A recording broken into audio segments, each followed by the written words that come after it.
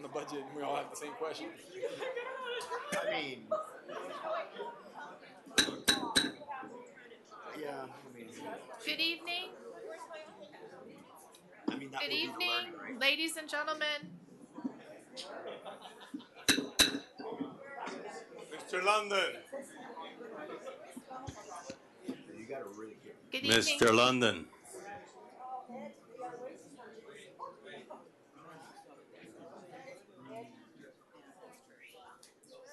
Sorry to interrupt us. The boss was calling you. What's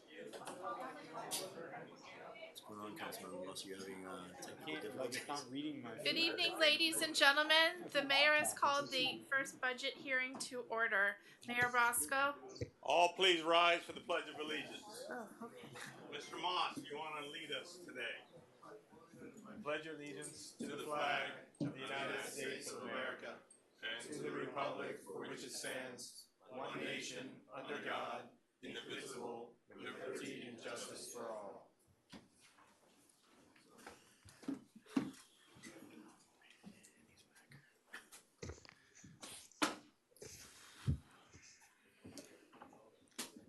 Brief comments. I'd like to say we had a very small ceremony yesterday commemorating 9/11. We need to never forget. It's a difficult day in the life of our country. So just keep that in mind going forward. And thank you to all the first responders that gave their lives on that day. So thank you very much. Any other comments?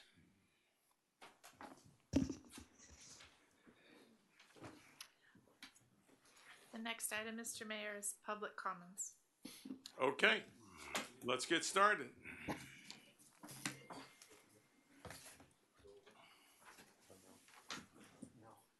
He does, right? Sorry, Mr. Mayor, a point of order. Just, did we go around? Did what? Did we take? I'll No, take a who's- visual roll call. I guess. Okay, that's fine. Just for everybody's information, we have Mr. Kaplan on, as well as Councilmember McCormick. Councilmember McCormick. She's going to be coming in a few minutes, but we're starting with them a little bit farther away. Okay, first speaker, Glenn Waldman. Glenn Waldman, 240 Woodcrest Road. Good evening, Mayor Rasco and council members. I am here as the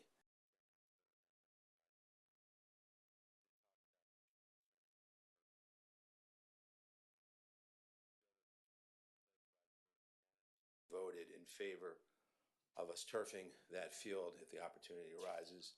I know it's something on the budget tonight. I think it's one of the line items.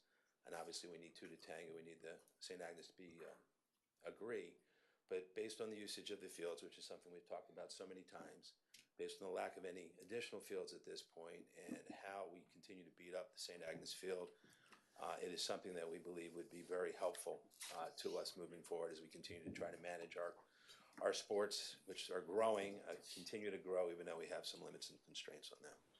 So I would very much encourage you to consider that because I think it's something that we really need. That's it. Anybody have any questions or anything for me? Thank you very much for coming out. Thank you. Okay. Mayor, you may want to remind the public that they will have an opportunity to speak on the budget at the public hearings for the millage and the budget. So they can either hold their comments till then or speak now. No problem. Okay.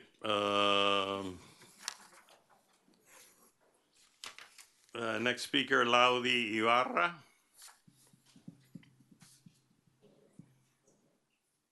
Going once, going twice. All right. We have Holly Thorpe. Holly.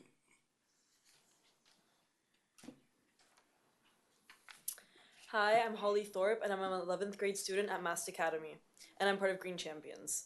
And I'm here to ask for your support. I first joined the Green Excuse me, Champions. and your address, please. Oh, name and address? Holly Thorpe, 651 South Mashta Drive. Thank you. I first joined the Green Champions at Mass Academy at the beginning of my 6th grade year.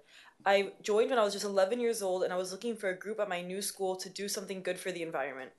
My mom found that Mass had a Green Champions Club that students and parents could participate in, so we joined to meet other Mass students and parents, and now we have been part of Green Champions for over 5 years. I did not realize then that joining the Green Champions would make such an incredible impact in my life, my confidence, my school, my community, the environment, and our future. I was only 12 years old when I first stood up in front of the school board to advocate for electric school buses. The Green Champions pushed me out of my comfort zone, encouraged me to speak up, and stood by me with support and encouragement every step of the way. Today, I am a confident speaker, I have found my voice, I understand how people are resistant to change, but that patience and perseverance plays off. I understand that problems are solved with solutions and not by just complaining. I understand that we have to fight for a livable future, and I understand that anyone can make a difference if they choose to. My education at Mass has been rigorous, but the education and learning experiences from the Green Champions has been empowering and something that cannot be taught in class. I have learned life lessons and gained a wealth of experience about climate change, advocacy, leadership, and how to handle difficult challenges. The Green Champions gave me the platform to become who I am today and to have achieved what I have achieved today. Without their support, mentorship, and encouragement, my science project might have just received a gold at the science fair, but would have not made it in front of the school board, opening the stage for my 5-year advocacy for electric school buses that today have become a reality. Please support the Green Champions. What I've lived and learned from them is priceless and limitless. Thank you. Thank you, Holly.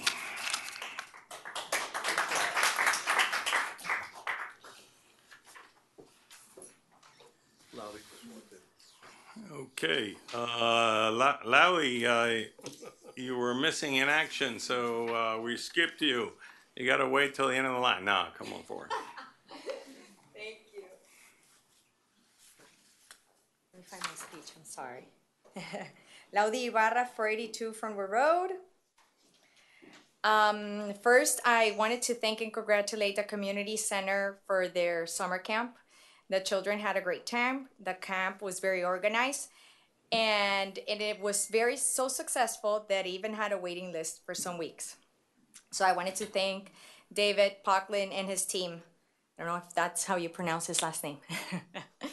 I wanted to mention that you guys should consider the expansion of the community center. This would bring many positive things to our community, more after-school programs, more job opportunities for the community, more children can enjoy the summer camps, and more opportunities to practice sports and other activities.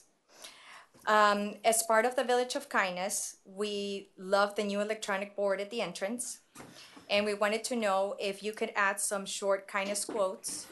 We did this a couple of years ago, and it just put a smile on people's faces when they read it coming in. We can send an email with some suggestions we had. And thank you. Thank you very much. You're welcome.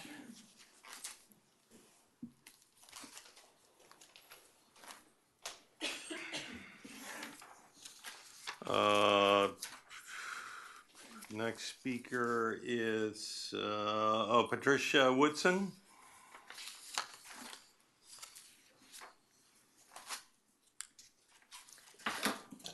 Hello, everyone. Pat Woodson, 1725 Tiger Tail Avenue, Coconut Grove, still, for the moment. So I'm speaking to you as president of Green Champions and executive director of Youth Lead Change, which has been mentoring and providing courses and internships and workshops for about 4 years to Green Champions and to youth of Key Biscayne, no matter where they go to school. We have become increasingly embedded at Mast Academy and working very deeply with Green Champions, providing funding for events, for learning, and for collaboration with local resources and other organizations. So I'm here just to say thank you. We have Holly is one of the students we've worked very closely with. And there are other students who learned late this afternoon that they have an assessment tomorrow morning at school who are sending you videos instead of showing up personally right now to say thank you. Thank you very much. Lynn Paisley.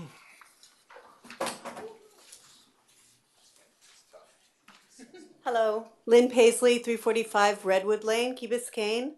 I just wanted to say briefly, and with reference to what you said about 9/11, that we've been looking back at Ron Erbel's dedication to this community and to our country as well through his services at 9/11 and everything that he did on Key Biscayne. So I just wanted to mention him for a minute, since you spoke about that. I'm a 31-year teacher at Mass Academy. I came in the second year the school was in existence, and I'm the sponsor of Green Champions. And I'm here to thank you for what the village has done for our students at our school and for the school culture in general. As Pat said, many of them would be here, but for a certain calculus teacher who decided to schedule a test for tomorrow, and you all probably know how that feels. Youth Lead Changes courses have supported our students in learning really valuable leadership skills. I think that you can see that embodied in the way Holly Thorpe has conducted herself with reference to her participation in school board meetings and lobbying for electric buses, lobbying that actually came to fruition. We celebrated this year the arrival of the first electric buses that she had so much to do with championing, and we, I think, at Green Champions have helped her to find that voice, as she said. The leadership skills, they're learning about making positive impact are really invaluable for our students.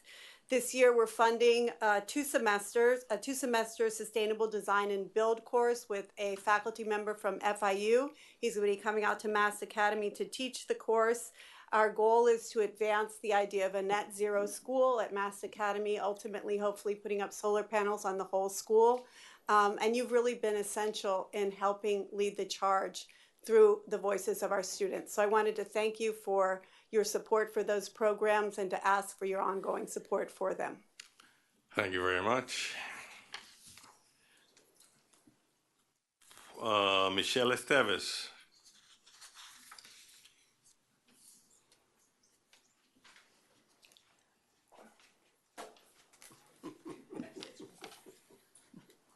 Michelle Esteves, 425 Great Tree Drive. Good evening. I am here to address safety and for this council to really protect our village and don't look to save a few dollars. Sometimes we spend and we waste so much money in consulting and studies that for many of us, safety have a priority.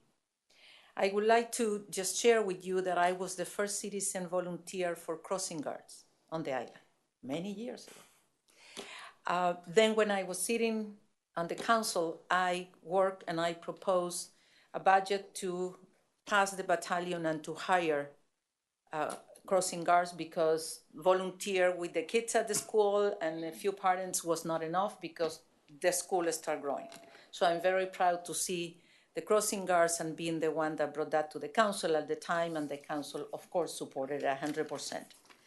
So I'm here to ask you that make a request to the police chief to place back on his budget the school crossing guards at Key Colony. Probably Key Colony might have close to 4,000 residents in that property inside with so many children. To be in that corner washing, just the crossing at the school hours is chilling.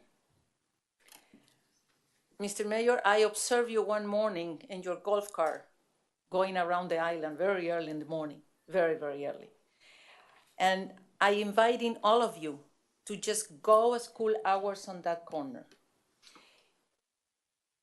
You cannot believe, and we are so fortunate that as today, there have not been any closer or bigger accident on that crossing at the time. You have 7 ways of cars that move in that intersection alone. Turning right, turning left, turning south, turning north, going straight. So please, don't react, and let's save a life from a child during the school hours. For the fire, rescue, and police, all their equipment must be kept in perfect condition, including latest technology. Please. Councilmember London, your idea your suggestion to change the chassis on the vehicles is not a bad idea. Thank you. Let me tell you. But be ready. Unfortunately, the technology within the body is going to remain obsolete. Sure. So, let's.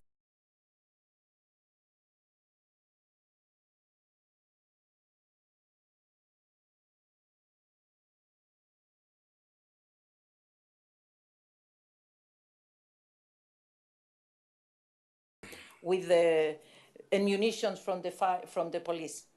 So let's don't stay behind, and all the safety equipment that we have for our safety should be prime. So thank you for your suggestion.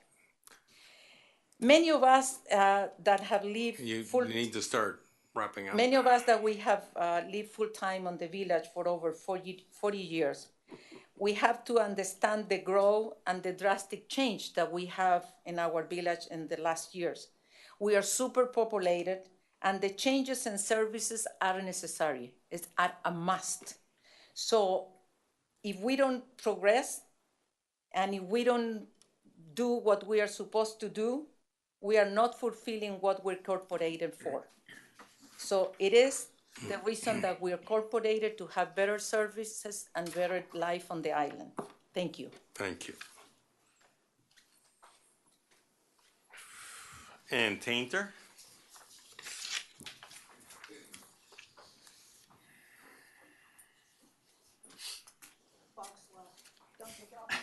We won't count that against you. And Tanner, 170 Ocean Lane Drive. First of all, real fast, I'd like to say I was up last weekend and visited the 9/11 Memorial, and I recommend everybody try to make that trip. It's unbelievable. I'm here to thank everybody. I was out last week when you made the presentation, but I watched it on the computer, and thank you very much for that, for the History Society. We appreciate it. I'm again here to ask you to continue our support, and we hope to do more programs, more food. People seem to show up for food. So we want to do speakers, and would like to do more videos with Terry. So we'd like to continue the programs we have and expand them, because I think history is a very important part of this. And Ed, you don't miss the fire and the police till they're not here. How many people did I recall? Thank you. Thank you. George Mendia.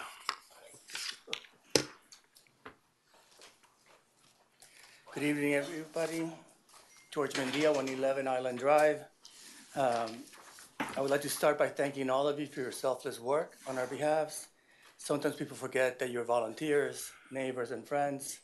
I also want to thank the manager and his staff who are doing an exceptional job. As many of you know, I served on the council from 2002 to 2010, and we accomplished a lot, but it all starts at the budget. If you don't budget for something, you won't do that. During that time, I learned how municipal budgeting works. And since then, I've taken the time to review our annual budgets. And what I'm interested in is that budget responsive to our community's known needs and hopes. For many, the only review that matters is how it will affect their tax. I guarantee that the coverage by local publications and people with political aspirations will only be about their tax bill. I take a different approach. I use 3 criteria when I want to look at the budget. First, does it maintain and protect our assets? Second, does it strive to improve, like somebody just mentioned, the level of service provided by our government? And third, does it prepare us for the future? We know we have an extremely cost-efficient government because our millage rate is the lowest in South Florida. Nobody taxes themselves less than we do. We love to compare ourselves to Coral Gables, but their millage rate is almost twice ours. So there's a good reason why their streets are more manicured. They have more money. When Sassy begs for better landscaping maintenance, or Steve Powell speaks about the conditions of our sidewalks and fountains, what I hear is that the first two criteria may not have been met in the past. Remember, maintain your assets and improve your level of service. The budget is how you respond. When Josie complains about people losing power outage from a thunderstorm, what I hear is that the third criteria has not been met. It tells me undergrounding and utilities needs to happen. Third criteria, the budget needs to prepare us for the future. When I reviewed this year's budget, it is obvious that our manager understands the task at hand. The budget meets my three criteria. As we discuss the millage rate, remember that all of the taxes we pay, this is the only portion that stays here and we control. 17% of our property taxes. That's it. It allows for real investment in our community that protects our property values and quality of life. We continue to face many challenges, and those challenges are only going to become more difficult and expensive to mitigate as climate change and sea level rise impact us. This is the time to act. We have many needs, and you're the right council with the right administration to make this fiscal year truly impactful. This could be a transformative year, but it all starts with the budget. So good luck tonight. We want more. Nobody's come up here telling you what they don't want. Everybody wants more. Thank you. Susie Westfall.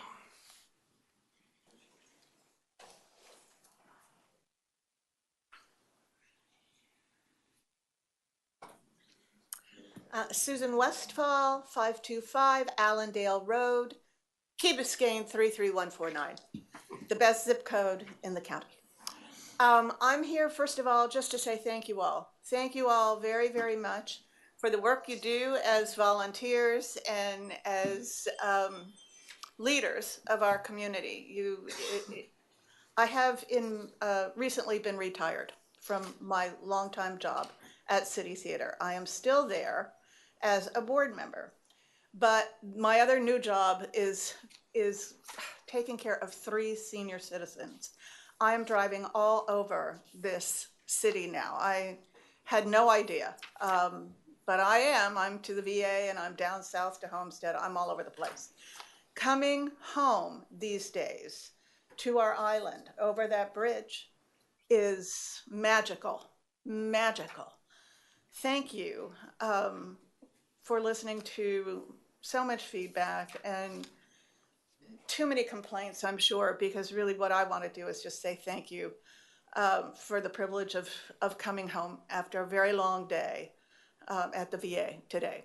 My other thing is, though, to tell you about City Theater, and I want to thank you for the support since 2015 that you have provided this theater company. And I'm excited to say we're going to do a little something different this year. Thank you. This theater company was founded on Key Biscayne in 1996. And one of the most adventurous things that has happened over these many years is the population of our island as audiences when we have done readings of plays. That is how City Theater finds the plays that it chooses to produce, but it is also an opportunity to have a very engaged, intelligent, and exciting group of people who do not hold back. And that is very important if you have 1,000 plays to read in order to find the plays that you really want to produce. So this year, rather than doing city shorts over the course of a weekend, we're spreading the fun across several months with readings, much like we do at Books and Books in Coral Gables and in other places around the county. We're putting the city in City Theater this year. Along with that, these readings, which will come with actors and directors and lots of opportunity to engage with the staff and audiences and artists to sort of get a peek inside our shorts, as it were. We are also going to be doing playwriting workshops for all ages. And that is the opportunity now for us to tap into the storytelling of this island. We've been doing this across the bridge in Liberty City and in Little Haiti and in Little Havana. We've been all over the place. But the point is that now we need to find the voices of Key Biscayne. So we will be inviting audiences to take part in a series of workshops that will culminate with a reading of homegrown island work. And it should be exciting.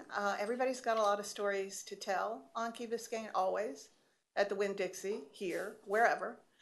But we're wanting to grow our art a little bit and to make it be experiential. If you are an audience member, if you choose to be an actor, if you have an interest in learning how to write a 10-minute play. Okay. So that is what I want to thank you for. All right. And also just my rides to and from the island. Thank you. Thank you so much for coming out. Next speaker, Isabel Custer, KB Film Festival.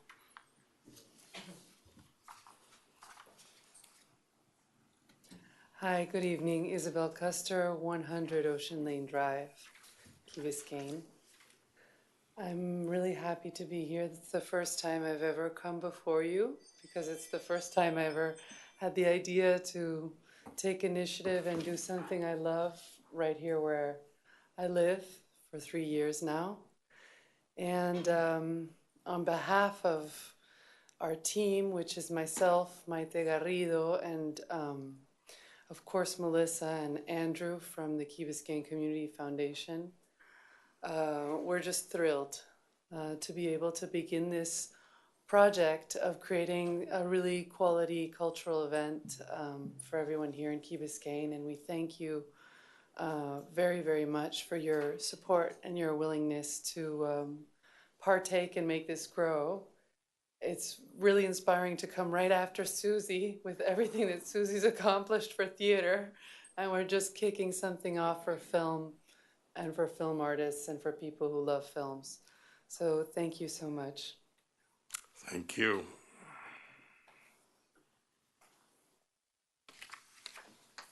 Next speaker, Rebecca Clavet.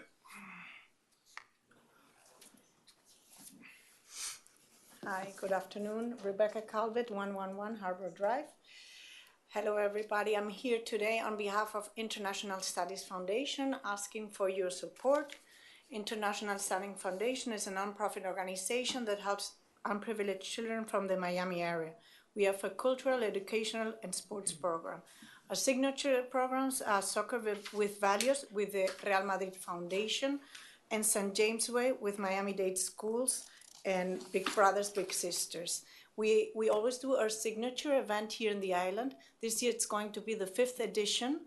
I'm inviting all of you. It's coming up. It's next November 4th. And I really would like you to all be there to see what amazing job we accomplished. Mayor Rasco, you were there last year. Hope to see you this year again. And I want to read a letter from Commissioner Raquel Regalado. She came this year with us to the St. James Way, so you can have her view. This year, my office had the privilege of partnering with ISF to fund a remarkable educational initiative that had a profound effect on a group of students from Miami-Dade College. Together, we sponsored a trip for those students to embark on El Camino de Santiago in Spain.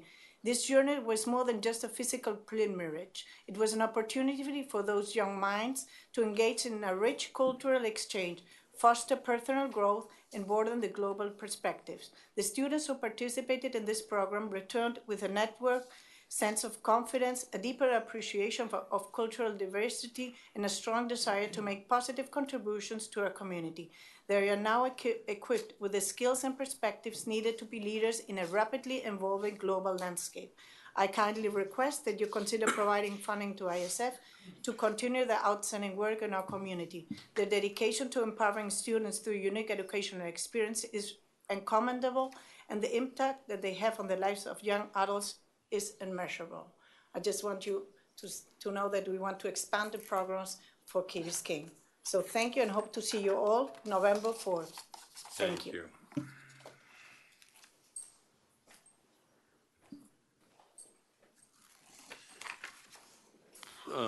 Next speaker is Alan Fine.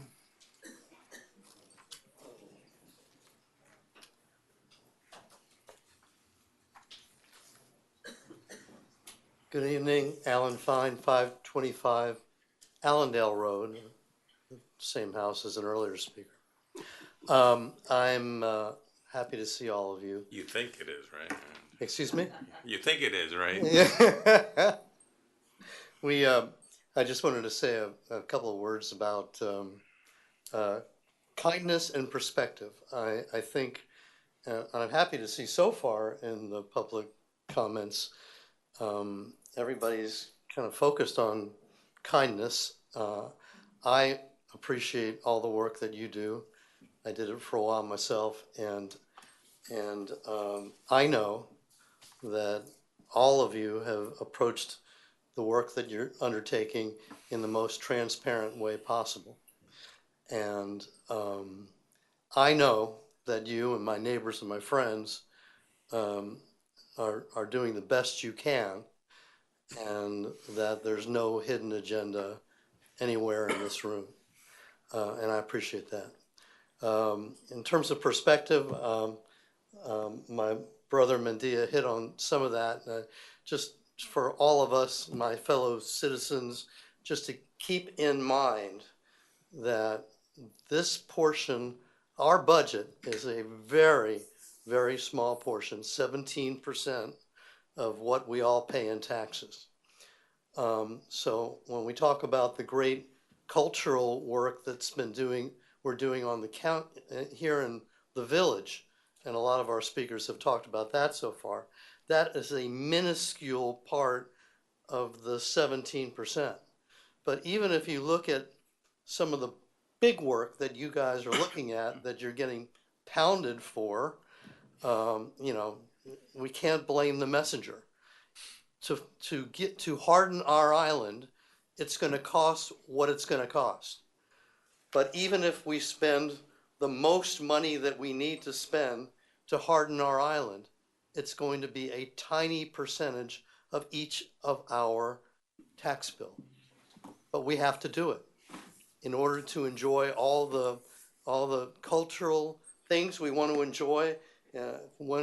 Keep our kids safe, provide new basketballs at the gym. I remember a few years ago when John Gilbert first started, his first day on the job, I brought him a basketball from the gym because all the panels were peeling off.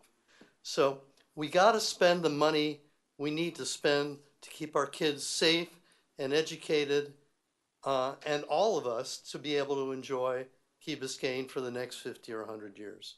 So let's all keep that in mind as we treat our council and our staff with kindness, and we move forward on another successful budget. Thank you. Thank you. Next speaker, Ed Stone.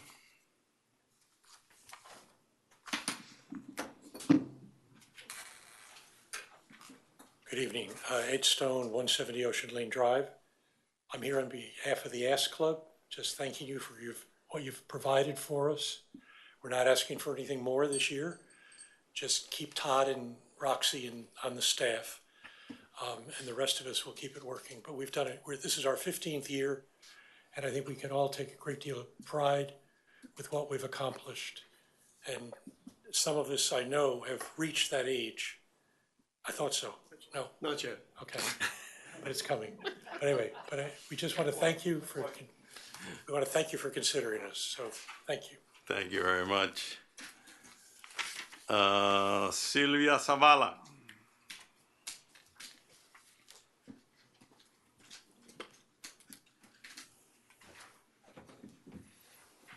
Hi, good evening. Sylvia Zavala, 600 Grapetree Drive.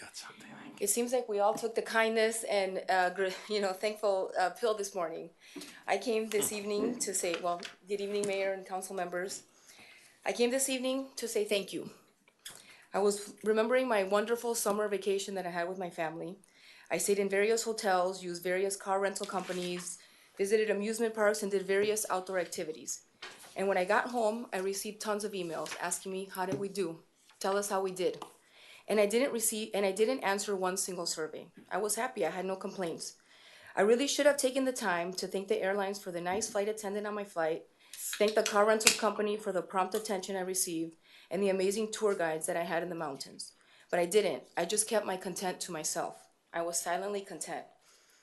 I receive Amazon and Target almost on a weekly or bi-weekly basis. Everything comes on time. I get my cleaning products, my shampoo, my school supplies, and I don't thank them when they send me an email after every delivery. How did we do?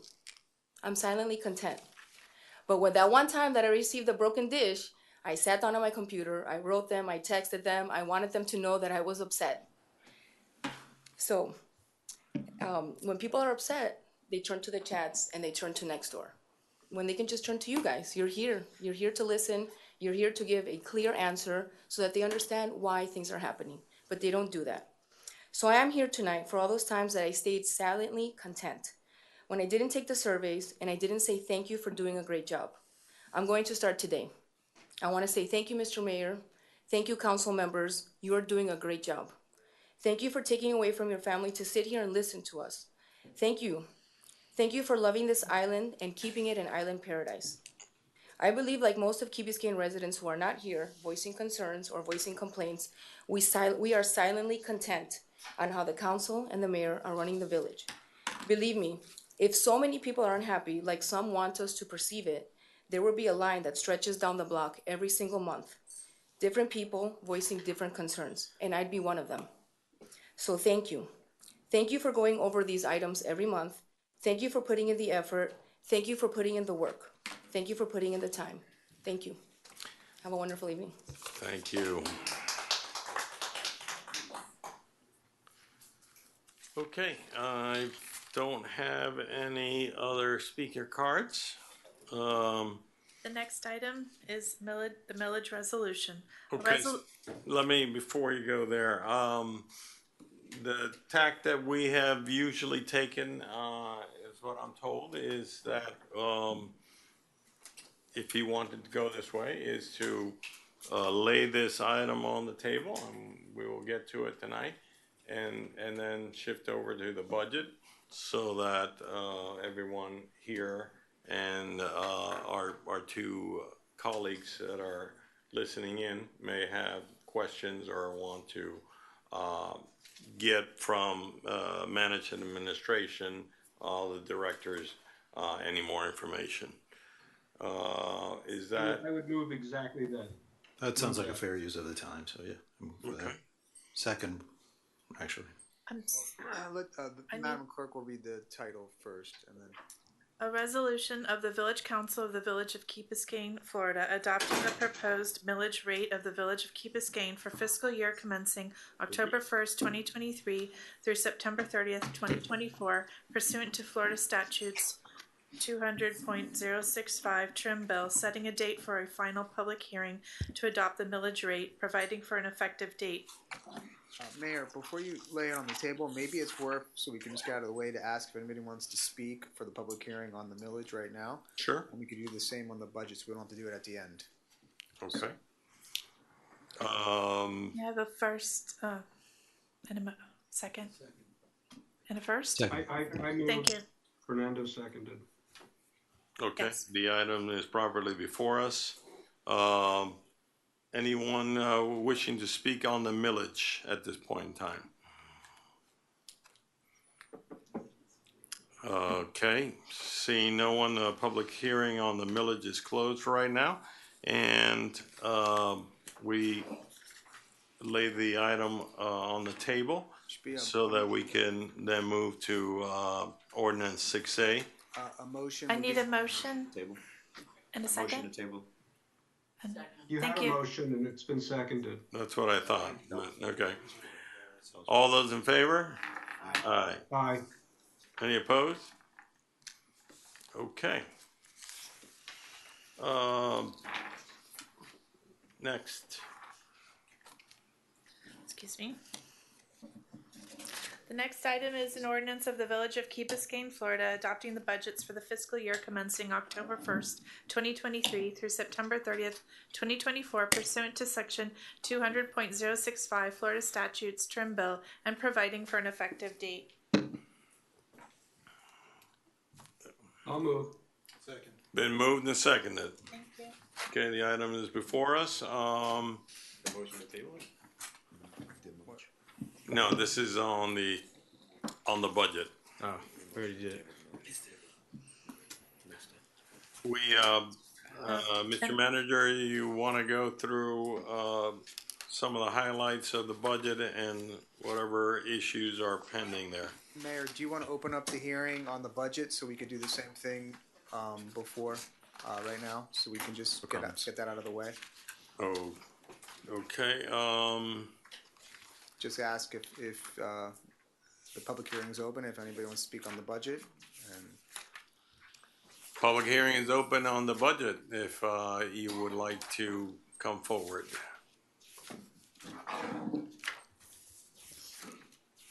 Seeing no one come forward, public hearing is closed.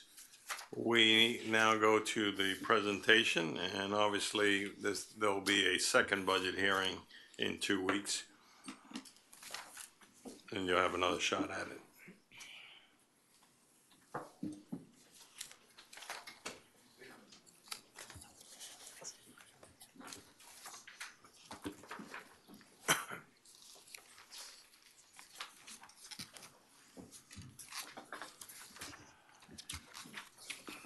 Are we ready to roll, Mr. Mayor? Ready? All right, good evening. Thank you, Mr. Mayor and council members, for the opportunity to present our proposed budget for fiscal year 24. I want to thank first my staff for the hard work and attention to detail that they have done in putting this together. I especially want to thank our Chief Financial Officer, our Capital Improvements Program Manager, and our Chief of Staff for working on the detailed numbers and helping to create a budget that we believe is both efficient and effective. So next slide, please. So tonight, it's very simple up front. We are proposing a budget that we believe aligns our limited resources to achieve our strategic goals and to ultimately provide our public safety services, programs, and infrastructure that our residents expect and what they need. A couple principles that we followed along the way is we align this budget and its resources to strategic priorities.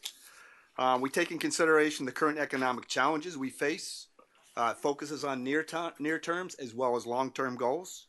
And lastly, it provides transparency, accountability, and controls. As you know, this was the first year that we used the ClearGov platform.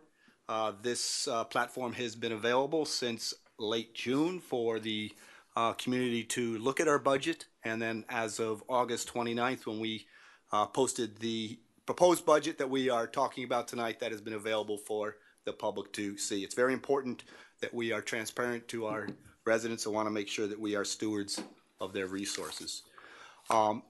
So tonight, or as we move forward to September 26th, our goal is to get an approved budget and a capital improvement program, obviously to implement the village's strategic goals. Next slide, please. So this has been our journey this year as we've gone through. If you look at the areas in blue, light blue, as you recall, we came out of the budget workshop in June with a millage cap set at 3.26. And of course, we received the guidance from the council to consider new initiatives as well as make sure we do a detailed line item budget review and come forward in September 12th today. So next slide, please. This is today's agenda. It's pretty extensive, but we'll move through it relatively quickly and be available for any questions as we go through. You can see we'll start with revenues, go into debt. We'll talk about our special revenue funds. We'll discuss our reserve balances, begin to focus in detail on our operating budget cost drivers, go into our baseline budget. Then we'll have an opportunity for each one of the departments to provide their accomplishments and focus for next year. We'll have the Capital Improvement Program Manager come up and present our capital improvement plan. We'll talk about potential new initiatives. We'll talk about our expenditure roll-up, and ultimately we will present the proposed millage cap for FY24.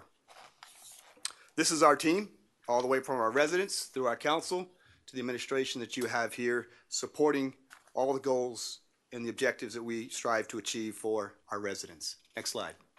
This is our vision, mission, values, and goals. We've talked about this through our strategy session in May, as well as our budget workshop in June. This is just an update to keep you focused on what we're trying to achieve. Next slide. These are the accomplishments that these are the things we accomplished in FY23. We are very proud of these accomplishments, and we hope to see in FY24 just as successful as what we had in last year's, from last year's budget, as well as the accomplishments that we achieved. Next slide. If you recall, last year, our village theme was maintaining what we have while building for the future. We were very creative this year, and we just kind of turned that around. And there's a reason why we did that. It was intended as we moved from last year because we had heard very clearly from the residents that we had a lot of work to do, a lot of maintaining to do. And we think we've done a lot of that this year. Obviously, we don't want to discount that because we still have that as part of our theme.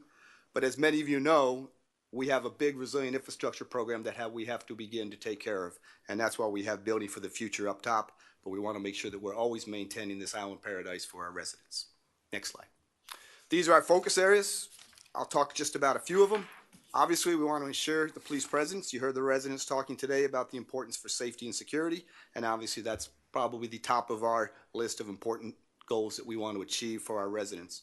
Athletic programs and sports venues. Those continue to be very important as we give our children, as well as some adults, an opportunity to do after-school and weekend events. Traffic solutions. I was worried when Susie was talking about coming back home. She was going to say something different. She said she was very pleased with coming back home, so I hope she keeps saying that. But to be serious, I think that we all know that traffic is one of our touch points here on the village, and we want to continue to make sure we address those traffic issues in any way and every way we can. We want to reduce flooding. You know, let's knock on wood. Rain has not been too bad this year. Let's knock on wood maybe twice, and let's keep it that way. We're not out of hurricane season yet. But also we need to look into the future and make sure that we adapt and mitigate to sea level rise. We want to build and maintain a resilient and sustainable infrastructure. We've got a big program ahead of us, and we'll be talking to each one of the council members over the next couple of weeks, and hopefully coming back around for another workshop either late September or early October. And of course, we want to make sure that we do it with good customer service. So those are our focus areas for FY24. What we like to do now, go into the detail and the numbers of the budget. And what I'd like to do is bring up the Chief Financial Officer, Benjamin. We don't want Rowan up here for this one, but Benjamin to talk about our revenue projection.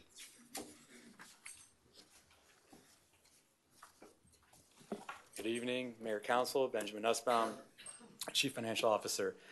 This is going to look very familiar from what we did in the budget workshop. We've now updated the numbers with obviously 2 more months of data, but so for the public can see as well. Our biggest revenue generator is obviously property taxes. So here I wanted to include the historical perspective to see where we were about 5 years ago and where we are now. So we had 3 straight years of property value decline, but since that time we've had 3 years of increases, including the last 2 years of 10 and 9.7% respectively. The Miami-Dade property appraiser gave us a valuation of $9.9 billion, so just a hair under that $10 billion threshold. Just so you are aware, that 9.7% in comparison with Miami-Dade County was actually slightly less. The county-wide average was up 12.7%, so ours is actually 3 percentage points less. We kind of took a deep dive and tried to figure out why that was. It looked like a lot of the higher end and coastal communities did not increase as much as some of the lower cost areas, which are still considered, I guess, last affordable places in Dade County to live. For state revenue share, a strong economy means our sales and use tax distributions are also increasing as well. That also impacts state revenue share for police and fire pension funds. We expect that to continue, what's happened in 22 and 23 to also continue in fiscal year 24. Community center recreation revenues are expecting them to increase. We've seen obviously a tremendous decline after the pandemic. Some folks didn't come back and use our facilities, but now in 23 and now into 24, we're expecting to get back to those 2019 levels, pre-pandemic levels. And lastly, interest income. The village is benefiting obviously from increased interest rates. We're maximizing interest income as much as we can and building our strong reserves. So that was the narrative. Here's obviously the detailed 2024 proposed budget of the numbers I just talked about, showing all the different revenue categories. You'll see in total we're up about $4.5 million in revenues. We're required by law, obviously, to present a balanced budget. So as revenues go, the expenditures go up, the revenues go up to match the needed expenditures.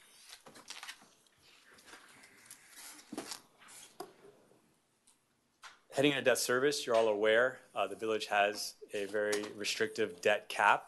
That debt cap is 1% of taxable value. So as I mentioned, we're at 9.9 billion of taxable value, which means our available debt capacity is 99 million. From there, you subtract the debt that we currently have outstanding.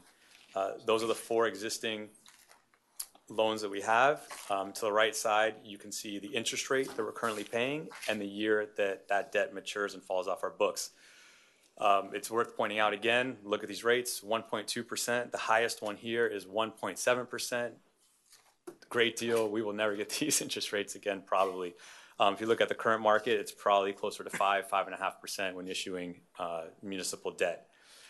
So from the 99 million, we subtract this $8 million of outstanding, which means we have 91.68 million in available debt cap. It's important to notice that this budget, there's nothing proposed in this budget with increasing our debt in this next fiscal year. So we're going to keep this. And this 8.1 million costs $1.3 million in annual debt service. So as we get to the funds, you'll see it costs us $1.3 million to service the 8.1 million of debt at those interest rates. Besides the general fund's the one, let's think of it as our main village bank account, our primary account that pays for most municipal services. We do have other funds, which for accounting purposes, we have to segregate, and they're special revenue and enterprise funds. So I just want to give you a brief overview of what those funds are, what the projected balances are, and where we see them in the next fiscal year. So the first one is a special revenue fund for transportation. The revenue sources are from local option sales tax and also the transportation surtax, which is CITT. That's derived from sales tax, and the village gets a portion of the sales tax generated in the county based on our population. From that revenue, we are able to provide the freebie transit services. In this budget, we're enhancing those services. We've gone, since I started here, from one circulator and 4 on-demand. Now we're up to 5 on-demand vehicles, trying to meet that strong demand of usage. And we're trying to get up to 7 vehicles. So we're going to leverage those funds against certain grants as well to try to maximize the usage. We're looking at data from freebie usage constantly, and we see the demand is up. Every time we add vehicles, we see the ridership going up, we see the total passengers going up, and we hear anecdotally how popular those services are. The next one is the Parks, Recreation, and Open Space, the Land Trust Fund. This, by ordinance, we're required to transfer in 1% of the ad valorem revenue. So the ad valorem, approximately $30 million this year. That's about $300,000 that would be added to that Parks and Rec Open Space Land Trust. It finished last year with 4.3 million, and we're expecting after fiscal year 24 to be around 4.7, and that can be used obviously to acquire green space for parks and recreation. The third one is a special revenue, the building fund. As I mentioned, I think 2 years ago, we moved this as a special revenue fund to really be more transparent, so you can see the revenues that were generated from that fund, which can only be used to carry out the Florida Building Code. So it's no longer commingled with the general fund because it has such a specific and restricted use. So it pays for department personnel, facilities, equipment, and operations. And the last 2 funds are enterprise funds, which operate as a business and use full accrual accounting. The first is the Stormwater Enterprise Fund. The revenue source is the stormwater fees. These show up on the tax bill as called non-ad valorem. So they're not based on the value of your property, but they're based on a methodology based on impervious area and also a base fee. So from that fee, it's used to operate and maintain the stormwater system. It's used to pay back the 2013 stormwater bond that was issued and any stormwater or stormwater related projects. And the last one is the Solid Waste Enterprise Fund. That's another non-ad valorem assessment. It's a fee on only our single family and duplex properties that receive the solid waste and recycling services. We are one of the most generous service providers in that we pick up once a week recycling, which is obviously more enhanced than what the county services provide. There's a lot of discussion when we come to budget season and taxing and millage about what our reserves are. Here we're showing what our end of year 22 reserves were. we're projecting to be at 23, and what our goal is for fiscal year 24 and beyond. And working with the manager and looking at our village uniquely and some of the challenges and geographical issues we have, we're comfortable with 40% of our budget in general reserves and 10% for emergency purposes. This hedges against the risk associated with us being a barrier island. There's liquidity for economic downturns and emergencies and unexpected expenses. When we are going to issue debt, it helps us maintain a strong credit rating, which then allows us in turn to borrow at the lowest interest rates possible. And lastly, while the interest rates are high, we're able to take advantage of those rates and have these funds fully invested and having a return on investment while we're not using them. On the expenditure side, here are some of the major drivers. So in the full budget, obviously we get into detail by department, by expenditure line item. But here's a roll-up to kind of explain why those expenditures increased. So the first line item is the biggest source of expenditures in the village and any municipal government is our people. Our personnel is probably our biggest asset here, and it reflects about 55% of the total budget. And it went up 6.8% from last year, and most of that is contractual. So we have collective bargaining agreements with most of our labor force, and those collective bargaining agreements account for cost of living adjustments based on inflation, merit increases based on the employee's performance.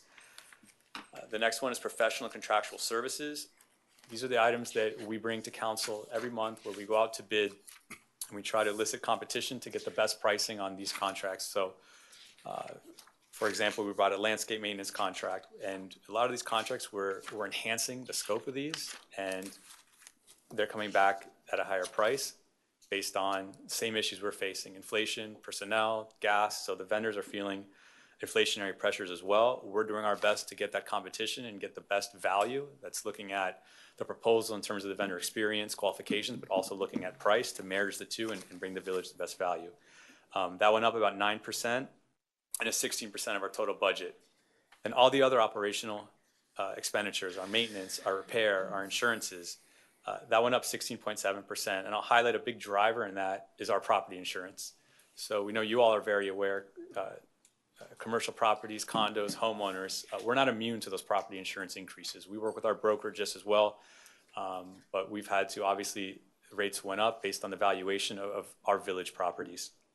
Below the line, we have debt service. We had one debt obligation mature this year, which is why it went down $700,000. So there was a big savings there. The current debt service, as I mentioned before, is $1.3 million. And lastly, the transfers out. You'll notice a big jump here in the transfers out. And the reason for that is it's twofold. There's two transfers out that we have. The first I mentioned before is the 1% of ad valorem goes to the land trust fund. And the second is a transfer out to fund capital projects. So we were blessed in the last 2 years for the federal post-pandemic act was called ARPA, American Rescue Plan Act. And that gave the village about $6.4 million, which we earmarked towards capital projects. Now that that money is gone, the village is spending its own money to continue these capital projects and also maintain that level of service, and looking at some of the capital projects that we've heard from the council in the strategy sessions, that we've listened to based on the surveys that gone out, to be able to fund those projects. So that's the big increase in transfers out. Benjamin, before we go there's a lot of information you presented. Why don't we stop at this point and ask the council if they have any questions? I do have questions too. All right. Mr. Mullins. To clarify, we're not adding anything to our debt service, but in the CIP, we're actually stating that we want to take out $4 million in the Clean Water State Revolving Fund. So how will that affect our debt service if we decide? Because I know it's like a credit line, but I'm guessing if we do take it, that's going to go to our debt service, correct? So that specifically is in the stormwater fund. So any clean water project is outside of the general fund, which doesn't impact also the debt cap as well. Okay, and then my second question is this one is, I know you and I spoke about this one a lot, and it's still confusing to me after speaking about it, because we talked about the transfer out to CIP being inside the operation, maintenance, and repair portion, I believe, that shows 16%, and when you took that out, it went down to about 12%. In the budget book it was commingled, but here it's broken out, so. Is it still 16% though? Because in the budget, I thought that would come down closer to 12% on the operation, maintenance, and repair. So this is all. So basically, OM and R is everything that's not classified as personnel and contractual. So everything that's left, whether it's our insurance, whether it's our printing, whether it's office supplies, expenditures, it's training, everything else fell into that kind of miscellaneous group. So what was it before you took it out? It was, yeah, okay, I'm sorry. It was 29%. Yeah, because it included And the now it went transfer down to out. 16%. I don't know why I got 12, but okay. Thank you. Fernando? Joe, may I? Thank you, Mayor. I had a quick edification question here. ARPA, we said we've exhausted that. Is there opportunities that still linger at the federal level to get additional money? Well, I mean, we know the IIJ came out, the infrastructure bill. We currently have 2 grants in for HMGP grant, and we also have a grant in for a NOAA grant as well. What's the total of those? I think the, what's the number? The NOAA is 28 million? Yeah, NOAA is 28 million, and it's for a study for an offshore barrier system. And then HMGP? The HMGP that we just applied for that went to council was for 8 million with for a 25% match. Remember that one. So just to get it on Right. public record, because we have it here, so it's about 8.5 million for the pump station for Zone 1. So in the future horizon, we could see additional money that would come our way and offset some of these capital investors. When we present the capital plan, we'll show Yeah. exactly that, Yeah, because we'll those are get going to to be that. tied towards a project Absolutely. when we apply for them. So. Okay, and one more question, and I didn't see it. I know we had a lot of talks about the causeway. I don't want to bring that up. We don't have to, but I didn't see. I don't know yet how we intend to structure our participation on that and serve our ways and means on that. So we talk about traffic, but yeah, so for the causeway, so right now we have Jeremy as a member of the county's master plan for the causeway itself. Jeremy, in fact, attended a pre-con construction meeting today for the rehabilitation of Bear Cut Bridge. That's the 10-year rehabilitation project. And the planning, development, and environmental study is underway for the long-term replacement of the Bear Cut Bridge. Okay. We are, and Jeremy's on the technical review committee for that. Right. So we don't see any budgetary needs or anything like that. No, right now it's just manpower. I don't see any needs. Obviously, that's why we carry reserves if something comes up. But right now, I don't see any financial obligations at this time. Perfect. Thank you. I think, Frank, you wanted to jump in on a question here? Yes, thank you, Mr. Mayor. I think it's true, Benjamin, and think it worth highlighting if true, that some of the increases in the contract prices correlate to our desire to improve and in some instances expand the scope of services, but certainly improve the deliverable. Is that correct? Correct, and I think you saw that in the landscaping one we recently, just anecdotally, that we brought forth. Yeah. That's a good example. I thought to highlight that because that was an important policy driver from last year. Thanks. So just to reiterate on that point, can you give us the numbers that went up when we bid it out? Top of head, I don't know top of mind, but I do know the scope of that project increased. Obviously, we're expecting to see the better service come back. I don't have the exact number. Okay, so the number, just in round numbers, as I recall them, they went from about 400,000 to almost 800,000, 780, if I recall correctly. And to Frank's point is, because of inflation, the contracts are going up, but also, to Frank's point, we are asking for better services because we weren't satisfied with what we were getting. So yes, and another example of that also is our stormwater maintenance and repair, our maintenance and repair contract as well. So we've increased the frequency of drainage as well as well maintenance as well. Right. You finished, Frank? Okay. Yes, sir. Thank you. And to your point, Fernando, ARPA was part of the pandemic effort. So what we're trying to do, especially, is to use up those ARPA funds before they get reclaimed, which is, it's always a possibility with the federal government. So We will, Mr. Manager, will be using up those funds this year. We will, and we have our final report will go in, I believe, in April of next year. April of next year. Okay. All right. All right, so this pie chart kind of shows the allocation of where those resources in terms of which department are headed. So obviously, like most municipalities, about half of it is in public safety. We've got police and fire rescue services, and then the other big ones are parks and recreation, public works, and supported obviously by the council, administrative, sliver for debt service, and transfer out. In the blue box here, I want to talk about the baseline budget. So we talked about the big increase was transfers out to capital projects. And in the budget workshop, we laid on the table a lot of the different initiatives that we had the council kind of steer us to which items we wanted to include in the budget.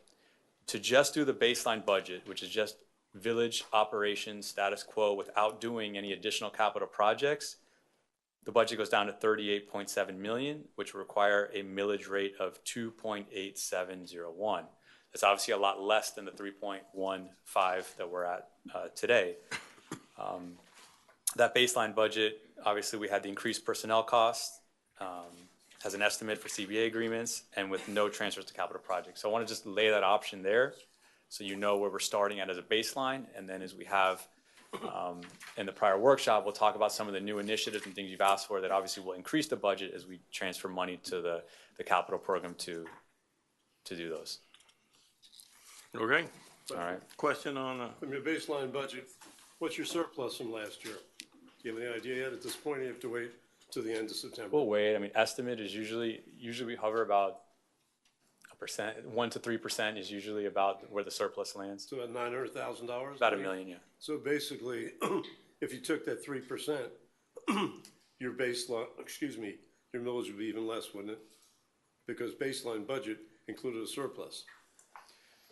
None of our budgets include a purposeful surplus. Now, obviously, through the course of the year, events happen or don't happen, which sometimes results in that. Your revenue comes in more than you expected, some expenditure, I'm talking about last year, you had a surplus. Correct. So baseline, maybe I don't understand, but a baseline would not include a surplus.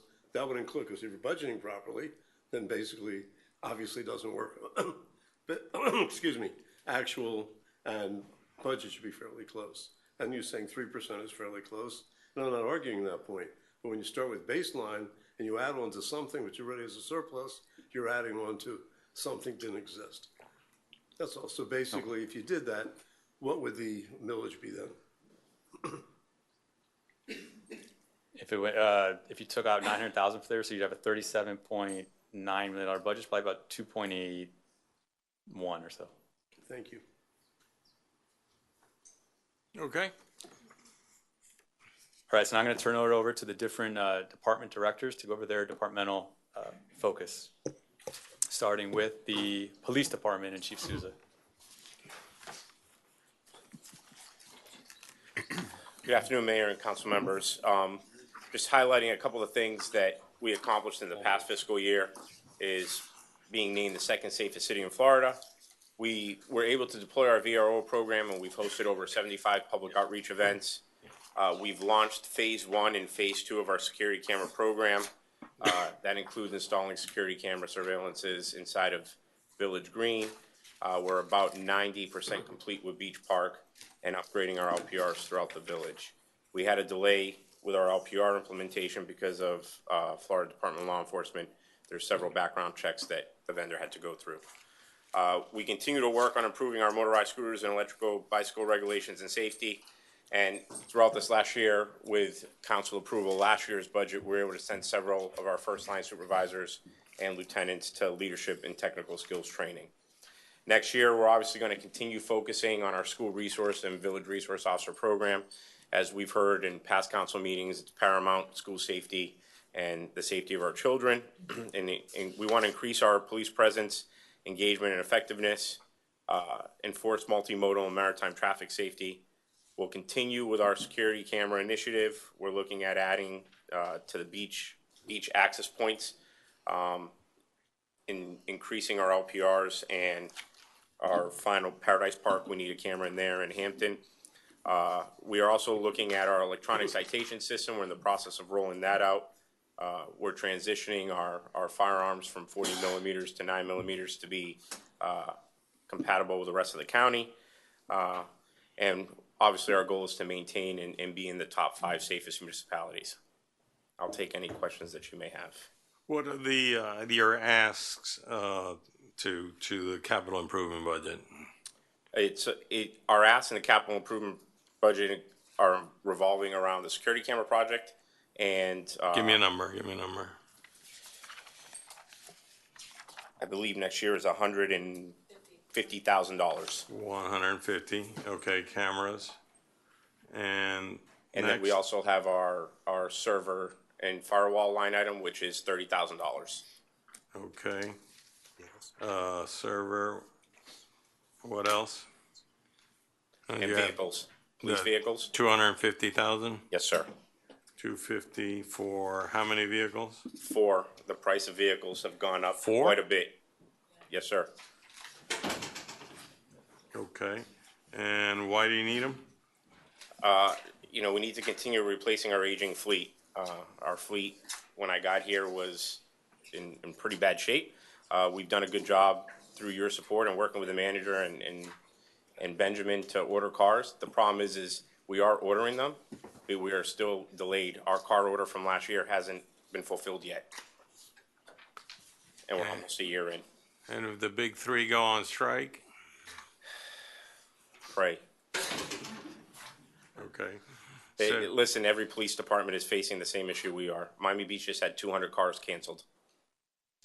So the good thing is they haven't canceled our cars. They have given us production. Our trucks are already being outfitted, so we should get those hopefully within the next month. And the 2 hybrids, we got a production date. So. Did you just lose a car? We did just lose a car, yes, sir. It was totaled. Yes, sir. Okay, any questions? Yes, sir. First, I had the pleasure of meeting with all the department directors and going over their budgets line by line. And Frank is a real pleasure. And we went through everything. But he's brand new here. And he hasn't heard me for the last 10 budgets say that basically we should have a beat police, although he and I discussed it. And I basically, as many people know, who've been watching me for the last 10 years, know that it would take 3 people plus a sergeant on a shift. He has 4 people plus a sergeant. So, not that I think you're going to agree with me, but if you could reduce 4 people, make it 3 people and a sergeant, we'd save $500,000 a year. Besides that, I'm not going to get involved in any small items. That's it.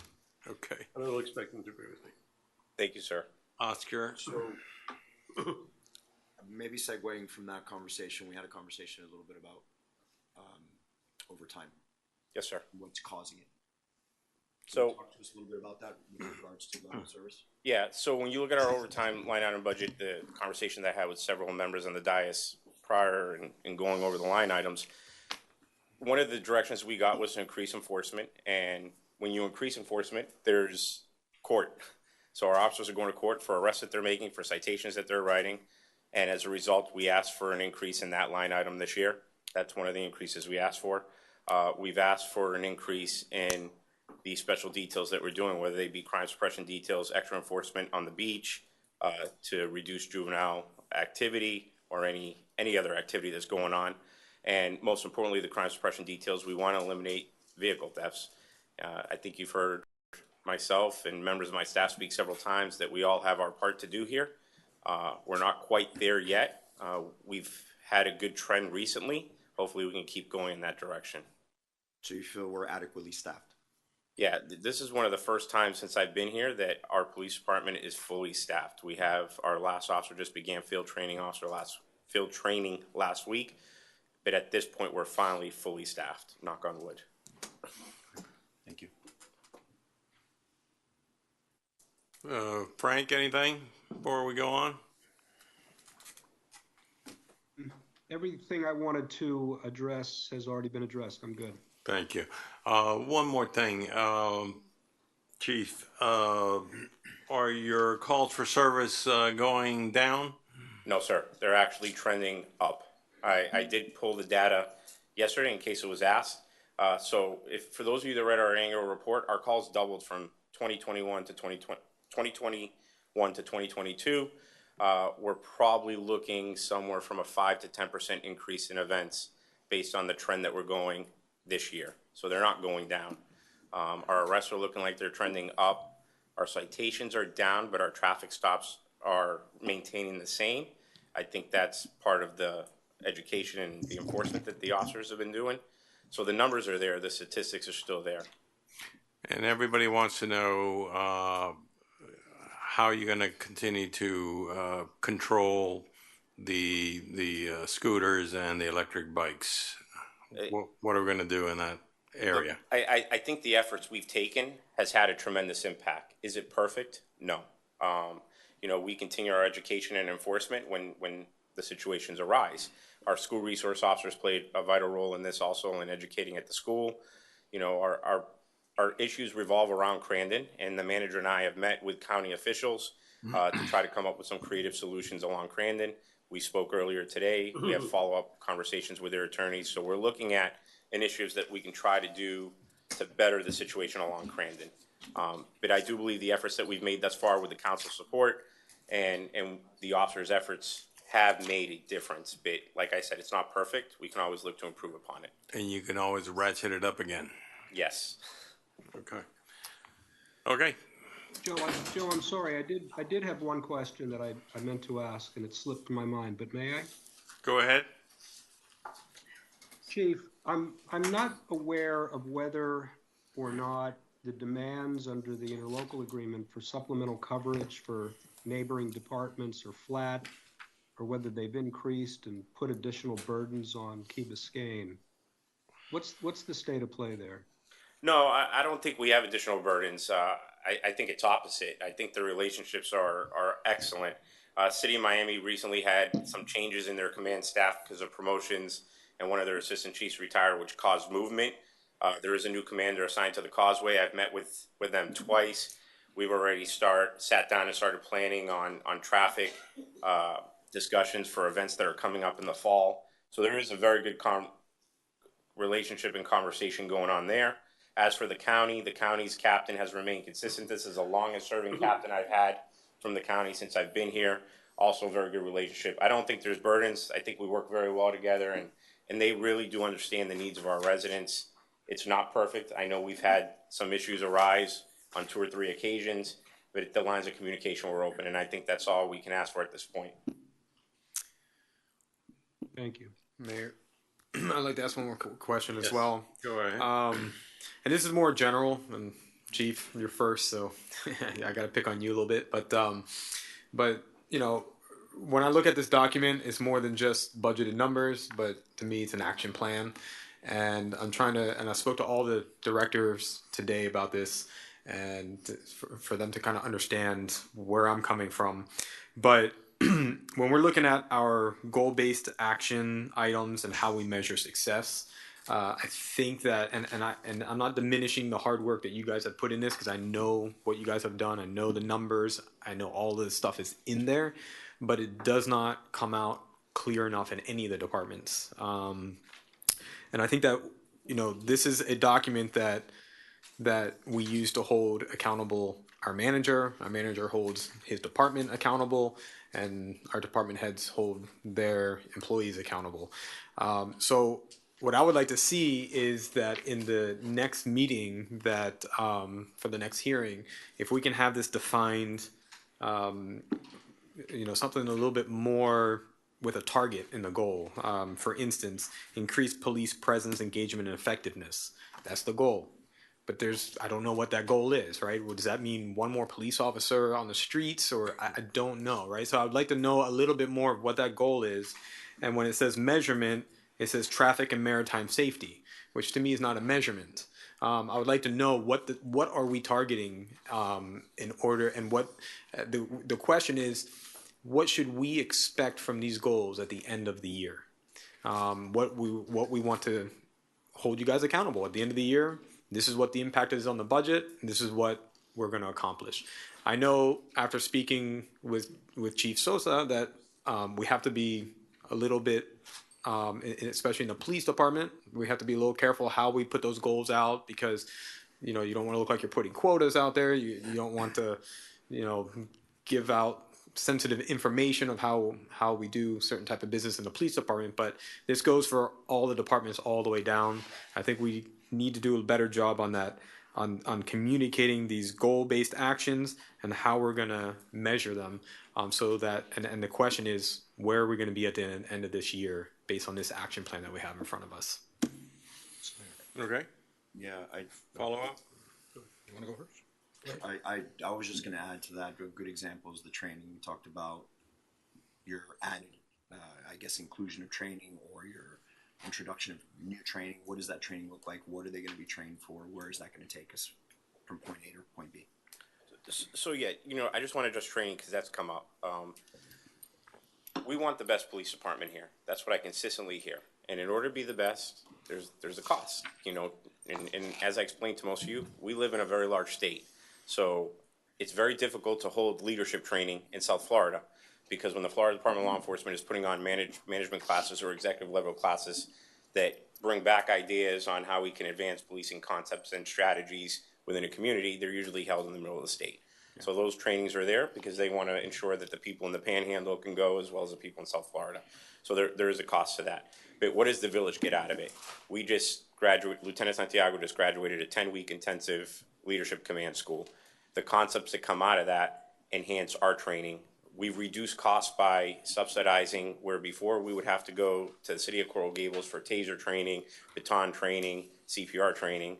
We've certified our officers in CPR instructor. We've sent other officers to be master taser certified. So now we can do that stuff in-house. There's a direct return, so we can reduce some areas of the budget where other areas have had to be added. So the training, we're going to see a direct result of what we're doing. I think when we invest in our people, the result is positive in the community. And I'm confident with the trainings that we were able to do this year and the ones that we're looking at next year, it's advantageous to every constituent in Key Biscayne. I think that's great. To Brett's point, I like to kind of see that explanation. What does that training look like? What is it that you're going to look to accomplish this next year in additional training? And sometimes if it's taser training, great.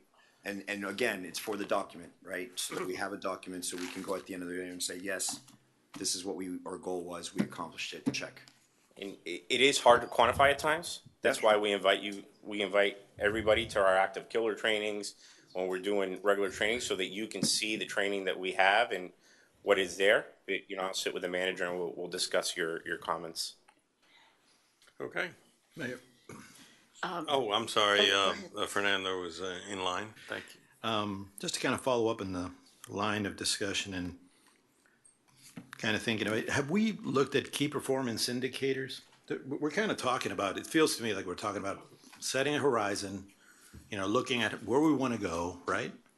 How we want to get there, and kind of following what Dr. Mendia was saying. I call them Mendia budget tenants. Just when we look at the budget, looking at how we improve our current position, how do we, how are we going to maintain it, and also looking at preparing for the future. So maybe in 5 years from now, looking at ways that we can improve our performance. And by having key performance indicators, we could probably measure it like every 6 months or every year and just kind of see we're going in this direction. So we do that internally. Okay. That the manager has repeatedly mentioned STARE to you guys, and that's it's all of the departments. So for the STARE, I'm safe and secure because I'm public safety, and there is a metric. We met this morning on it, and I have several metrics that we set goals for and identify timelines that we want to be at a certain place in a certain time. So there are indicators. I mean, I think if we're going to put everything into this budget document, the book is going to become quite bigger than it is. But I do understand the need for certain indicators and what Councilmember Moss and Sardinas are saying, and I'll sit with the manager. Yeah, it's just the general idea of kind of establishing a goal and setting up metrics for that. And when we sit down here in the budget, those questions can be answered, and we can see where we're at in the map. Key performance indicators. Thank you. Allison, you're next. I thank you, Brett, for bringing that up. I was going to say the same. And one of the things that I was thinking when you were talking about continuing with the scooter and e-bike situation, I think a lot of people have mentioned that they think it's quieted down a little bit. It still terrifies me, and I do not think by any means we can take our foot off the gas in terms of what we're doing. Right. But the focus that I see, one of the biggest issues that's still out there is the lack of lights. And that strikes me as one that we should be kind of easy to get on, because when they drive past you, you can see if they have lights or not. And, maybe those are some, like, that we make that a goal for the year, to try to have, a certain percentage of them all have lights that are operational at night. Okay. Oh, wait, I had one other thing. Okay, sure. The training, I like hearing that we've trained people so that we can now turn around and train our own people without having to send them away. It strikes me that maybe there's an opportunity as a revenue source there too. When we're training our own people, maybe we can, instead of us going to Coral Gables, they can come and pay us to train them. Yeah, so we've had that discussion. The important part is getting the certifications, which a few of our officers just got, and then we can move into the next phase of hosting classes. One thing that's very difficult for us when we host classes here is we are very limited in parking. And then I'll give you a perfect example. Saturday, we had a jiu-jitsu class here in Key Biscayne, and I probably got called about 10 or 11 times, why are there so many police cars in the village? If there's not enough, you gotta complain. If there's too many, you Yeah. gotta complain. Okay. Ed? In business, it's easy. You set a metric, sales, revenue, profit, gross profit, net profit. In Frank's line of work, he has to think of him as more like a defense team. He doesn't set the metrics. He doesn't determine how many cars, baddies will come here and steal cars, or how many comes with a gun, or any of these other things. All he does is try to set up a defensive barrier. And when he finds a hole in that barrier, he has to plug the hole. But for order to tell him, well, we need X amount of tickets or this amount of arrests or anything else, really, I don't think is realistic in your line of work. I don't think it lends itself. Eric, he can tell you it takes so many minutes on average to get someplace to pick somebody up, take them to the hospital. He can do that. But I don't think you can say, well, we had 4 stolen cars this week. Well, you had nothing whatsoever to do with the stolen cars. People came to the island and stole cars. You might have caught them, you might not have caught them. Or they might not come for 2 years. It doesn't make your police department better or worse. The point is that it's beyond his control. A lot of these things are completely beyond his control. All he can do is set up what I call defense barrier, and anytime he finds a hole, plug that hole and go forward. So I agree, it's always great to have metrics, and it's great to have numbers and get standard deviations and averages and means and all the kind of stuff. But I don't really think it means anything in this line of work. Okay. You had a follow-up, Allison? Yeah, I just. And then we're gonna go to fire. understand what you're saying, Ed, and I do agree with you. But for some of these, how we measure success, there are things that can be done, right? Like even just setting as goals, like it says community and youth engagement, public safety, open houses. Maybe quantify how many of those events are you going to have over the course of the next year. Yeah. Sense of security sounds like the answer to a survey question to me. There are definitely some things. I'm not interested in saying quotas or how many arrests or how many stolen cars. And you get all of that with your other goals, trying to be one of the safest cities in Florida. So that's all handled that way. But for me, what I would be looking for to clarify would be something like how many of each type, just a little bit more. Okay. Thank you. Well, you just brought up, Allison, sense of security. Frank and I differ, but I believe with beat policing, people have a greater sense of security. But Frank does not necessarily believe, and I have to bow to his experience, that that's better policing. But it might not give people a better sense of security. So what's more important? To go what I believe is, which is beat policing, which would definitely give people better security. They'll see the cops, they'll know the cops, or to do what Frank's doing. And he's a professional, as you always said before, and I don't know what I'm talking about, so we're going to go along with him. Well, You and I have had this debate a lot of times, and frankly, I just think we live on different islands because I don't see 3 cops going through one side of Crandon as covering the whole island. How many calls do you get in gated communities and on the other side of Crandon in the course of a day? The majority of our residents now live there and need the police as much as anyone else, and we don't have enough officers to have a beat cop in Key Colony and a beat cop in Ocean Club. And I do agree. So I was just gonna, do you think there's a reason why 2 police chiefs consecutively have disagreed with that idea? Yeah, because they're police chiefs. One police chief. But you know, Yeah, oh, you're suggesting you know no, better. honestly, in all sincerity. I'm being sincere, The last too. police chief, who he and I fought all the time, is a very dear friend of mine, but we fought continually. He said it's boring. He said cops don't want to do that. That's boring work. Just driving around the same beat all the time. And that was his reasoning not to do it. I do agree with beat policing. I don't disagree with it. Where I think sometimes the message gets lost, and we had this discussion last week, we have a safety factor here. I can't just send 1 cop to a call. And look, we experienced that a couple weeks ago. And unfortunately, we were able to prevent something more egregious happening. But I can't send 1 cop to a call because the reality is I don't know if there's a weapon there. And I have a responsibility to their families. Every time I swear them in, I say to their families, we're going to take care of your officer. And part of that is the industry standard in law enforcement. Across the nation, it's not a Florida thing, is 2 cops to a call. Okay. And with that, we'll move on to fire. Thank you.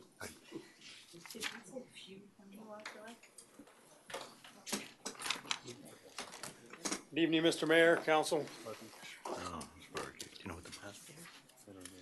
Yes, So Chief.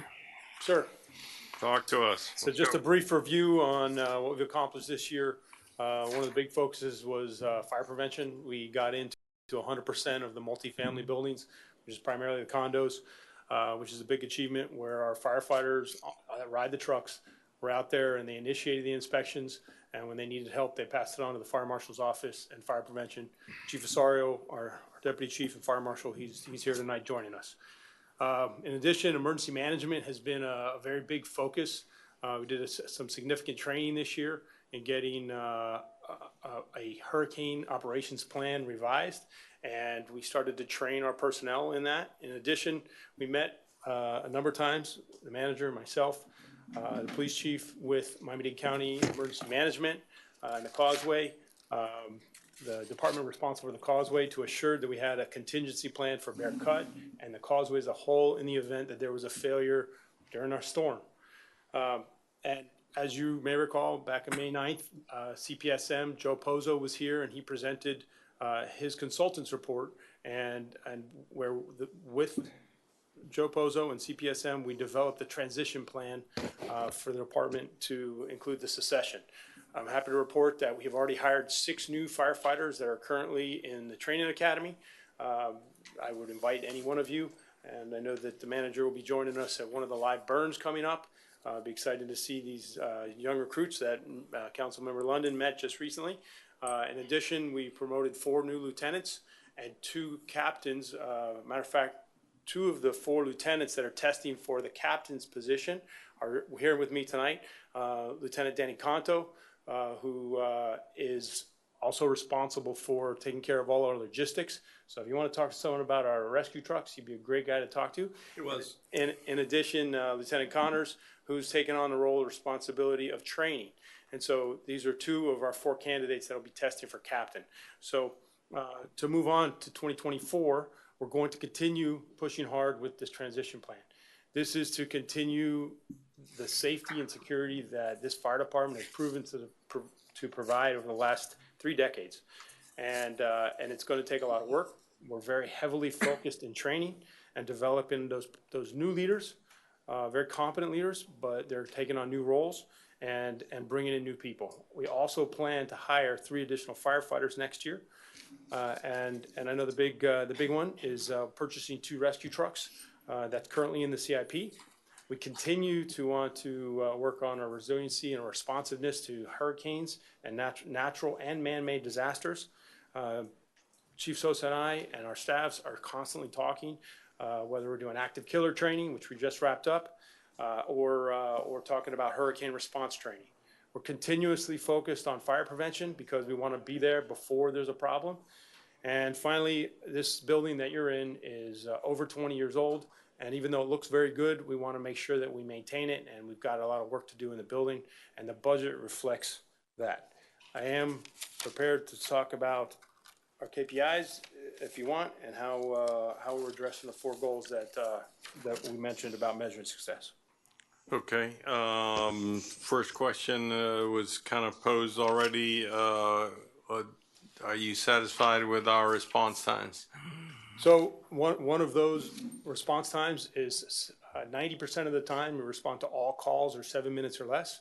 I think that we've consistently over the years, we respond to almost 2,000 calls per year, 50% fire, 50% medical. And so, yes, I am satisfied. And I would want to point out that when we do transport 50% of the medical calls, so about 500 calls per year, it takes at least an hour, sometimes an hour and a half for that unit to go to a call, to pick up a patient, to go off of Key Biscayne. And I know we've been talking about traffic, and that return during a non-emergency response, that time accumulates. And it also has an impact on our staffing levels, which we've successfully mitigated while that unit is off the island. We're able to cover the key with the potential to cover 2 additional rescue runs. Your ask is 2 fire rescue vehicles at 1.2 million, 600,000 each, more or less? Correct. Okay. Questions to the chief? Okay, talk a little bit about your KPIs and then we'll move on. Nobody has questions? I have questions. Oh, okay. You didn't pipe up. I was like, well, let's go first. Okay. It's always a pleasure to meet with Eric, my dear friend, old friend. And Eric was very kind and helpful this time. I didn't bring with me my calculations, and he gave me the one I did in 2013. So I've been doing this with him for the last 10 years. And what I've done with him is look at the contracts, look how the firemen work. They work 2 days a week for X amount of weeks. 1 week they work 1 day a week. And look how many firemen it takes. It's 8 people in a shift. 7 go out, 1 stays back in the firehouse. On and on and on. We go through the whole calculations. And back in 2013, it hasn't changed because there's still 168 hours in a week. There's still 8 men on a shift, including people that take off. You need 29 people. We have 36 people. The difference between 36 and 29 and our cost is $1 million. Now, on top of that, we have another about $35,000 what we call vacation pay. Now, this is not Eric's fault. I'm not blaming Eric or anything else. This is the way the contract's been set up, and it hasn't been changed. So as a result, firemen, well, actually, most all employees that have been here X amount of years get 4 weeks vacation. But firemen don't take vacation very often. When you look at the projected $334,000 versus the payroll of $5.2 million, you can see how 4 weeks relates to thing. They take almost no vacation. They get paid the vacation, which is fine, except that Eric doesn't know that. So he has to have extra people not knowing they're going to take vacation. So it's a double whammy. He has the extra people, and then we have to pay for the vacation they don't take. Now, this is something we can correct in a contract now, if Eric wants to go along with it. And that, that alone will save 1 ton of money. And that accounts for the number of people. It's 7 people plus that. And in the fire department, without the ambulances, you would save about $1,800,000. And that's a big item. I'm not getting into small items tonight. I'll only stick with the big ones. So that is a major item that we can consider if you want to. No one's wanted to in the past, but if you want to do it now, we can consider it going forward. You can look into it before the next meeting and look at my numbers. Thank you so much for keeping them for me, all my numbers, and go forward with that. Second thing on the ambulances, this is a discussion Eric and I have, and He was very kind and had me go to and get into an ambulance. We opened the door, looked in the ambulance the other day. He's had problems. Either the ambulance is hardly used as far as the mileage goes. Was it 10 years old or 11 years old? 12. And basically one has 50,000, 52 or 53, then was 60,000. So there's very little mileage used, very little use. Main thing is when they're making runs back and forth. But when you look at the mileage and number of years, they actually don't make that many runs. So, but he has problems with them. I think possibly it's the maintenance. It's also a particular brand of ambulance that has exhaust gas problems, and he's had problems with that. That's a major cause. So he needs new ambulances. But he needs new chassis. The boxes are the same, the ambulance itself. And a new ambulance is going to cost $135,000 to $150,000, switching from International Freightliner. I've talked to the head of Freightliner for South Florida, going through this whole thing with him. Said instead of $135,000, make it $150,000. So for two ambulances, it's $300,000. We want to go through another $100,000 to move the boxes. That won't cost that, but if you want that, that's $400,000. So you have a choice, and that is to spend $400,000 and have brand new ambulances, chassis, the things that actually operate, and the old boxes on there, or spend $1 million too. So one of the things Eric said, yeah, but the upholstery is getting old, and now you can have an LED light instead of a regular incandescent light for the thing and some other things, but nothing that would radically affect somebody's getting to the hospital, healthy or not healthy, or alive or not alive. And so, again, I spent time with Steve, but I got nowhere with him. I got as far with Eric, and I'm just laying it out with you and probably get the same place with all you, but to me, it's a waste of $800,000. When I asked Eric before about that, when you brought him up, when this came up before, he just said I was irresponsible. Maybe I am, but I don't think so. That's it. Okay. I'm sorry, I'm just curious. Yeah, I mean, there's something there that I just think it's worth talking about. I mean, I'm not necessarily going into the. I'm sorry, I can't hear you. Yeah, I'm sorry. I'm not necessarily going to get into the granular things as Councilmember London has, but it does make a little sense that some of the things he's saying, and I'd like to hear from you or from the manager, what your thoughts are. Also, the vendor which one is the vendor that you spoke with? Freightliner. He wants to switch to Freightliner. Okay, are they a City of Miami switched to certified vendor? Freightliner. Is that a piggyback? Is that something that we? Just in short, the two primary chassis that we were looking at, we currently are in an international chassis. The plan is to move to a Freightliner. City of Miami, who does all of our maintenance at their fire garage, which is where they work on all their fire and rescue vehicles, and they are also a running Freightliner. So we agree on the Freightliner. That's pretty simple. We do agree on something. What is called a remount, which is traditional in when a department or organization looks at remounting a box onto a new chassis, it's typically done for several reasons. One is if a chassis gets in an accident and the box, if you will, where the patient compartment goes, it's intact. A truck that's 2 or 3 years old, maybe a truck that's 5 years old, but a box, which is where we currently have, that it's going to be 12 to 14 years old, that has not addressed, has a number of safety issues that have been updated. Number one, we carry oxygen on these trucks. They're flammable. The way oxygen is stored, that's been improved. The electrical system has been improved. One of the most dangerous things that we do as firefighters when we're treating patients is we treat patients unrestrained. We're unrestrained while we're transporting the hospital, and it is dangerous. There's been many paramedics, responders that have been hurt and even killed, and patients during transport. And so they've actually found ways to reinforce the boxes to make them more secure. When a patient is buckled in, one of the problems that they've found is that the securing system of the gurney, we call it a stretcher, that there's a way to actually hold the gurney in place to keep the patient safe in addition to having them restrained. When we're not treating the patient, there's now a 4-point restraint for firefighters and responders. So if that is the way that the council wants to go, it's an option. However, it's not safe. It's not the best practice. And I honestly, I'm concerned about the exposure that the village will receive if a patient, a responder, or someone that is where we're responding to a call and someone is injured.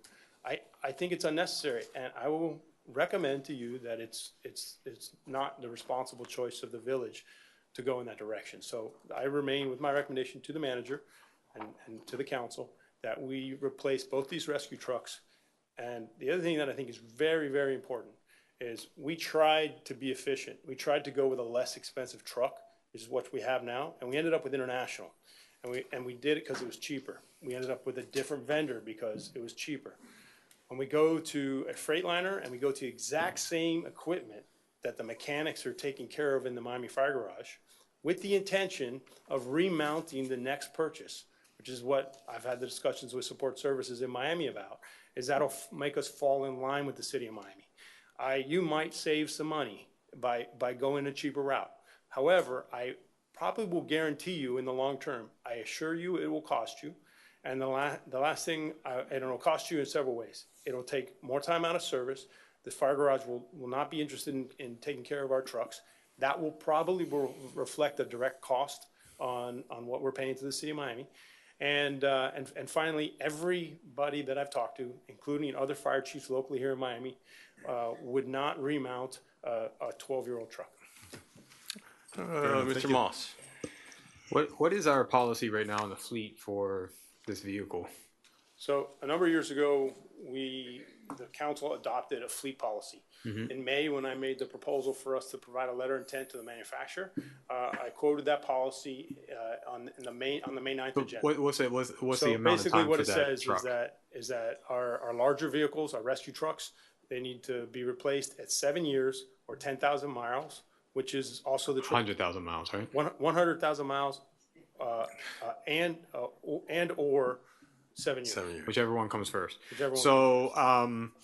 And I understand that this box is 12 years old, so and possibly has some safety issues. If we do go ahead with this purchase, can we put something in this that instead of changing at 7 years from now out, we can do a remount in 7 years so that we can at least get 14 years out of this new vehicle and not have to replace it again in 7 years? Can we do something like that where we're doing what Ed is saying by not, but we're not sitting here thinking that we're going to replace these things every 7 years? So one of the things that both Lieutenant Conto and Lieutenant Connors are part of the apparatus committee, we've talked about, and the way that they're building these trucks, they're better built because they have metal cabinets and not wood cabinets to be remounted. We've also talked with the city of Miami, and they're considering remounting in the future. And I think to come back to you with an ordinance in the near future when we start the next fiscal year, with the language and a plan spelled out of when to remount, when to purchase, and to move forward. And honestly, we spend a lot of time talking about the same topic. And we've done this in the past, and I think it would provide really the safe plan moving forward. Thank you. Okay.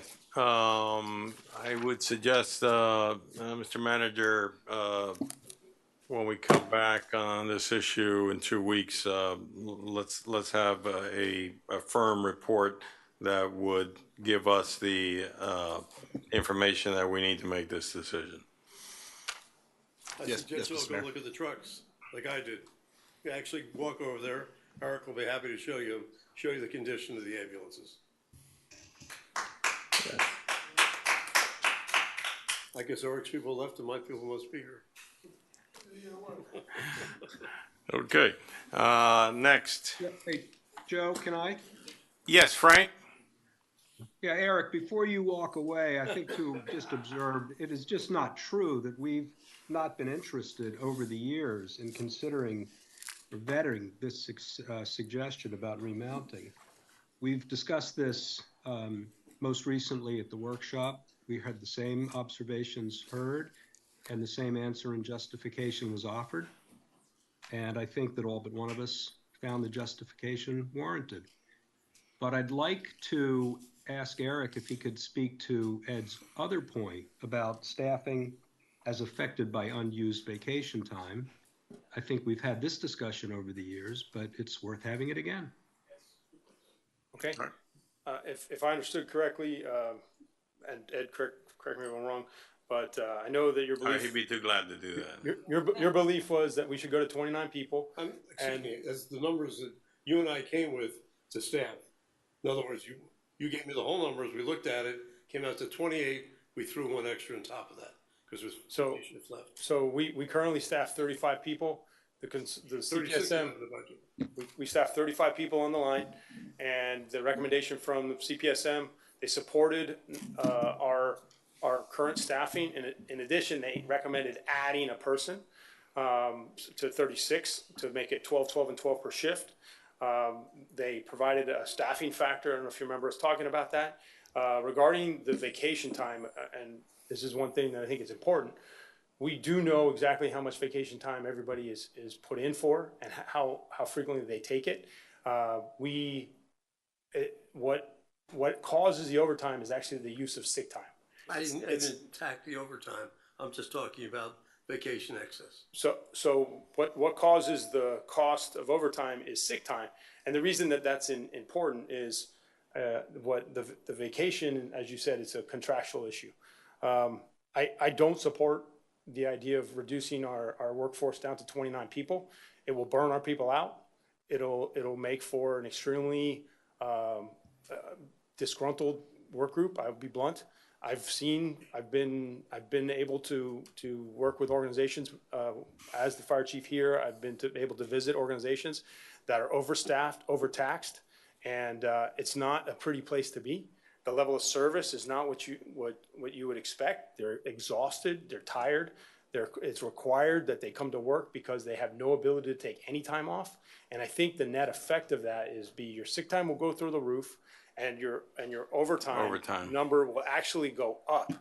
And I do not think that it would be an effective method. And lastly, CPSM supported that, and we had a discussion about it. And I actually shared some of your research, if you will, with them, and they didn't support that position. Okay. Next department.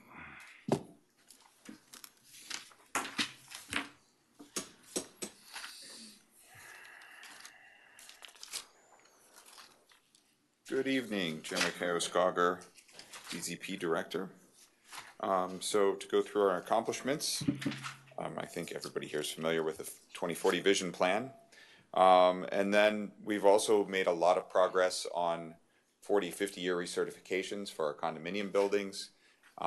We have been very, very proactive, reaching out to them, making sure they're on schedule for compliance, working with a number of them for specific issues.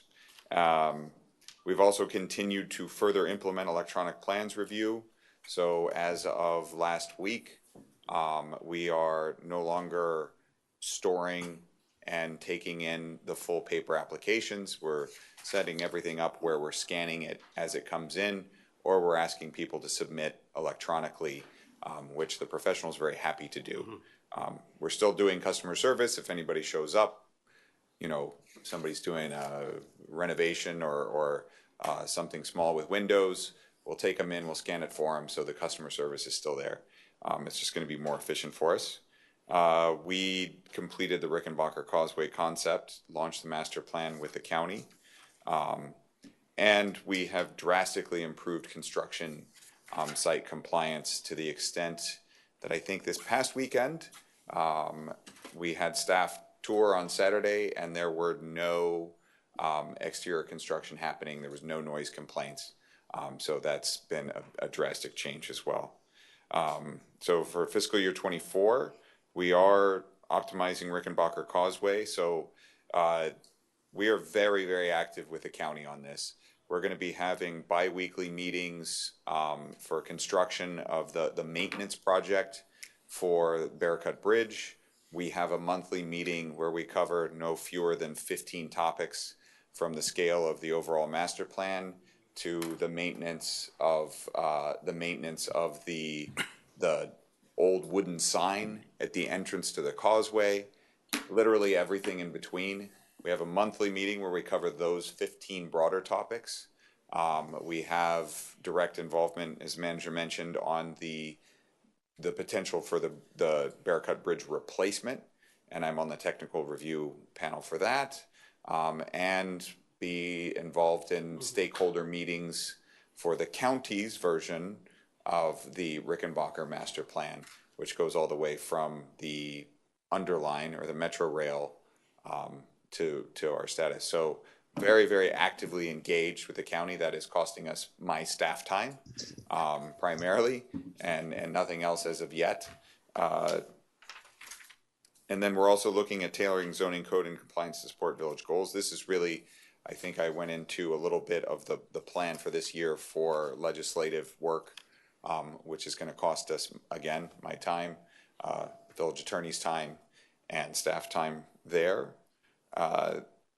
Another very active thing that's ongoing, but we're going to continue with, is KB Clean, which is where our code compliance staff is really focused on the commercial properties, getting them up to snuff.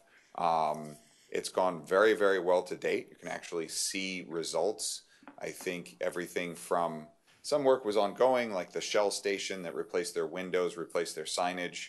Very, very high visible work that's been going on. So we're going to continue that work, including things like drastically improved drainage at the CVS. I think we've seen it. So that will continue. We're also going to work to improve our NFIP community rating from 8 to 6. So this is, at this point, we're actually waiting for feedback from the state to see if we make that rating from 8 to 6. We're very, very confident about a 7, and we're fairly confident and hopeful that we get down to a 6. And on this, there is Jeremy, a lot of people probably don't understand what NFIP community rating system is. Can you Sure. elaborate a little bit? So this is other than it's going to save them money. Yeah. So this is the National Flood Insurance Program, and the community rating system is a way for FEMA to really encourage communities to do better work to prevent flooding. So what that results in is the more work your community does to prevent flooding, to prevent loss, the bigger a discount you get on your flood insurance premium. So each point, a 10 is a 0 reduction, and 8 is a 10%. 5, 10. So we would be going down to a 20% reduction.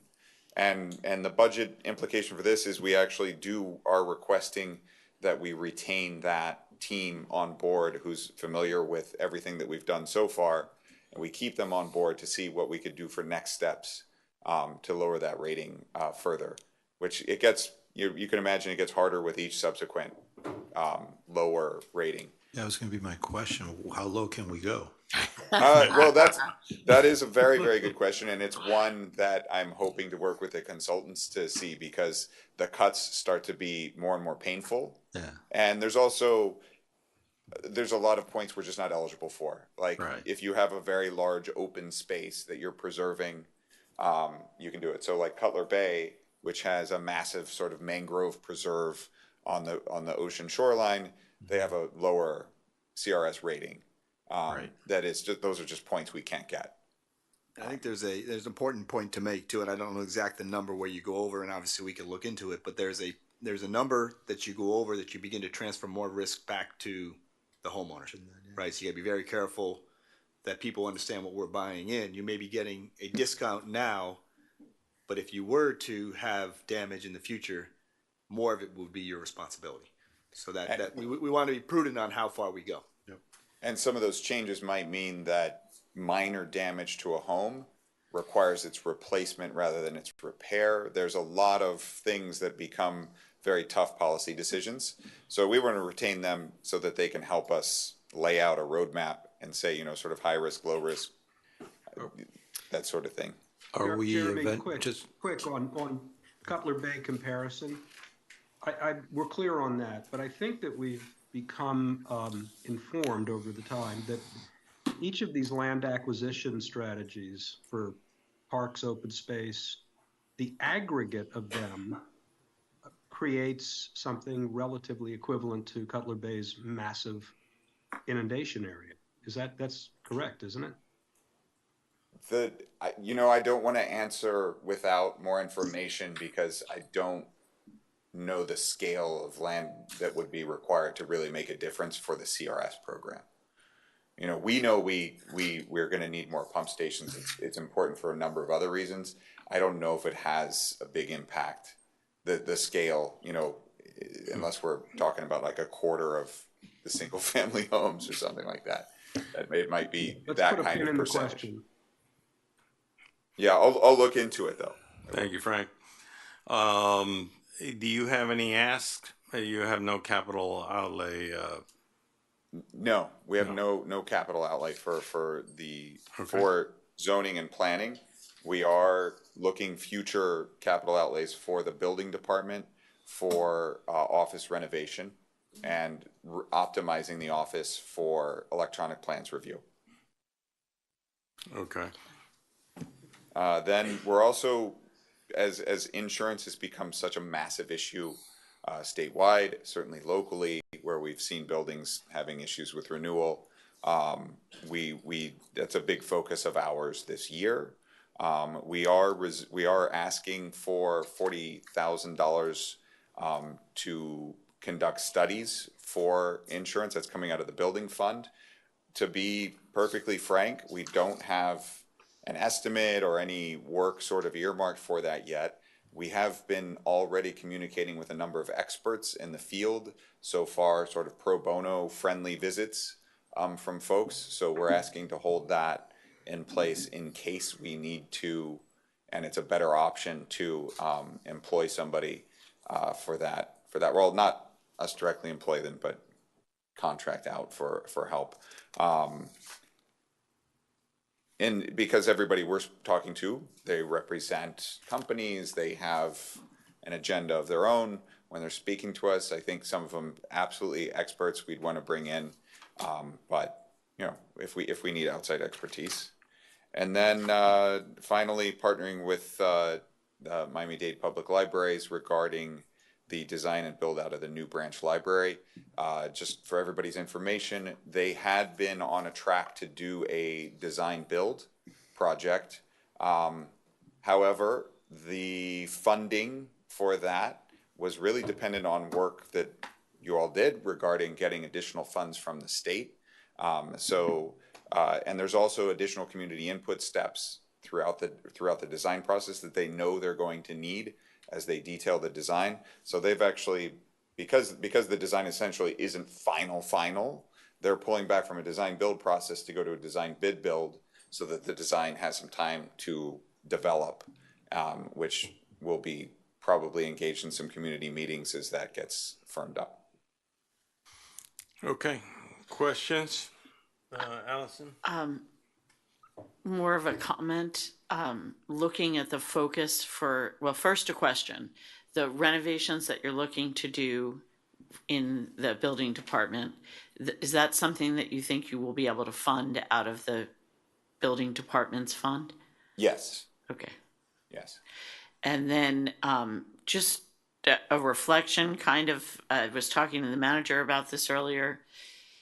7 years ago when I ran, one of the biggest issues that people talked about, and Brett, I know you'll remember this because I'm sure you had the same conversation with Raul and Karen sitting at their dining room table about the causeway.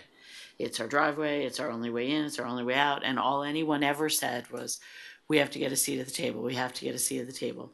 But nobody could figure out exactly even what room the table was in to go find it, to go sit down.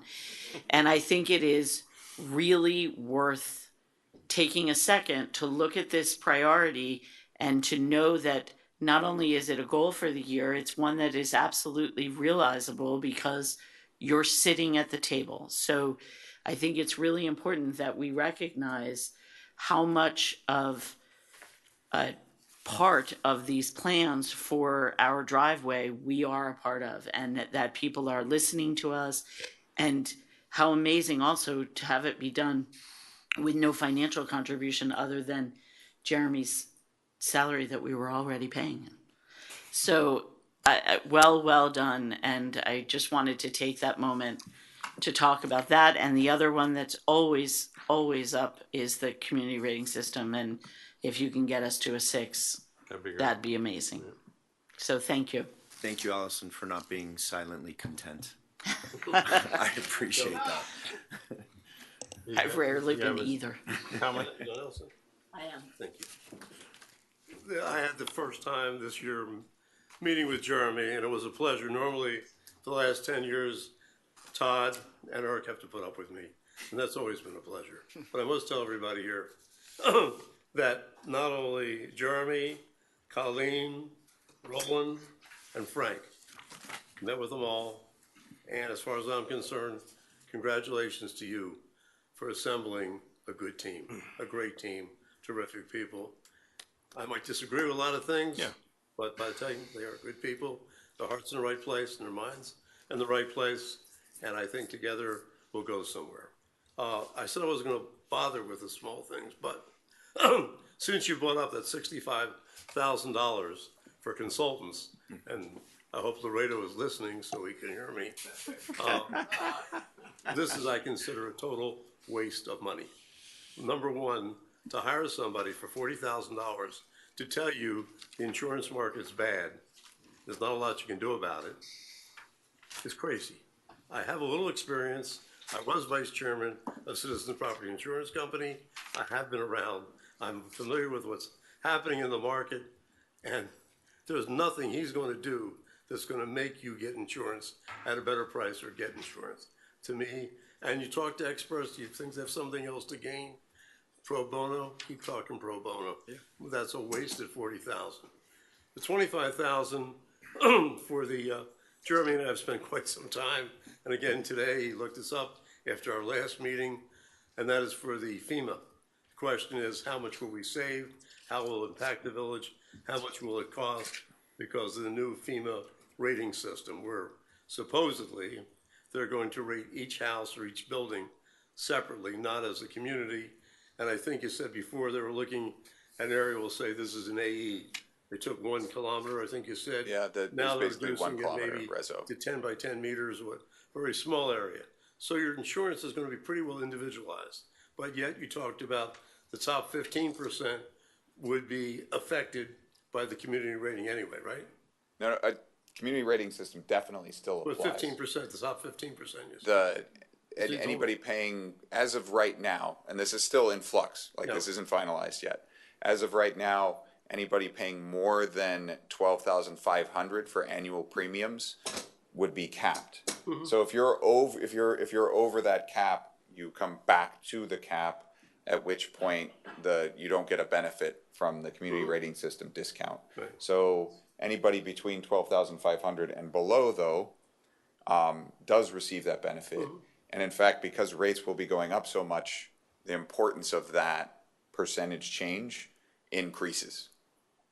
The other thing is that we're blessed to So have. sorry, that's NFIP 2.0? Yeah, it's called It's Community sorry. Risk Rating 2.0. It's the biggest effect of it is they're transferring the risk from interior communities to coastal communities, and in particular, barrier islands will be Hit hard. as the most vulnerable areas will be hit pretty hard. Yeah. Try and do things actuarially rather than just say, hey, this is AE, this is X. But it is that actuarial work is primarily at a large scale, and there's still, it's. I thought they're doing it on an individual basis. No. Anyway, but the other good thing is that we have a gentleman here who we all love named Renee, and our building official, and he's a certified floodplain thing, and he's been going to all these conferences and meetings about this thing. So why we're paying this guy and paying for him to go to these things, we're going to pay somebody else $25,000. Okay. But we can call Laredo and find out what he wants to do. All right. I can comment though. Please do. The community rating system isn't just about individual buildings, and it's also not about building code only issues or things that a floodplain manager would address. For instance, there was a endangered species analysis for which we submitted. We got some points for that. Definitely work that we don't have the expertise to do within the village. It's going to be, that's all factored into the mix. The beach management plans that our coastal community, our waterfront, beachfront properties do, those get into it. So it's a very, very broad approach to risk reduction, and it's beyond sort of individual expertise that we, like, there's no individual that sort of has the big picture, which is why we went out to the consultant for that work. Okay, let's keep going. Any other questions? If not, Parks and Rec, you're up.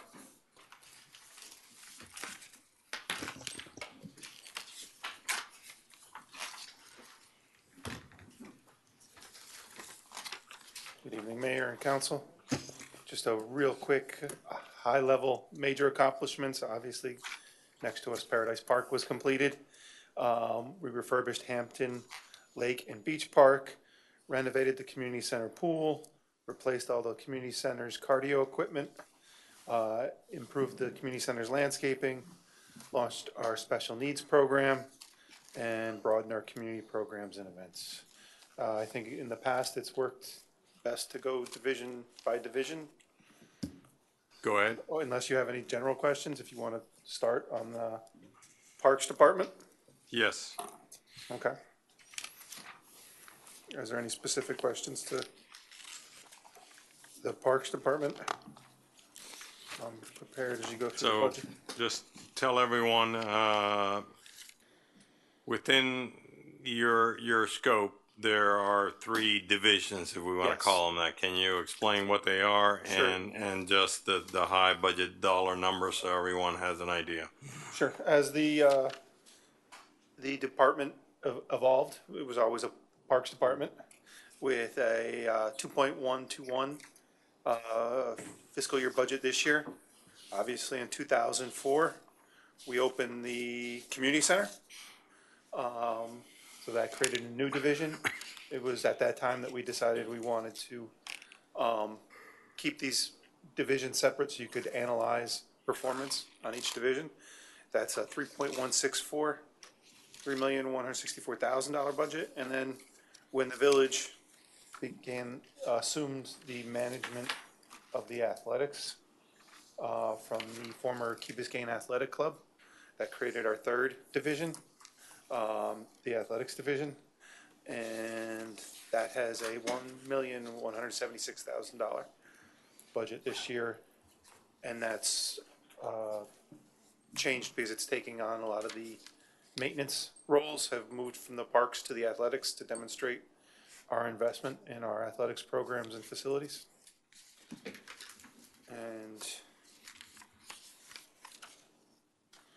And you had asked earlier about capital, and Yes. we do. We have the under 5 playground scheduled to be replaced. That's $87,500 from us, a FERDAP grant of $112,500. You remember when the Art and Public Places came before you? We have $140,000 to improve our existing artwork. $825,000 to improve the beach park. Some smaller items, basketball systems at $40,000, community center roof at $45,000.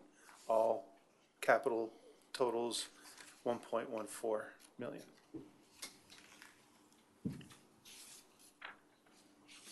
Okay, questions?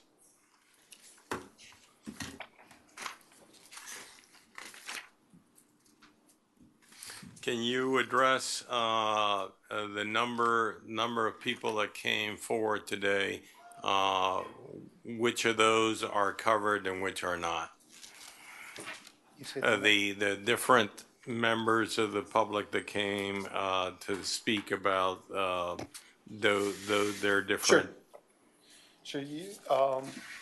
You'll see that that's in the community programs and events is in the Parks Department budget.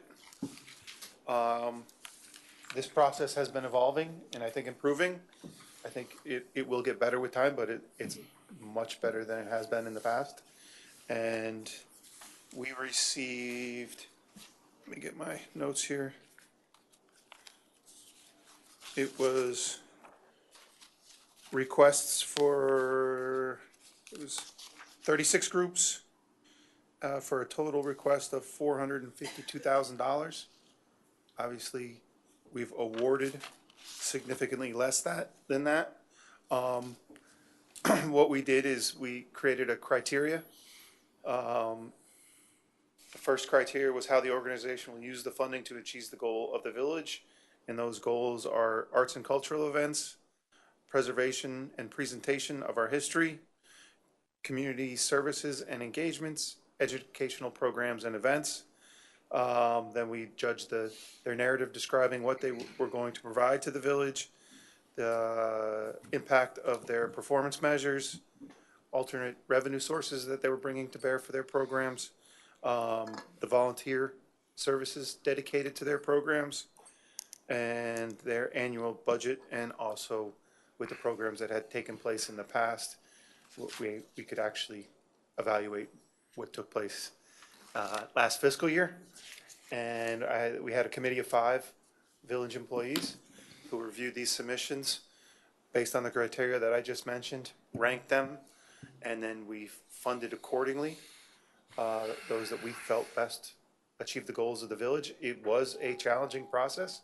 If you recall, this was more than triple the applicants we've had in the past. So as the program goes, difficult choices have to be made.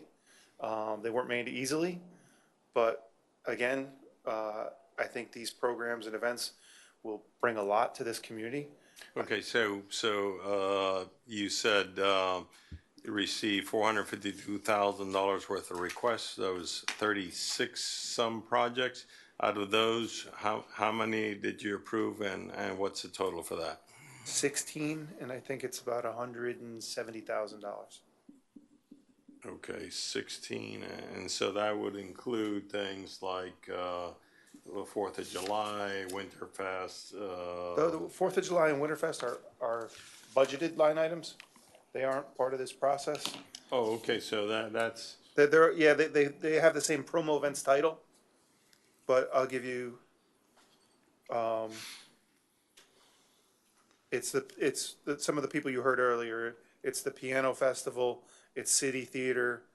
It's Zero Waste Culture. The film festival that came before you. Cleanup challenge. Yep. Okay. In and Out of Beauty.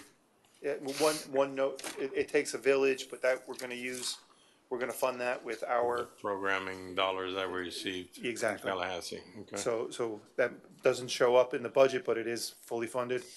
A year of service. So I guess the better question is, of those, which ones that came and asked have not got funded, and for how much?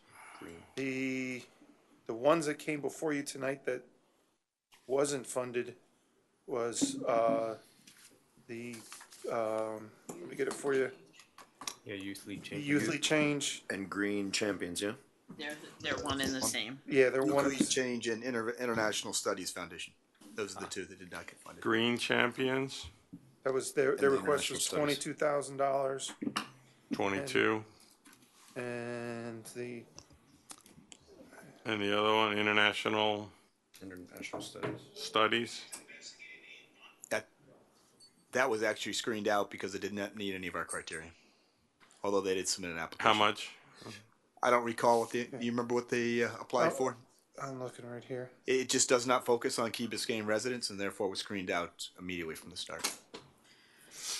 It was, if I'm correct, it was $2,000. And Green Champions was 22. Green Champions is a part of Youth League Change. It's part of Youth League Change, so it's under youth leadership.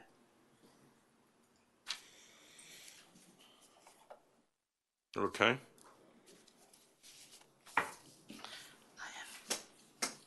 The other ones who did come in front of you today, and Tainter obviously asking support for this Historic Society. That is a budget event, and it was budgeted for this year. Susie Westfall asking for the City Theater and City Reads. That is one of those community programs and events. Isabel Custer asked for the KB Film Festival. That also is funded. And then we had Ed Stone expressing his appreciation for the funding for the Ask Club. Okay.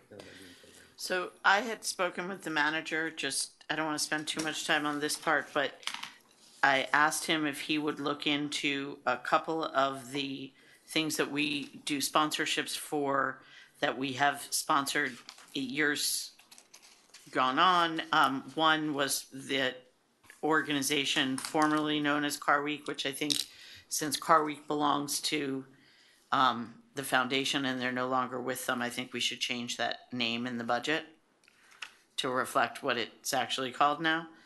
But that was one, and the other is the Children's Business Fair, both of which we sponsor, which are great events. People love them. I'm not saying we should not sponsor them, but it's my understanding that both end up raising money for charity. And I think that we should look at the amount we sponsor so that it is not, in effect, village sponsorship passing through as a charitable donation to an organization not selected by the Village of Key Biscayne. I think they're great events. I think we should continue to do them. We had a discussion up here about trying to give seed money, and then as things became more established, maybe dialing back. I think that if they can raise excess funds for charity, then we may be sponsoring a little bit too much. I don't know if I'm alone in that. Ed? I think that's a worthy question. What? It was right. I teed it right up for you. Right for you.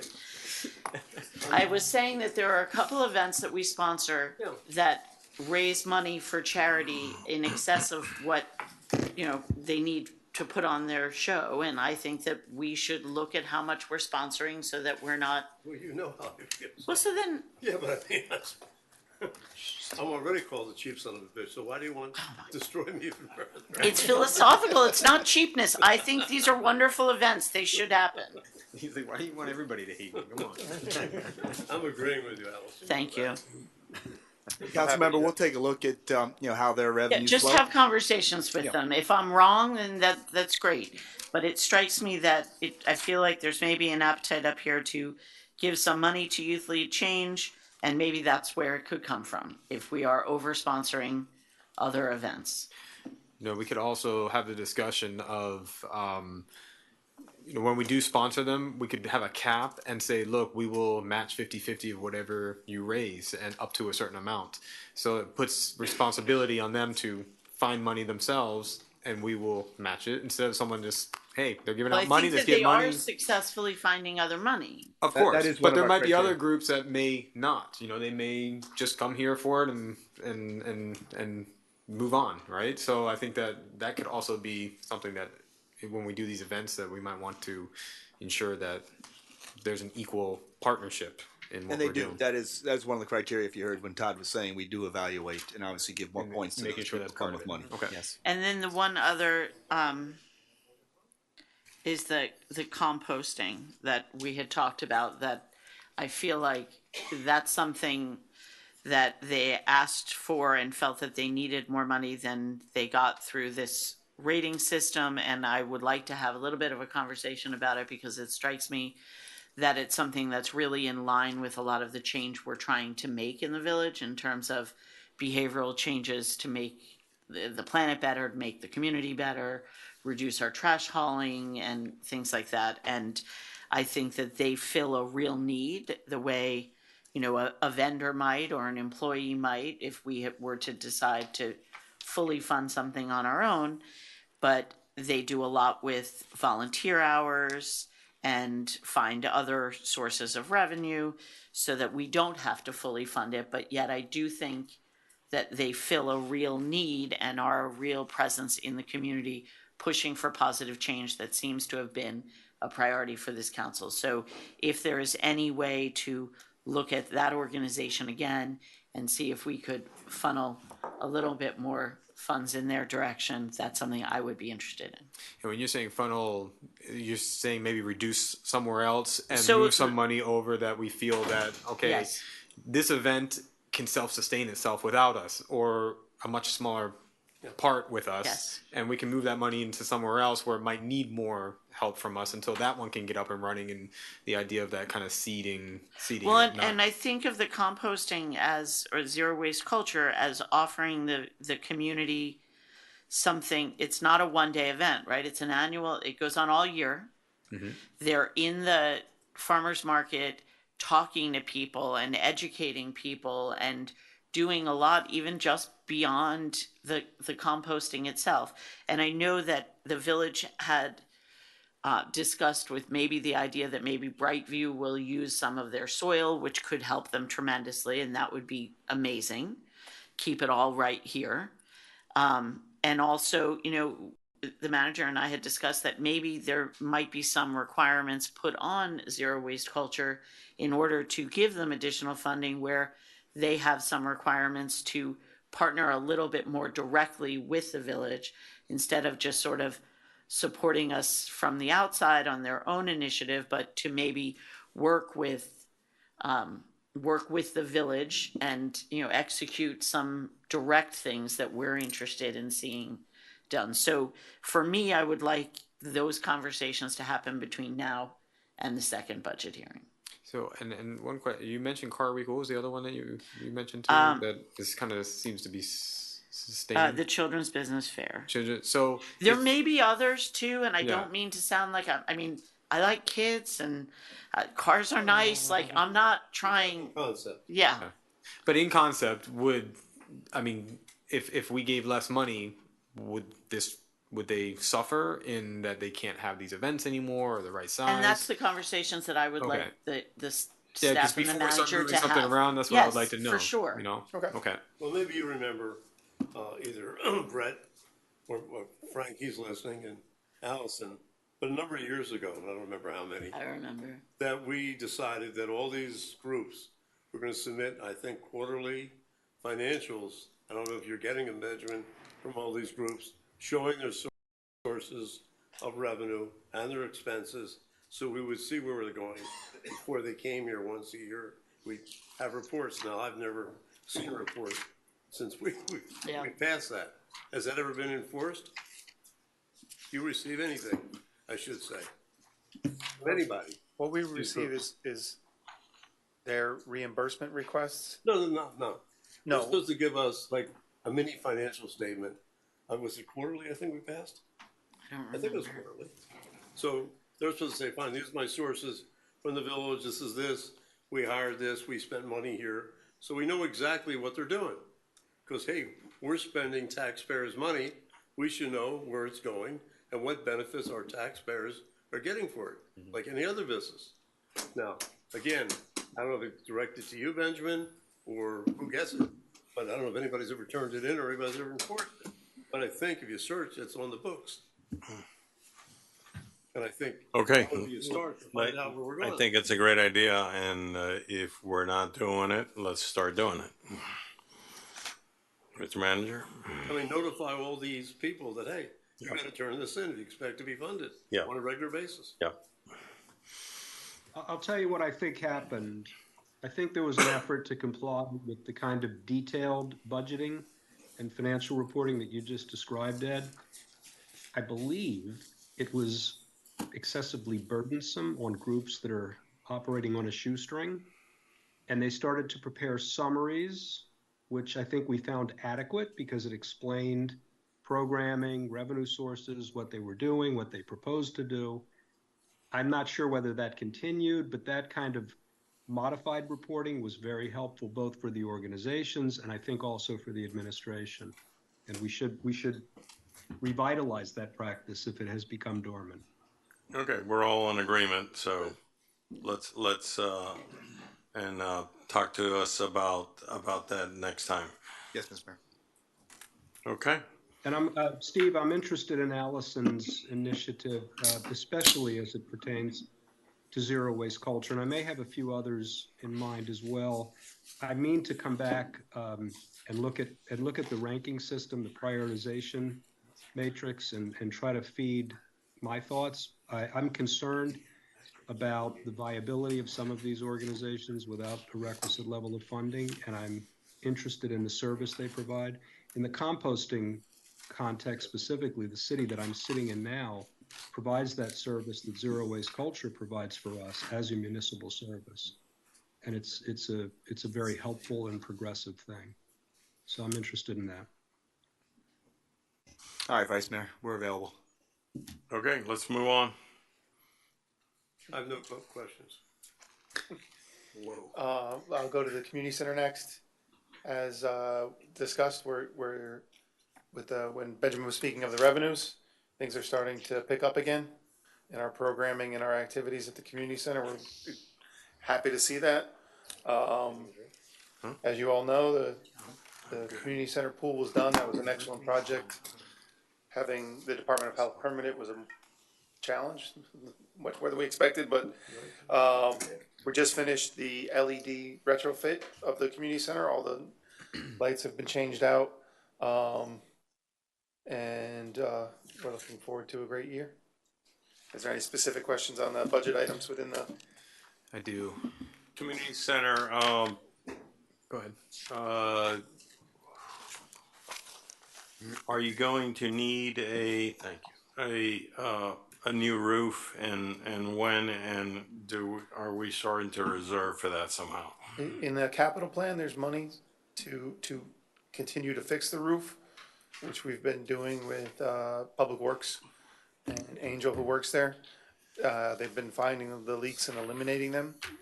Probably the most challenging one is the gymnasium, just because we know that where those originate is not where they arrive into the gym.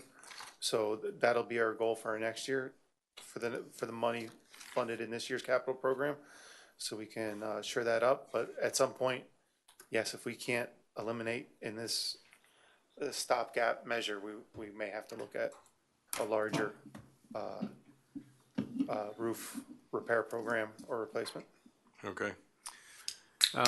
Thank you. So I'd like you to, well, two things. Number one, you're the only department that is bringing on 2 new full-time employees, I believe, this year, and we're releasing 3 part-time positions. So when I look at the first point I want to make, and this may be more towards manager Benjamin, is that when we're talking about full-time employee positions on your village authorized positions, it's a little bit misleading. I like to look at things as full-time equivalents, the FTEs. What it shows on here is that it looks like we're reducing a position from 200 to 199, which in fact we're actually adding a half a position basically, because we're removing 3 half positions and adding 2 full positions, correct? Not exactly, no. What's going on there, a part-time employee is anything up to 29 hours per week. Okay. And that's by the Affordable Care Act. And so that anything goes over that, you have to apply full-time. 35 hours here is the full-time, right? For us, yeah. But you would have to require full benefits, particularly medical benefits. So we have a number of employees inside the parks that are very closely coming to, or in many cases going over that number. So in this case, we are actually complying with law. Anyone who's working, consistently above 29 hours a week, we have to make full-time. Full-time. Is that why we're adding 2 full-time positions, or this is 2 new positions that you're bringing in? What we're doing is basically, like you said, we're taking away those 3 part-times, and because a number of them are working more than 29 hours a week, we are required to turn them into full-time employees. All right. So are these employees, can you talk about those 2 positions, the full-time positions? What are they going to do? Is this more than what we're doing now? Is there some extra benefit coming? All the above. I'll be in saying we've hired 33 part-timers this year. 22 have resigned. We've just been in a constant churn trying to keep that building open with the staff it requires. Currently, that building is managed at times by a part-time staff. And that's part of this, is to cover those with full-time manager on duty staff. Obviously, the first position will be a front desk position. That person will be the evening manager on duty at the community center front desk. It's a busy time. It's one of those issues we have. Adriana's there in the morning doing all the reporting, doing all the work, but a lot of people are coming to be serviced at that front desk in the evening. And we would like to have a senior staff there that can make executive decisions when they need to be made, knows when to call Adriana for information. I think the community would be better served. And the other position is a manager on duty for the facility itself. And that person will work when we don't have a full-timer there. They will assist athletics with what's taking place in the community center, and they will manage the building. And I think what it will do is give some part-timers a view that there is a road to a full-time position, and hopefully will allow us to retain some employees longer term, because right now, as the demographics change, we're getting less of a local workforce from our community, and we're having to pull more from off island, and that's a challenge, as you can imagine.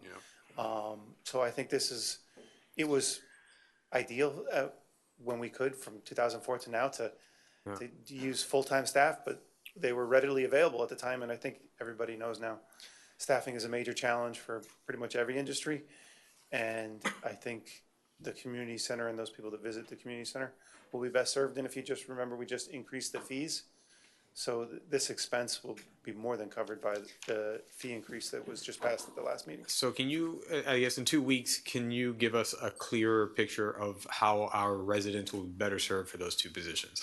Just a little bit more clear, like, hey, this is gonna, reduce the time you wait to do this or whatever it is. The equipment will be cleaner, something that we understand, like, hey, we're gonna see a little bit of benefit here. I mean, you'll have, yeah, I'll get you something. Yeah, it could even be that they manage better internally, that the part-times are working better, or whatever it is. That would be the goal. I think also it's important, obviously, and he'll provide that, but I think it's also important that we need to be in compliance with federal law.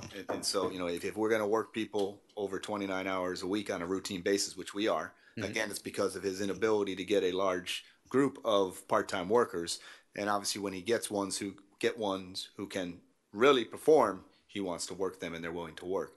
Many cases we're averaging close to 35, 36, 37 hours a week on a continual basis, obviously way above the 29. And those two full-time positions we're not going to have next year you guys come back to us and say, oh, we need 3 more part-time positions. And now we're like, okay, now we got the 3 plus the 2. I mean, yeah, look at this is going to cover those 3. Look at the history of the community center. This is the first full-time Yeah, staff for we're a adding, while. other since the lifeguard was full-time. That's it, since we've opened the doors. But you expect that those 2 full-times will cover those 3 part-times. We're not going to need those anymore. Do with our staff is we utilize them to the maximum capacity. Our athletic staff was their summer camp staff.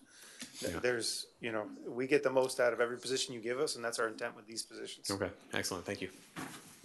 And also, what it will do, and we'll have, Todd will actually calculate this as well, it will actually reduce in some cases our overtime as well. So the increase in cost for those two employees is about $25,000 per employee, $50,000 total, plus or minus, but it's right around $50,000.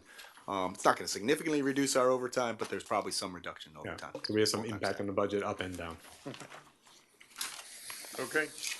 Next. All right, the next division is the athletics division, which you kind of highlighted some of the changes. Benjamin was referring to the landscaping agreements that went out. This one for the fields and facilities is now in the athletics department, as well as the artificial turf maintenance going forward. And then, as I had a conversation with some of you, the promo activities, the actual sports themselves are based on their revenue generated, so they're net neutral. We try to ensure that our sports programs operate within the revenue they generate. So you'll see a equal revenue sum. And we did have a discussion maybe that some sports need additional attention, and I think we could make that happen if needed, if they were not exactly budget neutral. I have 2 questions in this one. Go right ahead. Okay, thank you, Mayor. Under the sports, one question I know that it has come up recently is the revenue share for different sports. So we discussed the sports using the fields at 10%, but then I had the question, then why are we charging 30% for the other activities that are being used inside the community center? Because I think a lot of this maintenance, and I don't even think that 10% is covering a lot of this replacement of fields and maintenance that we have. So I think that we may want to have a discussion up here, is it 10% too low? It might be too low. Maybe it's not 30%, but I think we need to look at this number before we go out for a request to bid, because it may need to be 15% or 20%, because there's a lot of money in here that we're we're now dealing with artificial turf at St. Agnes, artificial turf here, looking for more sports fields. I mean, whatever it is, there's a lot going on, and 10% may just be too low. I don't know. So I think that we should dive into these numbers in 2 weeks, and us to make a policy decision of where we want to end up, so that we feel most comfortable. So what I hear, so we were, our goal was to put out the RFP for soccer on Friday. It sounds like you want some more time to think this about Friday. it. What do you guys think? Can we hold on 2 weeks to make this decision before we set out the RFP? We can delay that. I mean, I just want to let you know that our plan was to go out Friday. If you want the time to have that thought process and discuss it on the 26th, then we can, whatever that Friday is, we can go ahead and release it on that date. Yeah, I just want to make sure we make the correct decision, because this is a contract that's going to go out for a couple of years again. So I want to make sure we get it right. I think that's important, and I would like for us to be able to have a full conversation about it, because I feel like we got to 10 by being like, well, we were at 0, and we don't want them to suddenly start increasing their tuition so much that our residents are eating all of this, and it maybe warrants. I mean, I'm not going to say that the staff and the manager didn't do a deeper study of it, but I would like to feel comfortable in understanding really how we got there. So if we could wait and have a discussion about it at our next meeting, I think it makes sense. Thank you, Brett. No, and I think you addressed that fairly well, council member. I mean, obviously, we're looking for a number that's acceptable, right? I mean, obviously, we don't want to jump up too quickly, too fast. There are some numbers behind that. Obviously, we have maintenance and repair costs, and we know what those are. We have potential future capital, whether it's a major repair or replacement of a field or turf, and then obviously potentially the acquisition of a new field. So that number could be easily higher, but again, we want to make sure that we're not capping out and then putting an unburdened cost on people too quick, too soon. But at the same time, we are making a decision on what that percent will be for the next ones, because we're setting a precedent right now. So, as the next contracts go out, we're going to follow this model of 10%, whatever else you guys want to take into consideration. So also understand that we're not just looking at this contract, we're looking at how it would impact future contracts. Sure, and that argument of it always gets passed down to families, but we also have to consider that all the activities that are going on inside the community center, they're all getting passed down to 30%. And so that's why I'm just saying we have to weigh out this and see what the real costs are and say this makes sense. Second thing I wanted to bring up is promotion of sports. So in the budget it says promotion of sports, but that's just a money from whatever comes in from revenue of registration, it goes out the door. So, but my question goes to sports that we want to grow that have been dying out a little bit, right? So there's many different sports other than soccer. There's other sports out there. Can we put some money in there where we can do a better promotion out there to let kids know that these sports are going on, so that we can get more to register? And you have baseball, basketball, volleyball. You have all these different sports that are going on, that some of them are doing really well and some are struggling a little bit. And from my experience, even the ones that are struggling are not well promoted. And I find that other kids are like, oh, you play that? I didn't even know that they have that, right? So sometimes they don't even know the choices out there. Maybe we need to do a better job of, hey, there's this sport coming up. Here's a sign up. This is where the tryouts are. This is what you need to do. And put a little bit more money into those types of advertisements out there. I know it wouldn't be that part of the budget, but we may want to put something somewhere where we can try to grow some of these other sports that I think are important to have multi-sport and kids doing many different sports here, not just 3 sports. That'd be advertising, which would come out of the community center. They do all the advertising for the department. So would you need an increase in that in order to do this, or would you be able to do it with what's already budgeted? I think this year, I think we can do it with what we have and just focus more specifically on those sports. And I know which ones you mean, and do some targeted, especially with the season switch this year. We really need to get the word out there. Yeah. Because it's going to happen when people expect it least, because it's traditionally not been that time. So we'll do a focused effort on that, and then we can evaluate that and how effective it was, and see if an actual increase is needed next year. I think we also look at a comprehensive way to approach this, because it isn't just about getting the word out to the kids. It's also about getting the word out to volunteers, coaches, people are going to actually help us run these programs. Yep. And I think so. It's not just that we're not getting the word out. It's also when they begin to play, they don't have the people to support them. So it's also addressing adults at the same time. Mm-hmm. It'd be interesting to see maybe if the VAB could look at this a little bit too. Just I was having a conversation with a friend who has, well, truth be told, it's my little sister, but she has very little kids, and she lives up in New York. And we were talking about sort of the insanity of youth sports nationwide, of kids playing, single sports year round and repetitive motion injuries and all the things that we know. And I was sharing with her some of the programs that we have that I think do a really good job of actually, for as much as we could do better, I think we do offer things for, kids who, like TKA, I think is a perfect example of something. It's not, you don't have to be determined to be an Olympic swimmer to have a good time, have some good fitness, and learn proper strokes. But to see if there's anything that we could do to improve trying to get kids to participate in more than one sport a year, and to offer offerings to the kids who, especially by the time you hit like 4th, 5th grade, if you're not super specialized, making sure there are options out there for people who want to do an intramural thing like softball, like baseball, and not necessarily hardcore. And I know we talked about this even with soccer, of trying to have the younger programs being more like intramural teams as opposed to just go and drill and practice and prepare for when you might make the travel team. Yeah. I mean, to both points, where we fit in is exactly that. We're designed to be a recreational program for the most part. Some of our programs like soccer and field hockey run the full gamut with the travel teams. But our core programs are recreational in nature and try to accommodate probably the middle to the lower section, because if you're a super basketball player, you're probably outside of our program. Hopefully we'll get there. But yeah, that's exactly, and I know the Village Athletics Board has been, the last 2 agenda items meetings have included agenda items about encouraging volunteers. I remember there was a discussion they had with the mayor when he last attended. We really want to recognize our volunteers and those people that do put in time to volunteer for our athletic programs, in hopes that spurs more volunteerism. Okay, let's move on.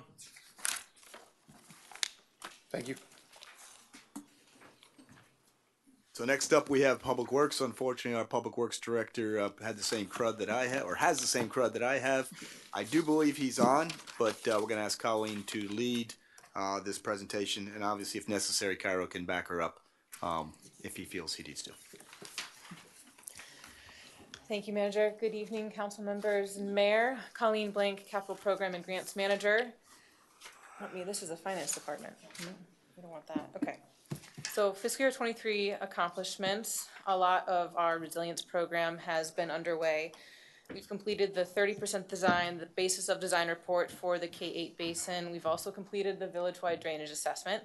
Those are 2 really key pieces of our resilience program that are going to set us up for success in next year and then years to come. We've been accepted into the Army Corps Beach and Back Bay study. That was a huge effort by our village manager and chief resilience officer and public works director and myself. That is, a huge deal, and it's setting us up to be, saving a lot of money with a partnership with Miami-Dade County and the Army Corps. We installed streetlights on East Enid Drive. We expanded the freebie service to 6 on-demand vehicles, and they're currently coordinating very well with the bus system in the morning after we lost the harbor leg. So we've created fixed routes for the morning peak hours for the workers that work in the homes on the west side of the village to be able to get to where they need to go. And we've had great ridership with that. We also installed 8 EV chargers. And then next year, Crandon and our traffic and mobility is, obviously, as our manager mentioned, is a cornerstone of our quality of life here on the village.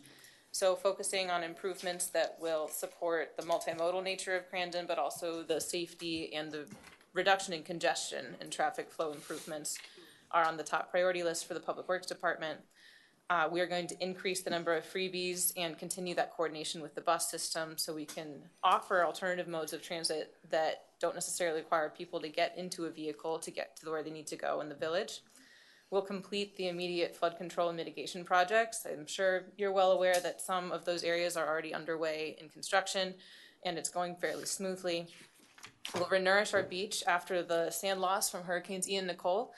We have completed a portion of the design with Moffett and Nickel. We hope to open the bidding up for that this fall and eventually start construction during the window that we can, which is like January to March kind of area to avoid turtle season. And we'll complete Zone 1 of the integrated stormwater roadway utility design. That's the K8 basin. We've gone through 30% design. We'll hopefully complete it this coming year.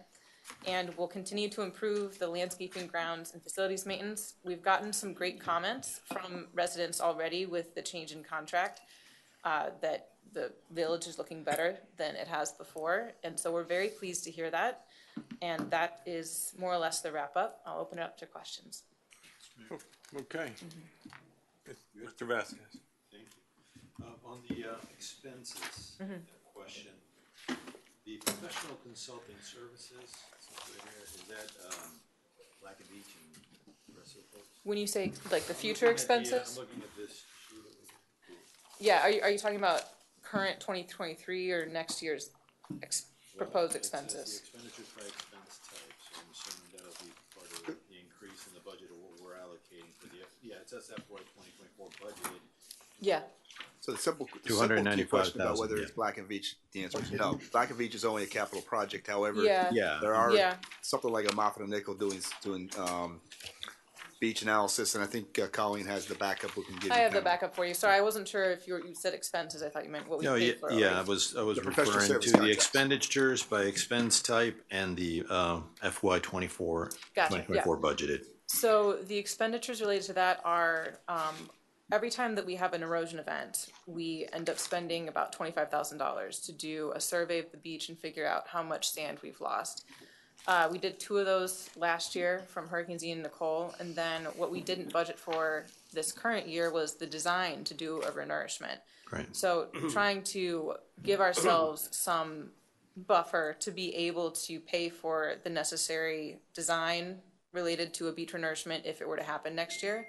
It also includes Miami Waterkeeper, that contract with the water quality management that we have with them.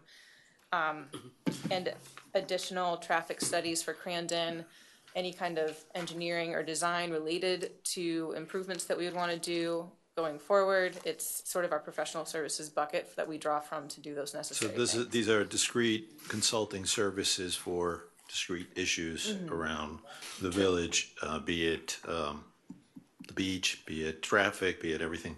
Yes. And one of the things I do want to add, and she mentioned a couple of the beach services. A lot of time that we go into, for instance, we've got funding for reimbursement of the beach this year, so it'll be a 70. We'll pay 25. They'll pay 75, but we have to pay the money up front, and we'll get reimbursed. So we have to have that money in the pot before we can get reimbursed in order to kick off the project. Okay, I just have just a couple more, and well, before I go into that, I was wondering, do we have, I mean, with the upcoming designs that are going to come up and the plan reviews, I'm sure, the consultant will submit plans, we'll have to review. Who's going to be doing that work? Do we have, is that work going to be conducted internally in anticipation of all the work that we expect? Are you talking for the Zone 1 AECOM work or work that is conducted by any consultant? How is our public works? This is more of a kind of a question as to how are we managing the whole part of the plan reviews? Right. Yeah. So Cairo, obviously, our public works director is a PE, but we also have an engineering position that the public works department is currently staffing. Okay. We're hoping to have somebody come on soon in the next fiscal year. That'll be a part of their responsibility to do some review of plans that come through the public works department. Right. There's public work permits that we review from stormwater standpoint, from a right-of-way standpoint, so that'll be a part of their position. As far as the resilience program goes, one of the pieces of Black and Beach's role is to do that peer review, that quality assurance of the pieces that we get from a stormwater engineer to make sure that we're checking those boxes. That's not to say that we hand the reins over completely to Black and Beach and trust them to do it 100% without our own supervision component, but they are also an additional level of assurance. I agree, and that's good to have. You always want to have that level of professional oversight, and I think it's also important to have somebody that is a steward of the reviews for the village, somebody that owns that, you know. Yeah. I think that that's important to have. I'm not sure where that would fit here, but it's food for thought. The other thing well, then I saw these repairs, and I guess this is kind of a CIP-ish type. This is all $1.2 million of repairs for maintenance vehicles, village hall, all that. Is that going to be done? Is that outside services? Who's going to be doing that? All these repairs? Those are all line items that we've identified from this current year's budget that we're carrying forward to next year. So we adopted all of the facilities, I think, the year before from all of the other departments. So it's a large amount, but those used to be housed in different departments, and every department had their own facility management process. To consolidate that and make it more streamlined with an expert, our superintendent, Angel Blanco, we put those into our budget. And so those buckets for each facility are functioning. They have different trade line items. Our public works director, being new, is going to look at those throughout the year and make sure that we're tracking where we're spending that repair and maintenance budget based off of the facility and based off of the trade. Right now, we're leaning on what our historicals are, and then also additional pieces that we've identified going forward just from knowledge of working through this year. Right. So these are hard dollars for replacements and things Right, like that. it's plumbing, it's electrical, it's mechanical. Basically, you've transferred property management into public works. Yep, exactly. Okay, So, I got a good idea. and we look at it from three levels. You heard when Colleen mentioned we put at the trade level. So anything in maintenance and minor repair is at the trade level, right? So that's how we budget based on, you know, historical usage of maybe mechanical, electrical, plumbing in each one of the facilities. And then what we do is for major repairs, we identify that as a specific project. Right. And so it's you know, it's maintenance and repair, and then projects that will be executed that we know specifically that needs to be done, that we're programming out for the year.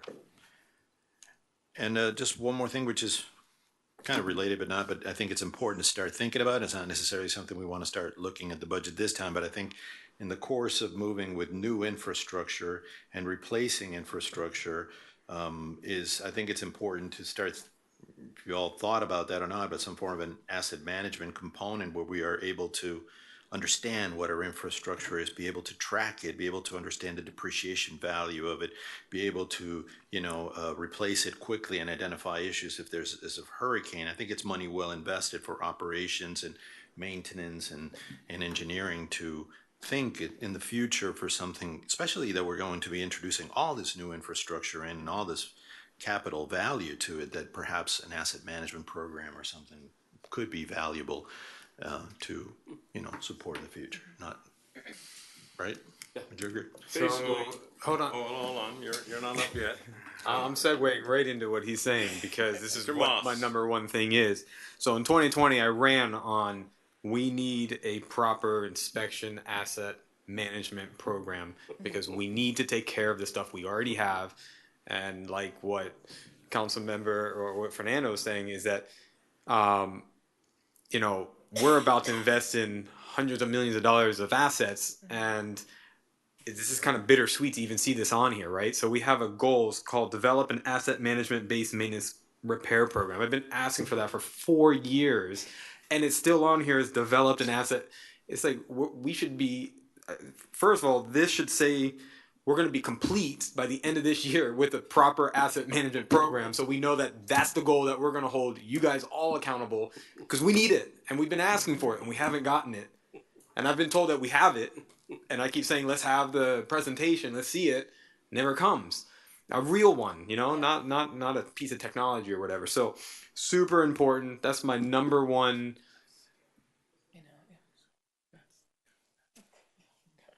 So that's my number one item that is super important, especially when we're embarking on these big projects. And when we do these big projects, that should be added into this. So yes, I'm happy, but please, we need this to be a definable, measurable goal that we know that we can hold you guys accountable that we have this done. Second, the TNR. So when I looked at the TNR, the neuter program, trap and neuter program, so we have an increase of 10% to $19,800, but what's only spent is $8,000. Again, it's not a lot of money, but if this is what they're spending, I don't understand why we're increasing from 18 now to 19,000. And this is a great little chunk of money that if they're not using it, let's take that money and put it into community groups that might need this a little bit more. So I think that maybe some fees haven't got into there because we're not done with the year yet. But if this is what it is, then and they really need the money, we need to know what the justification is for the additional money and what the benefit we're going to get out of that cost. If there's not really a good justification there, I think this is somewhere where we can say, let's shift this money over somewhere else or remove it. But we did just get the report in last week, so Okay. but the budget was already printed at that point. But we do have information on what they only charge us for what they do. Okay. They give us report on what they've done, so we have an opportunity now to look at that money. Perfect. And then the last one is operating supplies. So whenever I see this happen and occur, and maybe you guys can come back in 2 weeks and kind of clarify this, but when I see that in fiscal year budget 2023 we have a 0, that means we didn't budget for it. But it was budgeted, it looks like it was budgeted, at least it's under actuals of 2021, 2022, disappears in 2023, so that makes me think that, hey guys, we don't need this anymore. We're going to get rid of it, and we're going to do something else somewhere else. So we do that, and then it's like the next year, it's like, whoop, we need it back. And it's like, why is that all of a sudden appeared back in this location? So I just want to clarify, and if you get an answer now, it's fine. If you want to wait in 2 weeks, but I just want to clarify why that little dip happened there. I mean, I think it is, and Benjamin, I don't know if you can answer it now or I need to come back, but it's how we're accounting for things, and it's not that the money disappeared. It probably went into another bucket again. With as we now transferred over to Clear Glove, they may define it in a little bit different way, but we can help you understand that a little bit. Okay, that'd be great. Yeah, we Thank can you. map that out for you. I agree with you, and we've been talking about this for years and years, and promising to get, so you remember this, so we know what the assets, maintain the assets. The other thing, everybody yells at the manager. I mean, when I say everybody, I'm talking about people saying he's spending so much money. But really, it's unfair to you, Steve, because let's say for argument's sake, the 2 ambulances I don't want you to buy. Okay. So we'll start with that. Let's assume you did it, because you'll probably do it. So that'll be $1.2 million. You're really not spending $1.2 million this year. We'll say they last 10 years. So you may be spending $120,000 this year or any given year. But we really do not give a good presentation. This is old two-pocket accounting. What comes in this pocket goes out the other pocket. What's left is a surplus. But really, on long live assets, more than a year or 2 years we're going to use, really that should be accounted so we present to people, hey, this is what it really costs to run the business or the government, and this is the cash flow. And that's the difference. And I really think, Benjamin, you can opine on that, because that would give people and give us an idea what it really costs. What are we really doing? It's easy when you talk about personnel and things like that, because that's year after year, week after week. When it comes to long live assets, especially when you start with going storm sewer system and all these other kind of things, which are the last 30 years, we really should have a better feel of what it really cost you I'm to wondering, maintain the business or maintain the government. And I think we should really think about that. Maybe you can look into that, Benjamin, see if you could have basically a normal accrual accounting system rather than just you might still need cash for paying your bills, but at least so we would know what we're spending, people know what they're getting and what it's costing them for us to provide the services to them. And I think that would really, really help, as well as, of course, knowing what assets we have, how they're being maintained. And then the other thing, which you talked about before when we passed a couple of years ago, when someone comes to us and says, okay, fine, I'm going to do 10,000 cats, and a cat, or 1,000 cats, and a cat's $1,000 and $1 million, that's their plan. And then when they submit their quarterlies, we see how they are to plan, overplan, underplan, but we get nothing. And I think we can really ask for this because we're giving them the money. If they don't want to do that, we'll get the money somewhere else. So anybody gets money from us, they should have to do that, period. End of story. Quick thing I wanted to add, I understand an asset management, a comprehensive asset management program is a tall order. I mean, we're gonna be looking at some expenses here, but perhaps can start building on it, start developing some form of a GIS-based. We do I know have you it. guys are thinking about that. Yeah. I know for a fact We you're already thinking have about it, but- yeah, and it's We're operating. moving, it's not completely populated. Okay, gotcha. But, let's socialize it more. Let's talk about it. And, you see the support here. We're all Yeah, behind you certainly. on it. That's So where we're getting this information based on, Right. being able to track what's needed in each building. It's not completely done, but it's a work in progress. Yeah. So, Yeah, we're not at square one, I will say that. We have all our streetlights, for example, in here. Okay. We have all our catch basins. We have all our outfalls. So there's a database, but obviously when you have GIS and you have different people working on GIS over the years, you end up getting layer files that are conflicting, have old information, and so we went through the exercise of doing the clean on the computer and now going and ground truthing. Everything is a little bit bigger of a lift, but that's also a part of the process of getting accurate data. So we're very close to completing and closing that gap, but it is being used on a daily basis to inspect assets Right. and provide updates. but it's important also the folks that are listening that they think, That's an asset happening. management program, we gotta start. It's something that you gotta build on, but it's Yeah. something that you guys could be reporting to us how you're advancing and what you're picking up and how Sure. you've been doing this month on it, so we kind of get all an idea of where you're at. Yeah, I'm not the public works director, but I mean, Who's this guy here? Can you come in the Just sneak microphone, in Roland? here. I will, to his defense and to Jake's defense, Jake put in place this whole CityWorks Okay. system. Yep. That has actually been linked with GIS, and the GIS system has been getting upgraded, and CityWorks has been getting populated, and it is being used to actually track everything that is being done on the infrastructure that we have, and will also be used to track what's being done on the new infrastructure that we're gonna get. So we're not completely flying in the blind, and we're not starting from scratch, and we're not at ground zero. But to your point, it needs to be brought up to a robust enough level to match the complexity of the system that we're gonna end up with. Yeah, and it's So not. that's- I just want to be clear though. It's not just infrastructure. Like we need someone to go and check a building. Like one of our pavilions is the paint falling off. Are we getting rust? That needs to go into some type of system that somebody has to go out there, has to take the rust off, has to paint it. Absolutely. All that kind of stuff. All yeah. of that's being tracked in CityWorks. I Yeah. mean, and That's an Angel, asset. and Angel is, the superintendent has been doing a fantastic job marching through along with Nata and other people that we have in the Public Works Department.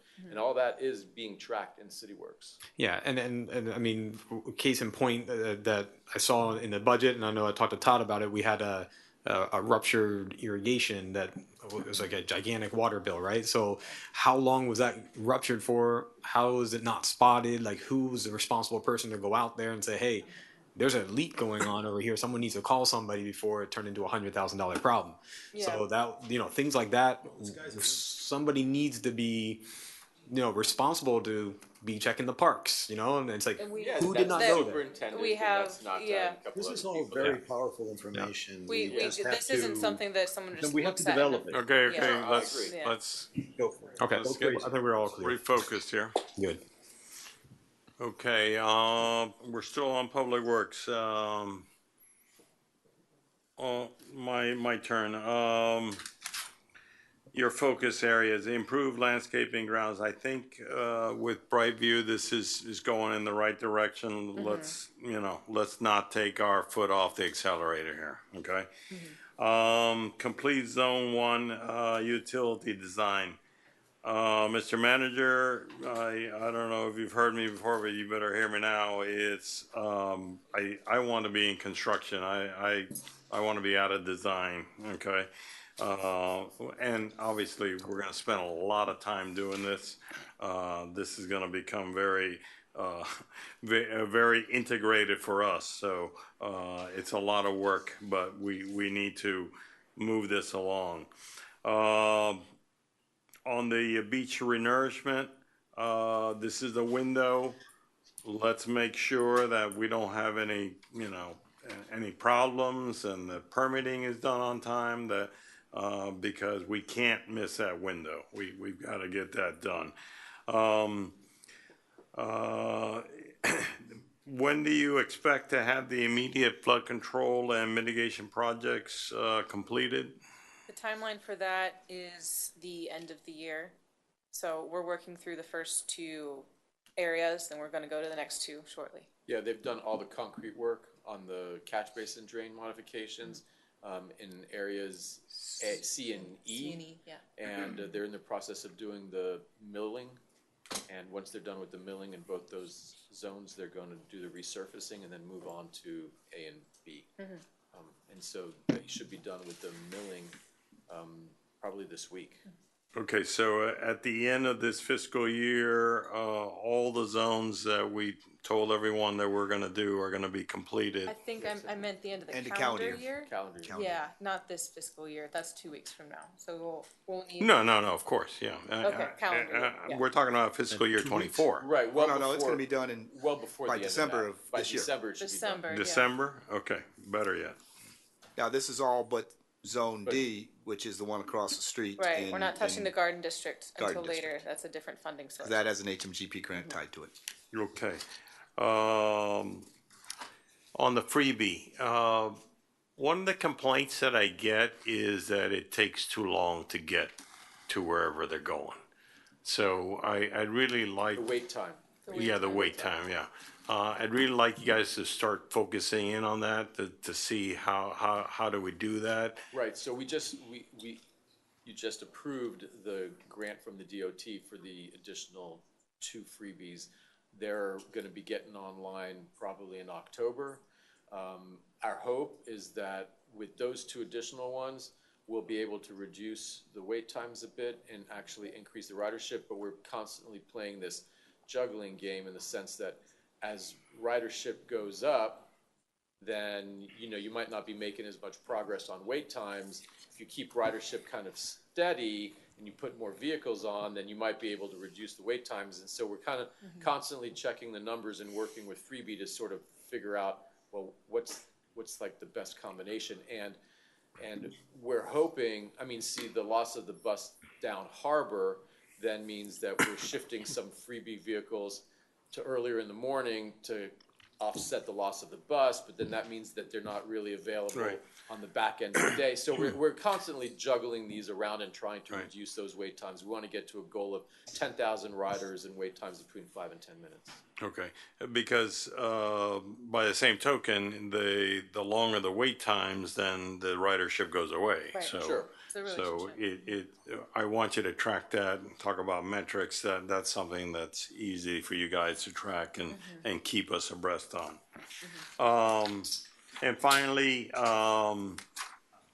the importance of the traffic mobility. Okay, once we finish the right-hand turn lane, this other project would be the Crandon Boulevard and Harbor Drive.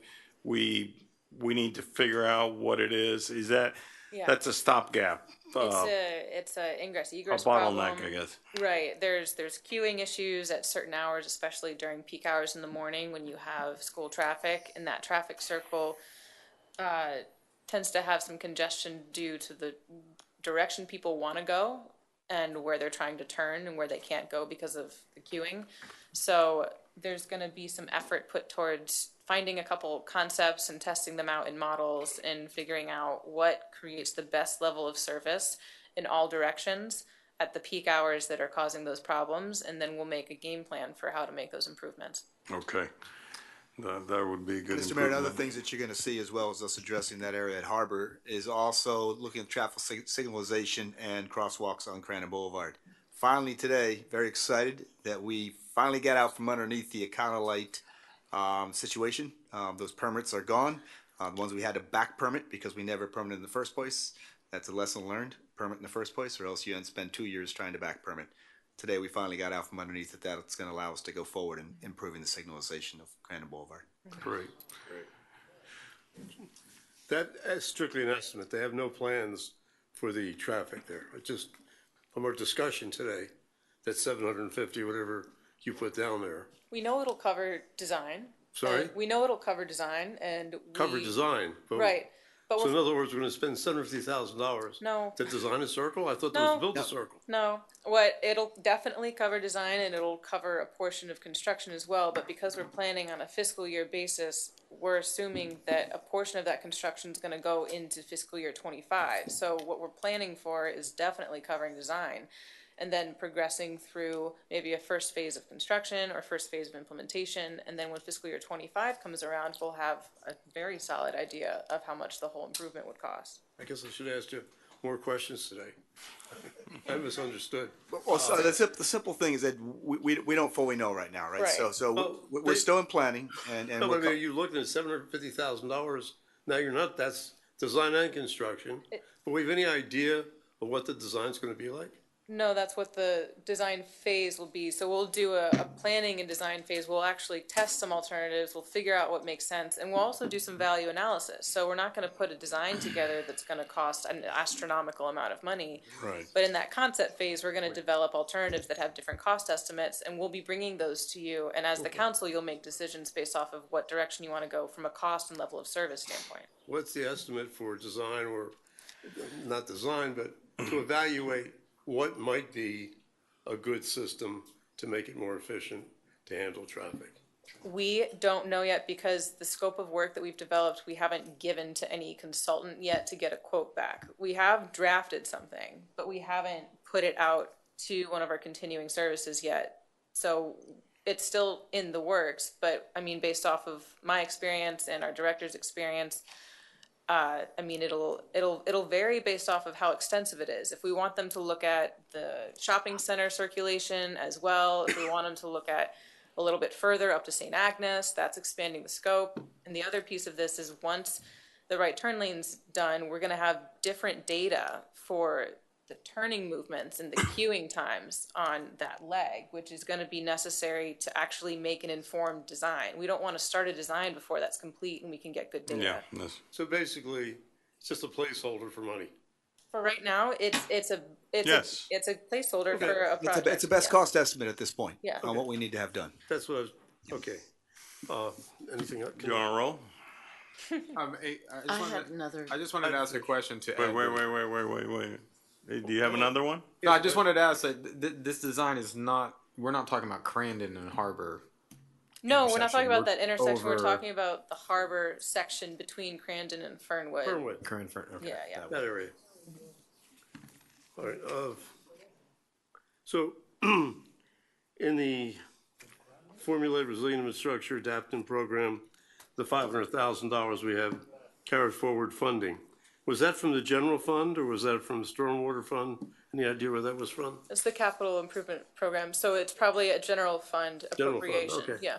So if in fact, after our last, I guess you call it a workshop or something, and we got the big number and we all went, wow, and now we're back in the drawing boards again to try and figure out what we're going to do. Why are we going to go spend money with Black and Veatch and these people till we decide what we want to do as far as what level of storm sewer we need to make people happy at what level of price, I should say, to make people happy? I think So- there's So we need that money this year. In other words, why do we need another 130,000 out of the general fund to do that? there's pieces of the IIP. I'm sorry? There's pieces of Black and Veatch's scope of work that may need to be expanded on. For example, there may be an opportunity or a need to perform a full stormwater rate fee study that programs out over time how much we would need to increase our stormwater fee to pay for the resilience program. That's why there's additional funding on top of that. I was sold to Black and Veatch. We're doing this because of the big dig, the one dig once, and they were the big coordinators. That's what, and I wasn't sold on it, but I think most everybody else was sold on why we needed Black and Veatch. You weren't, I guess. That's was still the mistaken. That's true. That's still the Yeah, case. that's happening. Yeah, absolutely, and they're still coordinating. Yeah, all but the point design being work is, that's since we doing don't know all what the- we're doing, all the yet upcoming- why are we going to go ahead and spending money there at this point? So Maybe we'll you're spend it next concerned year. about the timing between the decision that needs to be made on zone one versus. The simple thing is we're under contract with them, as we Yeah. approve the contract, I think whether it's back in Oh, July I know or you approved it. August. I voted against it, but I know you approved it. And so the money has to be there. Well, you have money there. You have $500,000 carry forward. You have clean water revolving fund. You got grants. You got a total of $1,000,600. And but the general fund additional 130. And I'm only saying, do you really need that this year? That's all. Or just having it there to come out to the total. I don't know. No, we That's do what need I'm it. talking about. We do need it. What? Based off the information that we have currently, and that's the best information we have, we do need it. Okay. Then Green capital improvements. the K1 design zone there, the 5 million, there we have 100,000, and that was in the general fund before, I assume, to carry forward? Yes? Yes.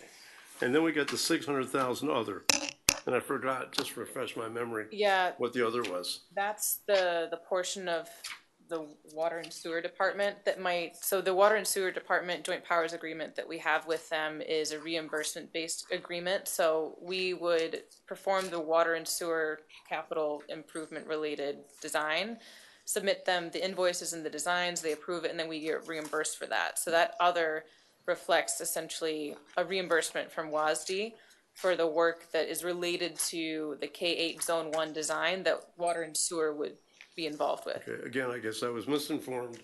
I thought water and sewer department, this agreement we're making with them is when we went along with our big dig and we found pipes that had to be replaced, we would replace them. There's a What are we design, designing? there's a design coordination involved too. So we have, I think it's the water side of the as-built that they gave us that are undersized or made with the wrong kind of pipe, that kind of thing. And they've highlighted the portions that they have in their capital program for the next 5 years that they were planning on replacing at some point. So with that kind of information, That still has to get. So in other words, that still needs to get we're gonna do the work designed. for them That's going to Yeah. be and incorporated get to the reimbursed eight. for it. Exactly. So it's Yeah. no cost. Right. Yeah, it's a wash. I mean, we got to pay for it up front because it's a reimbursable agreement. okay, but that's just a cash flow, it's not a cost. Correct. correct. Correct. Yeah. Okay, good. Harper Circle. St. Agnes Field. We have a new lease on St. Agnes Field for the lighting. Yeah, he moved over. We were supposed to, basically, in our discussion, was that if we were gonna do the lighting and they came We've to us with extended a the lease. 5-year lease and the lights last for 10 years, that they We've would agree extended if the they lease. kept us out after 5. Do we have that in writing now? Yes, we've extended the lease. No, I know we extended the lease. My point is that their lease is only good for 5 years. They can't commit for more than 5. Todd, you wanna- Okay, that's the archdiocese. No. And so as a result, they can kick us out at the end of 5 years. Todd. Even if a 10-year lease is a kick-out clause, correct? There's always been a, Yeah, so basically, there's a, Let him answer. my point is that the 273, we discussed this before, that we wouldn't spend this money unless they agreed that if they got rid of us, that pro rata, they would reimburse us. And my question is, have they agreed to that? no. They No? never have. We've done since we've been using that field, we've done those improvements with a similar agreement that's been amended 4 times. It currently has a time frame of 10 years. With, yes, a 5-year Basically- kick-out. they would have to notify us 6 months in advance of termination of the agreement. But 6 months at any time or 6 months for the 5 years 6 months before October 1st of any given year? of any given year. So we're gonna spend $273,000 and next year they say we have to leave and we get nothing back? That's not what we agreed to when we voted on this thing. Yeah. We agreed to get the 10-year extension, and that's what we did. No, but that's not a 10-year extension. If they can They kick us give you a out in 6 6-month months. kick-out. And if they do that, then there should be some payback. Well, that's what we told, that's what we just, Yeah. we approved If that. they kick us out early. I mean, this Chad, is, did you write that thing up? My recollection is that there was a reimbursement provision that was required that you Yeah. inserted in an amendment in the resolution Did they do it or not? to pull up the agreement. But that's my recollection. It was inserted. So I'm trying to understand. my recollection is it was inserted based upon your amendment. So that they was did agree to approved. it. I have to pull up the agreement, but I don't know why it wouldn't have been carried forward. But would the agreement be voided if we have an ordinance saying that it's based on that and it wasn't in the agreement, or no? Well, the direction to the administration was to execute an agreement with there, so they wouldn't clause, have the yeah. authority to have signed it. So it would be So- voided. They would have But to do an agreement. my recollection is it was carried forward.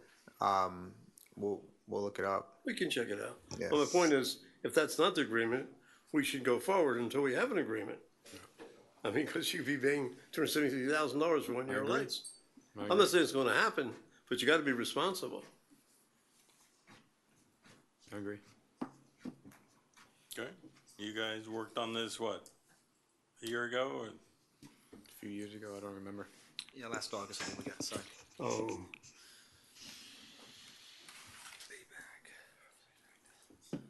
Oh, the other thing, last thing, when I guess Jeremy, it wasn't in his budget, but he has $375,000 in Colleen's budget for doing some interior remodeling to the to make it nicer for Right. things, and to me that sounds crazy. Well, it's not in Carlene's budget. It's under the building fund, which is Sorry? his budget. It's under coming out of the building which fund. is his budget. Yeah, Yeah. well, I think when we talked about the capital fund, you said you don't have any capital things in there you're going to. She had it in her fund. Yeah, it is a capital Yeah, program, but it's under her budget. but Oh, we're still on public works, so it's not her I'm money. not sure why with the capital plan yet. It's coming from But he the just went through the building whole fund. capital to Whatever. the capital. Anyway, my point is, so you're gonna say, well, it really doesn't cost us anything because we No, can't don't say have all that. this excess money in the building fund. And then we had before say, hey, we better really raise the building permit fees because we don't have enough money in the building fund. It's going down. No, we really can't do that, because if you have a 3-year average that's higher, then you have to reduce your fees. So So why not? What's wrong with reducing your fees? there's nothing wrong with that, but Fully, you, Well, here we're fully spending intend to reduce 375. but you It have doesn't cost. you have a building fund and the money's there. So spend it. No, but Can I address a This couple is things? the vault that you were talking about, like Yeah, making. so I've scoped it. I don't have a construction estimate at all. The scope of work has the chance to include things that might not end up in the project, as of right now, which is why we're holding a high number for it.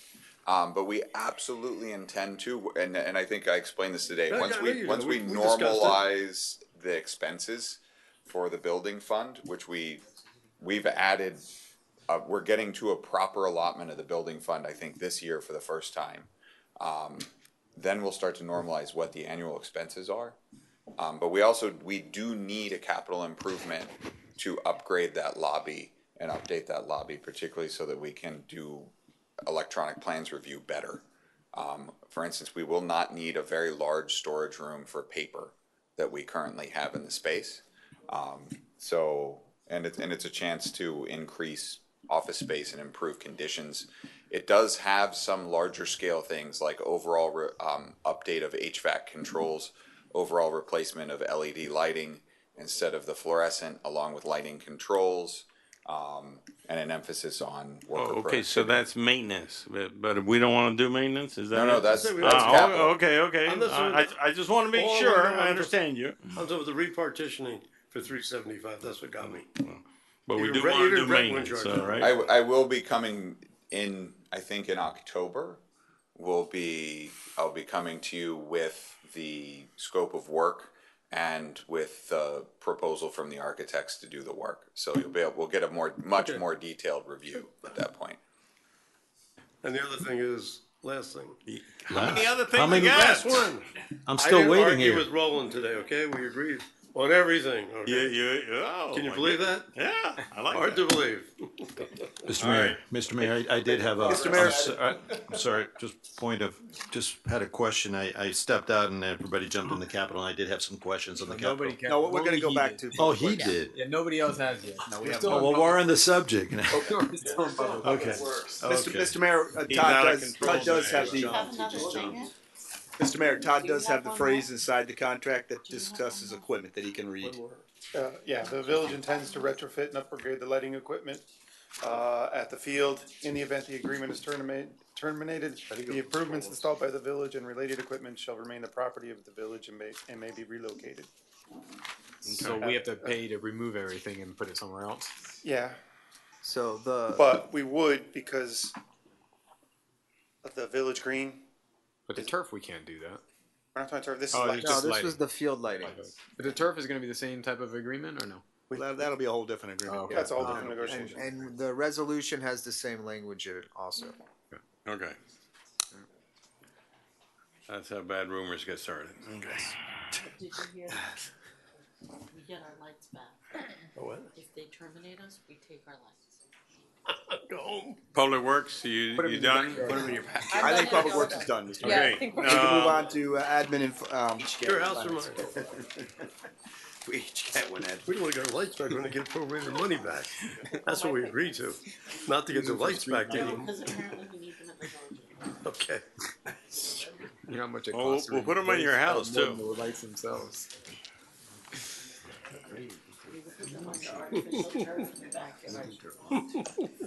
Good evening, council members. Jocelyn Musavu, Chief of Okay. Staff. Let's go. Focus, everybody. So Jocelyn Musavu, Chief of Staff. I'm here to talk to you a little bit about the Finance and Administrative Department. As most of you know, the Administrative and Finance Department is comprised of Human Resources, Information Technology, the Manager's Office, and of course, the Finance Department.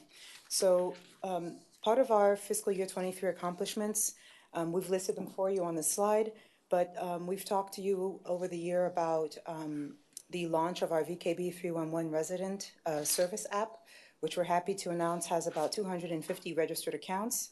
That does not mean that we have 250 users of the accounts, but we have 250 individuals who have agreed to register for the account. But the app can be used in an anonymous fashion, so that obviously increases the numbers. And so we are working hard to identify who those users are and trying to bring people forward in registration, because obviously having access to this information is really, really helpful for them and for us for tracking purposes. Other accomplishments that we're happy to talk about is the furthering of the transparency of our website and our public records requests. We've been working over the year with the refurbishment of the website. We understand that this is also an area that is very important in communicating to our constituents and our community. It's also an area of focus as well, so we're not yet finished with this process, but we do want to acknowledge that we've come a long ways, and we're really working hard with making sure that our public records request process is clear and concise, and so that is another area for improvement. We talked to you over the year as well about some of the grants and appropriations. We've had the visits from our Senator Calatayud and State Representative Vicky Lopez. And so all of these accomplishments are things that we keep in this category. Just to kind of go over the improvement in collection for solid waste, stormwater fees, we're actively working on those, and these are things that have improved in the fiscal year. We've also been working hard in refining our communications plan, and part of that communication is also dealing with our transparency and allowing for folks to understand who we're in contract with through our MACL, which is our Master Agreement Contract List. So going into fiscal year 24, I touched upon a couple of points. We're continuously improving our resident service experience through our portals, through the way we communicate. We also want to continue to make sure that our budget and capital improvement programs are streamlined and clear for folks to understand. We've worked really, really hard on our procurement process and procedures and standardizing our bidding processes, our documents, even our presentations of memos and information to you guys, so that folks know where to look for the information when we bid the information out and when we bring it back to you for approval of contracts. So we are continuing to focus on that in next year. Strategic communications, obviously, and community engagement are always our focus. And we cannot do anything without technology and our systems. So a continuous upgrade to those systems and making sure that we have a solid platform, that we are safe from cybersecurity hacks and all of the information technology that supports the operation of our municipality. And then finally, as most of you know, we are continuously working with our legislative partners and our lobbyists, and so that agenda and all of those items are continuously being improved, revised, and we maintain those relationships. So that's a summary, a quick summary of some of the work that we do. I'd like to entertain any questions or clarify some points within our budget. Yeah, I have one question. I didn't know what workflow analysis is. This was the only department I wasn't not able to get to. Workflow analysis? So workflow analysis is similar to what we did the fire station or fire department this year. Go through, do analysis of its manpower, how they work, look for efficiencies, and then obviously implement it if we can. Okay. We were looking at doing it at the Parks Department for all the reasons that, some of the things we talked about before. We haven't made that final decision yet, but I think that's what we're going to do this year. So is your idea to find like where the bottlenecks might be in each of these departments and how we can make that more efficient in order to produce more? Well, it's a manpower assessment and a workflow analysis is what Okay. it is. And do we have the right people in the right place, and are they doing the things that need to be done to meet our goals and objectives? Okay. Quick question. Sorry. Quick question, Mr. Mayor. On the enhanced strategic communications, can you elaborate a little bit on what would that be? I'm particularly interested in how to handle all this misinformation and that's going out there, and folks who, just using certain components of information to create other things. And I just really want to get the truth out there. And it just appears that. In fact, we've been meeting with a number of consultants over the last, or some folks. Not just actually today was actually someone who is volunteering his time, but we talked about things like an umbrella communication strategy that takes our goals, our objectives, and begins to create a common thread from what are we trying to achieve, keeping people up to date along the way, all the way through progress. Right? I think that's we do very good at the tactical communication. We get the word out.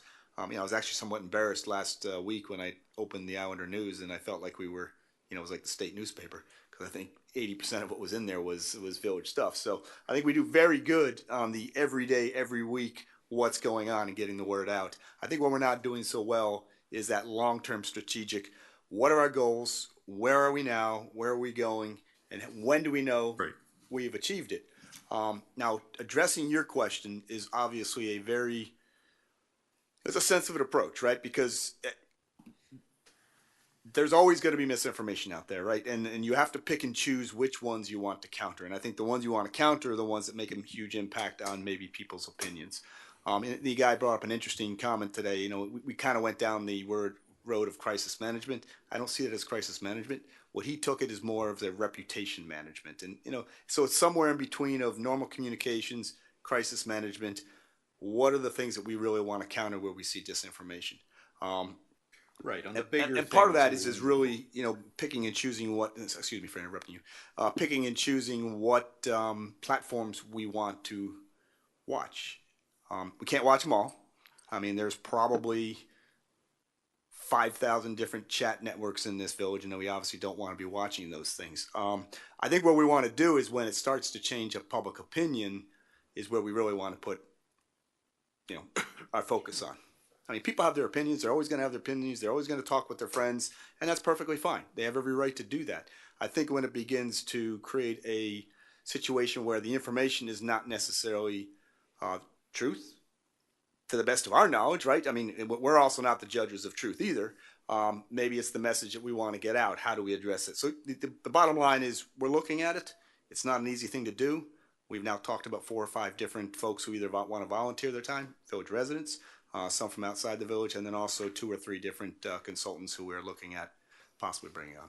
Great. It'd be great to see a more concrete plan on that. I like your ideas. I like your expressing it. We're still in the general mode, but I think it would be great to begin, make it in more concrete. And I think another thing that it was an interesting concept we talked about today is, our brand, we have a good brand. Key Biscayne has a good brand, but in some ways it is kind of stuck around, 1998, 2008. And I think what we haven't recognized, and Chad actually showed me a very interesting chart. I mean, it's in your book as well. Is just the change in the amount of people and the demographics of people that we've seen just in this last decade. And maybe just looking at the brand and better understanding our demographics will help us communicate better, and people can understand who we are, and what we're trying to achieve. Right.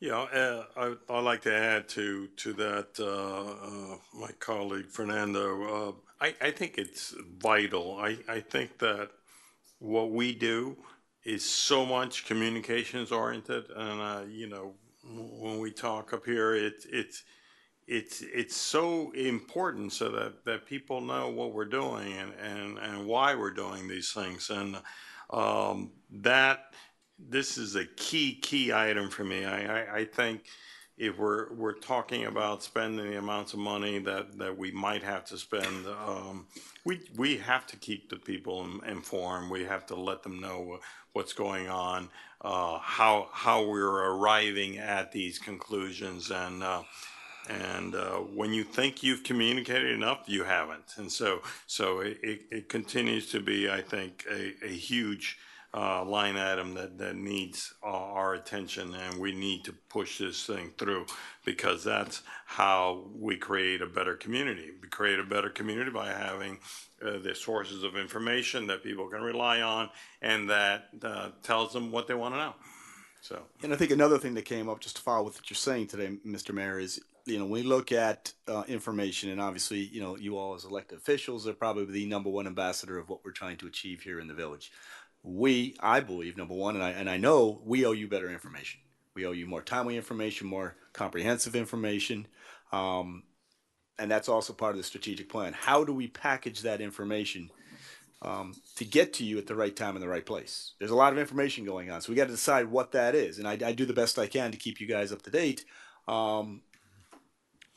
But maybe we're not hitting the right thing, so maybe that's something we're going to have to talk about as a group to really understand how does that best work. And I think that follows that umbrella strategy of what do we want to achieve, where are we now, and where were we going, and how do we keep you all up to date so that you can keep the residents informed. Right. Great. All right, let's keep going. CIP, thank you.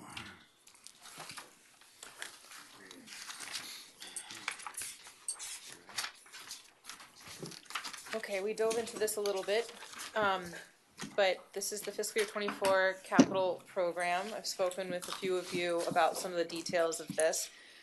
This is hard to read as well, so I apologize. I hope you have a more legible version in front of you.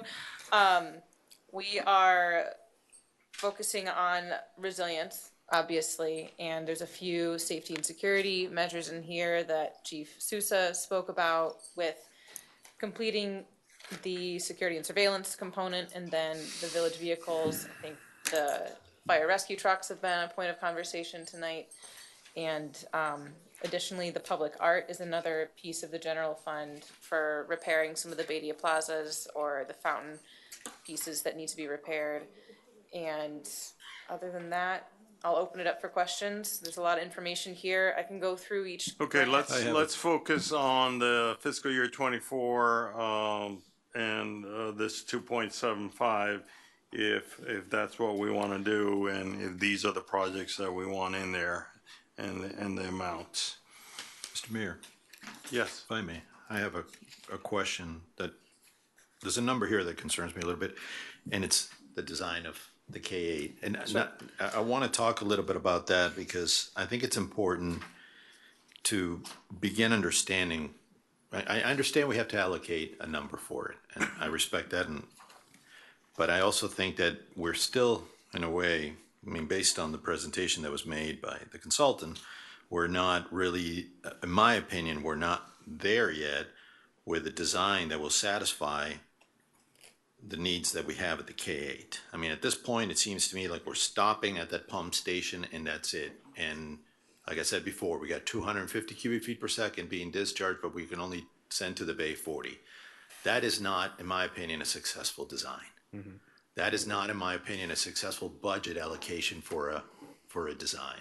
So I think we really need to nail that down, hopefully, maybe, by the next budget hearing, or understand better how we're going to handle that. Because at this point, that, in my opinion, it remains an incomplete design. I hate to say that, but it If really if I could is. answer you on that, I mean, first of all, we have to put a number down. That's just the way budgeting works. We course. got to get something in the budget to start Yeah. with. Secondly, this design does not stop at the pump station. That would only be a scenario 2. We also have an opportunity for scenario 3 and a scenario 5 as well. Is that here? No, that's Okay. now we're going back to August 16th, but I don't think we really want to get into that. What we got to do is we got to get a number in the budget to get going. So that plan does not stop at the pump station.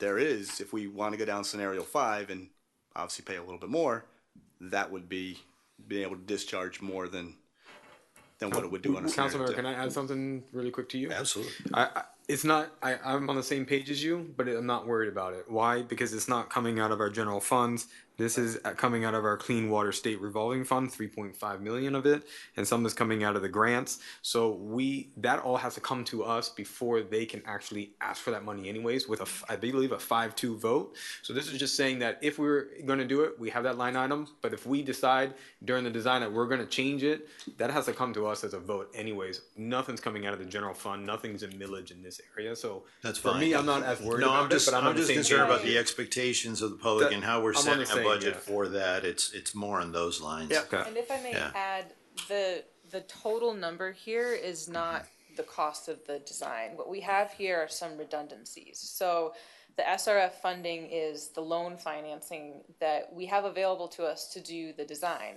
Right. The grant for $885,000, that's grant money. That's great. WASD money is similar to that, where that's reimbursable based off of what we spend. But let's say the design comes in well under the 5 million total. That also works because that means that we're going to use the grant money. We're going to use whatever WASD money that's available, and then we're going to use the loan money for the financing because that's really where it hits our pocketbooks. So we're not committed to borrowing 3.5 million. Well, I understand we have to earmark some funds, and I get that. I just want to make sure that we all understand that this is not a full figure yet, and that there's still much work to be done on that. Absolutely. Yeah. And one more thing I saw is that I thought we were going to start construction next year, but I see the 25 million or so going into the next year. Mm-hmm. And do we anticipate to start building in 2025? I thought we were going to start building in 2024. Well, we have to. You got to design it. The design is essentially going to be done by the end of calendar year '24, with the intention of pretty much going into construction. All right, but First of 2025. Yeah. I think we need to ramp that one up. I agree. I think we need to ramp that one up. I mean, the expectations of council were that, I mean, at least from my perspective, was that we were going to accelerate this. I understand there's a lot to be done. I understand that there's a lot of things that are moving, a lot of pieces that are moving, but Yes. we really have to focus in getting this into construction by 2025. And we are. I Okay. think we've got a couple steps to get there. I think, coming out of August 16th, we want to get back with each and every one. Even I think we're booking those meetings right now because I think you all have additional questions. After that, we're going to have a council workshop because you need an opportunity to speak with each other. Our hope is to get this to October 10th. I'm not sure there's enough time in the calendar to get there, which unfortunately will push us to the council meeting in November. So, time tells us we have to put money in the budget now because we got to make a budget. Right. And then time is kind of against us now because we've got to get this thing moving. And the longer it takes us to give AECOM a work order to move, the longer it's going to take for the design to be completed. So I think you are not ready yet to make a decision, rightfully so. You need more information as individuals, and you need to be able to converse with each other as a group in order to give us the guidance to go forward, which we can put in the work order to tell AECOM to go forward with that. Yeah. I hope to get it to October 10th. That's my goal. I'm just hoping I can get you all together, to get each one of you individually, and then also get an opportunity to do a workshop. Yeah. There's just not, it's only, I guess we're not understand close. these things take time. I'm just also wonder if there's ways that we can get it, start getting it done. Start thinking it through better in ways that we can logistically do it. That if you don't have the level of comfort to move forward on the design, there's still elements of the work order 3 that need to be done before you ever get to being able to do the hardcore 30 to 100% designing. All that stuff needs to get done. there are additional modeling scenarios that you may want to get you the information that would make you feel more comfortable pulling the trigger on the 30 to 100% design tasks. That is a large part of that third work order. That can be done up front. So we can keep, we can keep AECOM working and moving forward on things that they're gonna have to do anyway. And then at some point you'll have the level of comfort to then be able to pull the trigger on the actual tasks that are the 30 to 100% design tasks. And that may be, a couple months after they've already started on the front end pieces. So Yeah, that's I'm how just we wondering if they can- can, That's how we I can mean, keep again, the ball rolling yeah. along and keep making progress and not get bogged down and Right. stalled out. It's easy to say how to do it. I know they're trying to get it done, but I'm wondering, and this is just a thought, food for thought for everybody, if there's a way that we can probably stagger the design within the K-8, stagger the design, and so in different packages, so maybe we can get one portion completed while they're following on the other one. It's a little bit of a management thing, but at least we get the construction going. I see so many different separate elements that we're trying to put together into one complete design. By Yeah. breaking up the work order into Right. like a 3A and a 3B. And that way they're continuing to make progress on things that they're gonna have to do anyway on the front Right. end. And then as we Because move the forward. whole issue of permitting is, I'm sorry, I didn't mean to interrupt you, but I just want to, I know there's time Yeah, here, but again, permitting is going to be critical, it's going to take time. course. We can stagger design, we can get some stuff out there, we can get some stuff maybe built, maybe not, I don't know, but just at least come up with a plan that we can accelerate. And that's what we're looking at for work order 3 is, right now there's no money, right now AECOM, work order 2 is done, right? They did their presentation, there's a little bit residual money, but there's nothing there to have them continue to work. They don't do work until we give them work order 3.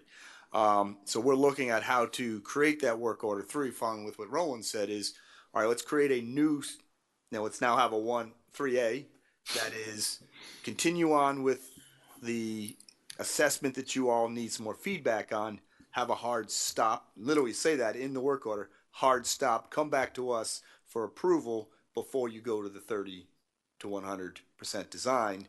And then that's where we give guidance on the 30 100% design after you receive more information, and maybe we do that in a staggered way, as you're saying. And in but the we've got to meantime- get, let's see one more thing, but we've got to make sure that we get money on this contract. Right now, there is no money on this contract. We got to get this thing moving. Okay. Work order 2 is done.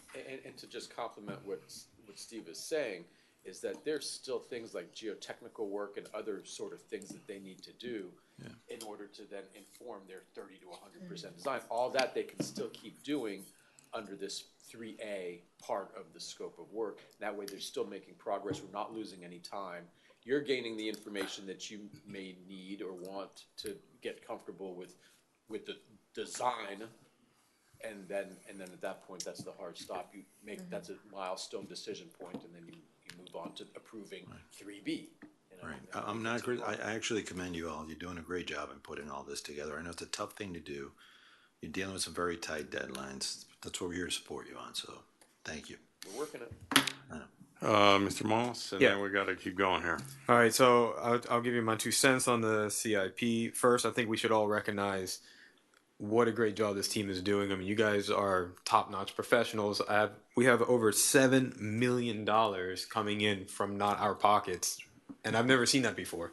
So this is incredible. And my questions to you today, Colleen, were: are these secured or are these what ifs? No, these are all secured. I think only $800,000 out of the 7-some million, almost $8 million, is the only one we're waiting for. Yeah. And if it happens, if it doesn't, that would depend on whether we do the project or not. But that's unbelievable, first of all.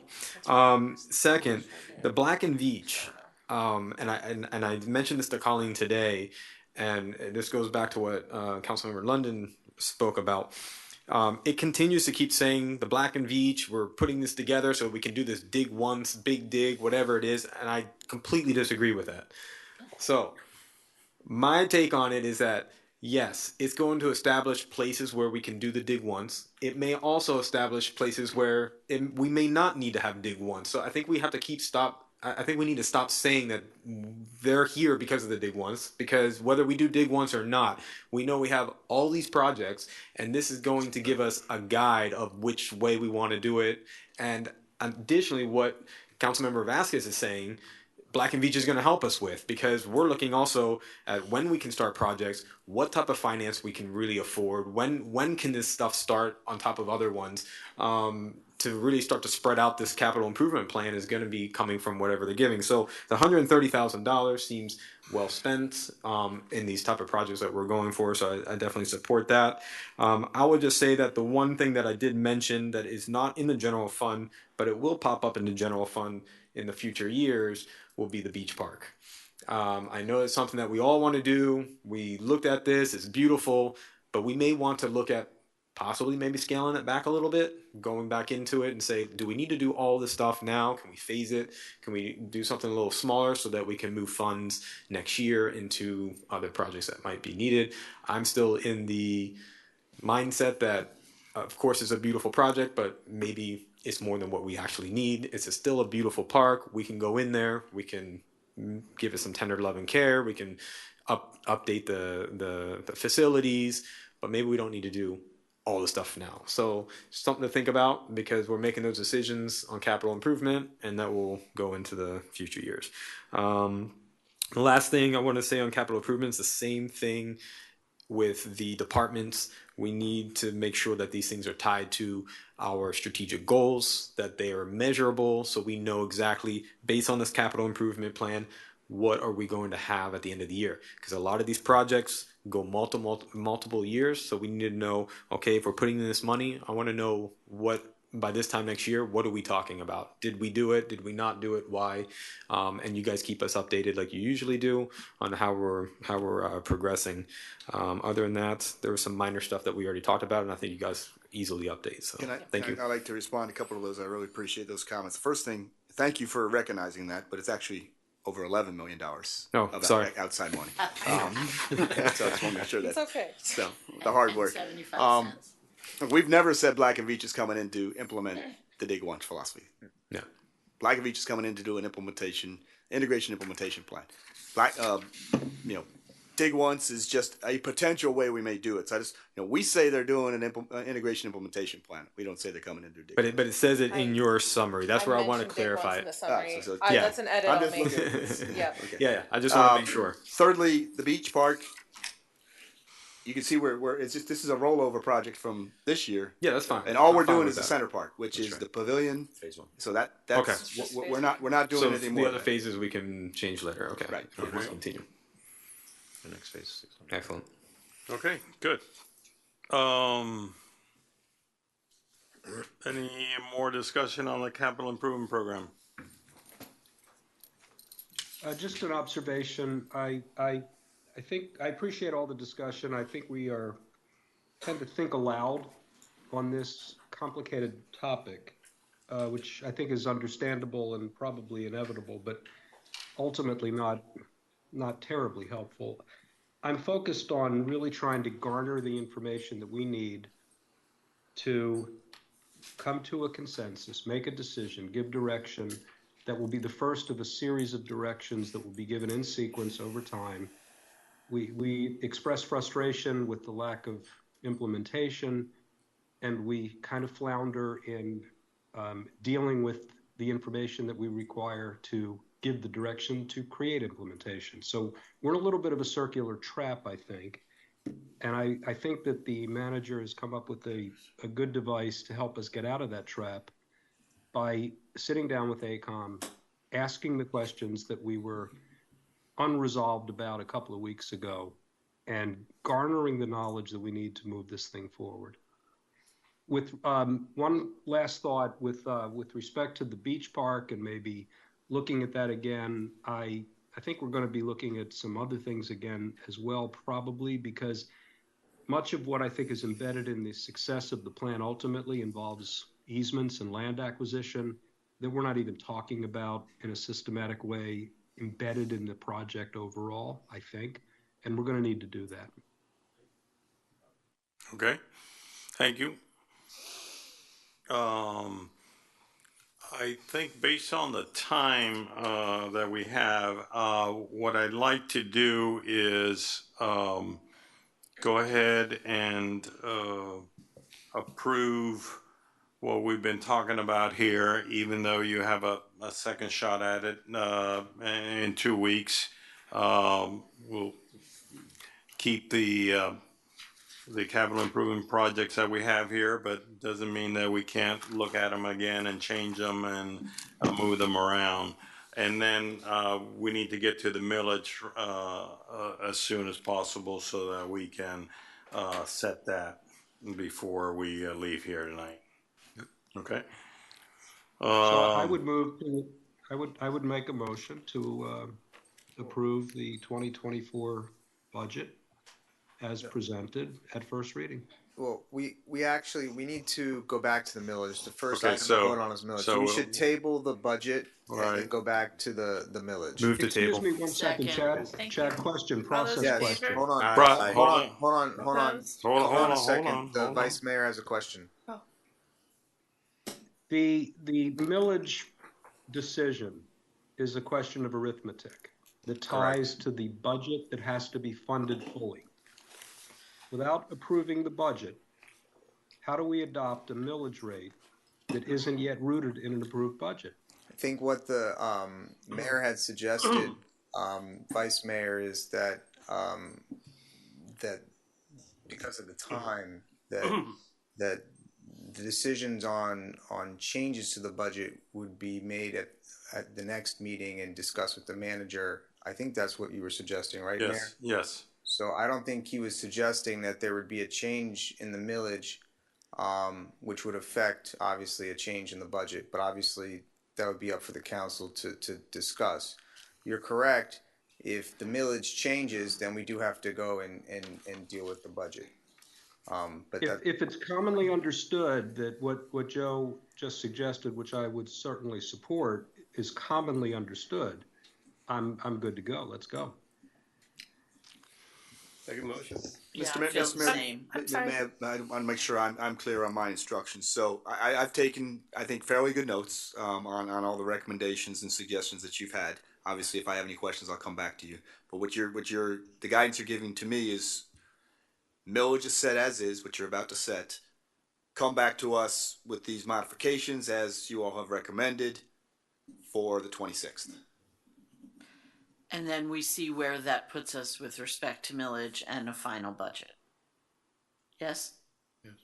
Or But do you if want we me to come adopt back as millage- is and then we tweak from there? So No, those no, are I the two think- options that I think, I want to make sure that I understand from you. Mr. Manager, because the direction will be if it were to occur, to approve the millage and budget as is, that would be how the agenda would read, but you would come with your recommendation of changes, including amendments. Yeah, and that's what I'm trying to make sure I'm clear from what the mayor is saying. Yeah. But, okay, so hypothetical, if at second reading, in response to the commentary that's been issued tonight, including direction on some of the community fundings, right? The institutions, the clubs, et cetera. Let's say the budget grows. And we've adopted millage tonight at the recommended millage rate for the budget as presented. No, once you adopt the millage tonight, you're pretty much locked in. You can't go any higher. That's it. I mean, you can only go lower. So That's right. That's right. So in answer to your question, if you're going to make changes, increase one item will require a decrease in another item. Then that's currently in the budget. Yep, that's right. The effectiveness is if we do this, the budget is not going to exceed the 41 million plus whatever it is. That's it. I am comfortable with what I have taken in as your recommendations that I think we can get there. Now, if you all change those recommendations, suggestions between now and then, we may have a problem. So I just want to, I think we can do what you want us to do, given what I've heard you say. But like the attorney said, we're locked in. You guys want a quick summary of what those are, really quick? Please, can you read back your notes? All right, you're gonna test me, aren't you? You don't want to do the whole meeting again? I'll do it quick. Bring I'll back do it the quick. tape. All right, no significant difference in police. So I'll make sure that's clear. I didn't see any changes. No significant changes in fire rescue, except for possibly looking at a rebuild versus a purchase analysis on the rescue trucks. Right. $2 million difference, that's all, no big deal. In pros, consider reducing trap, neuter, and release. It would free up some money for potentially fund zero waste culture, youth lead change. We'll have to figure out how to play those numbers. Do an evaluation of the pass through of money, if there is a pass through of money, of Concourse Elegance and Children's Business Fair. Do they go directly to charities? If so, that might be a way we can reduce funds.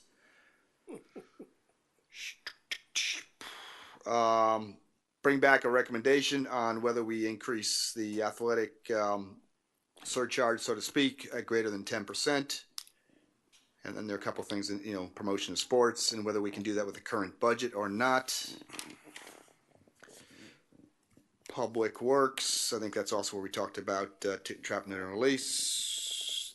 That's what I'm tracking right there. Anything I miss? Okay. I think you didn't miss anything. I think that's it. I think it's amazing, first of all, how close that was. That's not a lot of changes, and none of them seem like they're going to have a positive impact, like a up on millage, just possibly Right. down. I think we can achieve Possibly this, down, yes. right. Ed might bring us way ready to down. Let's go. Make a motion, Joe? Okay, where are we? We're Taking the There was a vote to motion and a table second. There was a motion and a budget second ordinance. to We're table tabling the budget ordinance. tabling, okay. All those in favor say aye. Aye. And what's the motion for? To Tabling the budget ordinance. for a second, and then now get us Opposed, into proper motion posture. carries. And then someone needs to untable the millage. I'll make a Move motion to adopt the millage rate as proposed in this budget packet. Second. Just I'll make a Right. motion to Untable take it the- off the You're table. way the ahead, Frank. millage. Wait. Someone, Brett? Or Oscar? Thank you. Thank you. Okay. All those in favor? Aye. Opposed, Aye. motion carries. Okay, so where we are right now, so everybody is focused, is we're on the proposed millage that we need to set right now. So let's have discussion on the millage. And Mr. Mayor, pursuant to state law, we have to just read that into the record, the percentage increase. If Go we could ahead. Just do that.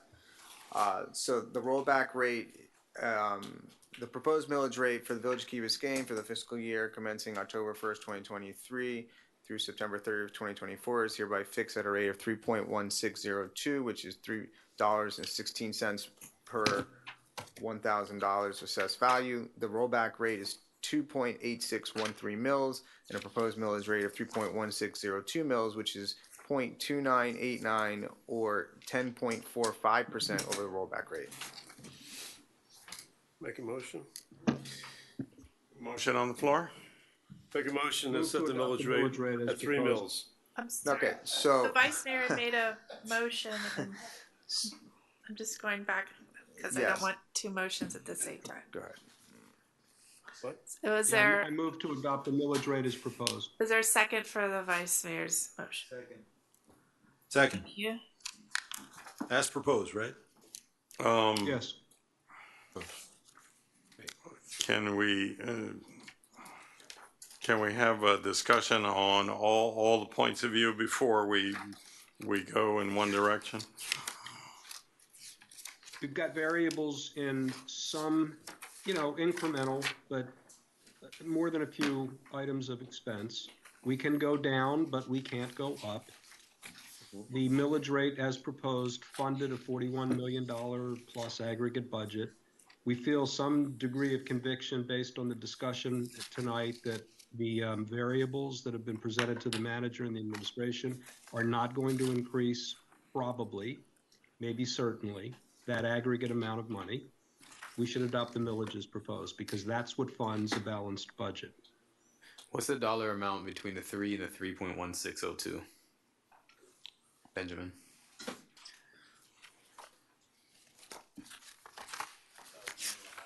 $1.5 million. That's your ambulance. 1.5 million? Mm-hmm. Okay.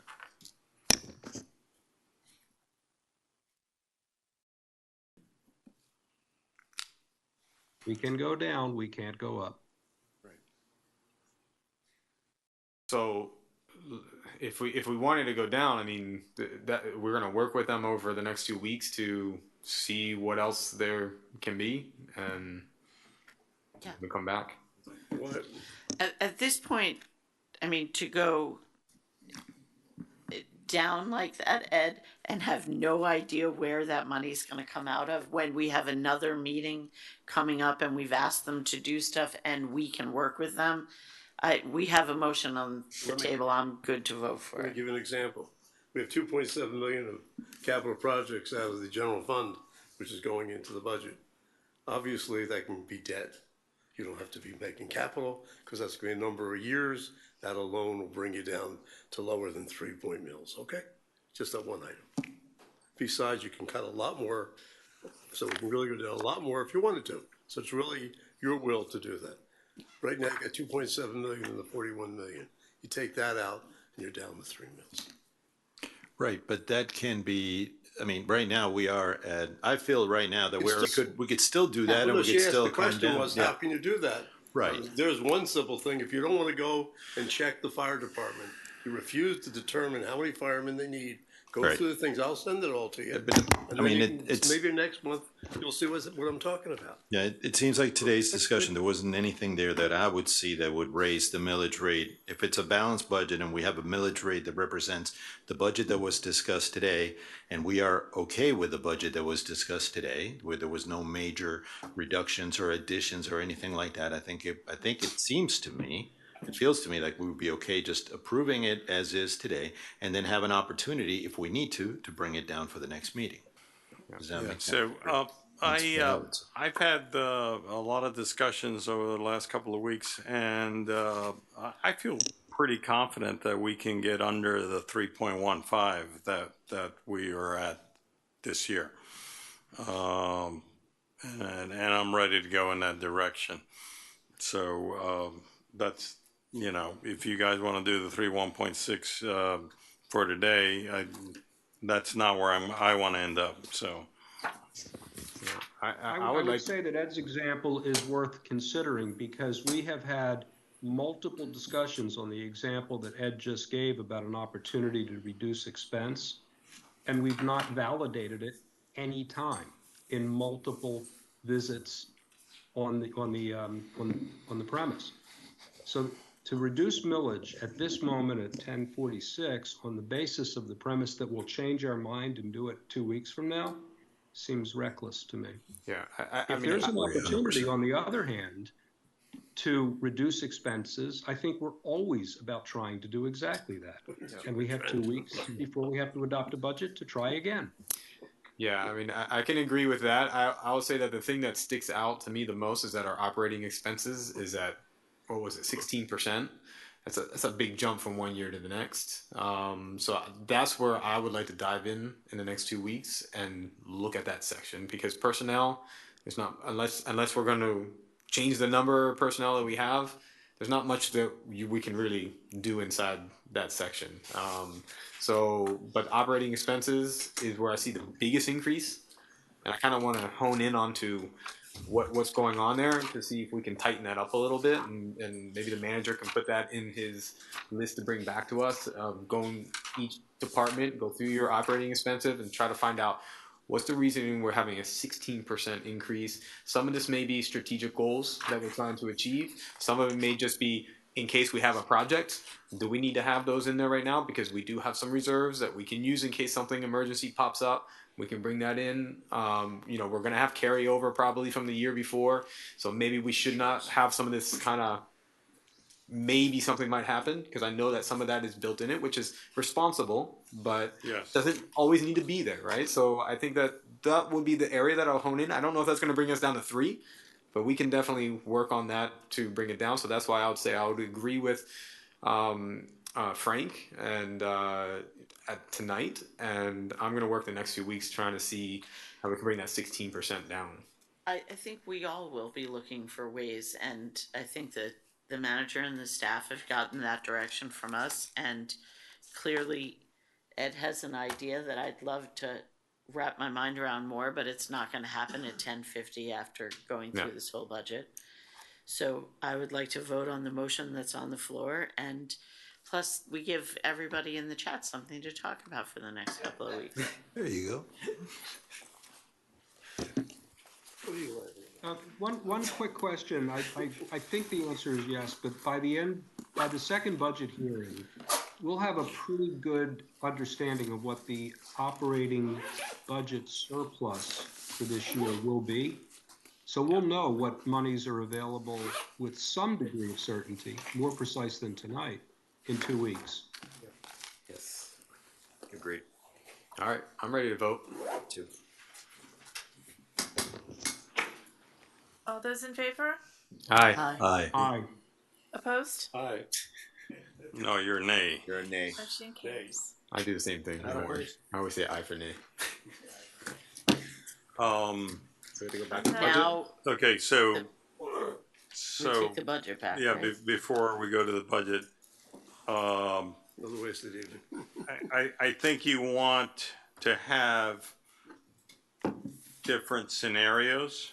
So, let's be able to look at, say, 3.0, 3.1, and the 3.16 that we're at right now, okay? What would it entail, I guess, right? Right. May I have a motion to untable the budget ordinance? Second. Move. Okay, Oh, it's been you said there moved was a and motion? seconded. What we just did. We untabled the budget so that we can pass it, and we'll be done. For the All- budget ordinance. On the budget ordinance before us. Councilmember McCormick. Yes. Councilmember Moss. Yes. Councilmember Sardinius. Yes. Councilmember Vasquez. Yes. Mayor Roscoe. Yes. Vice Mayor Kaplan. Yes. Councilmember London. No. The ordinance is approved on first reading. The second reading is on.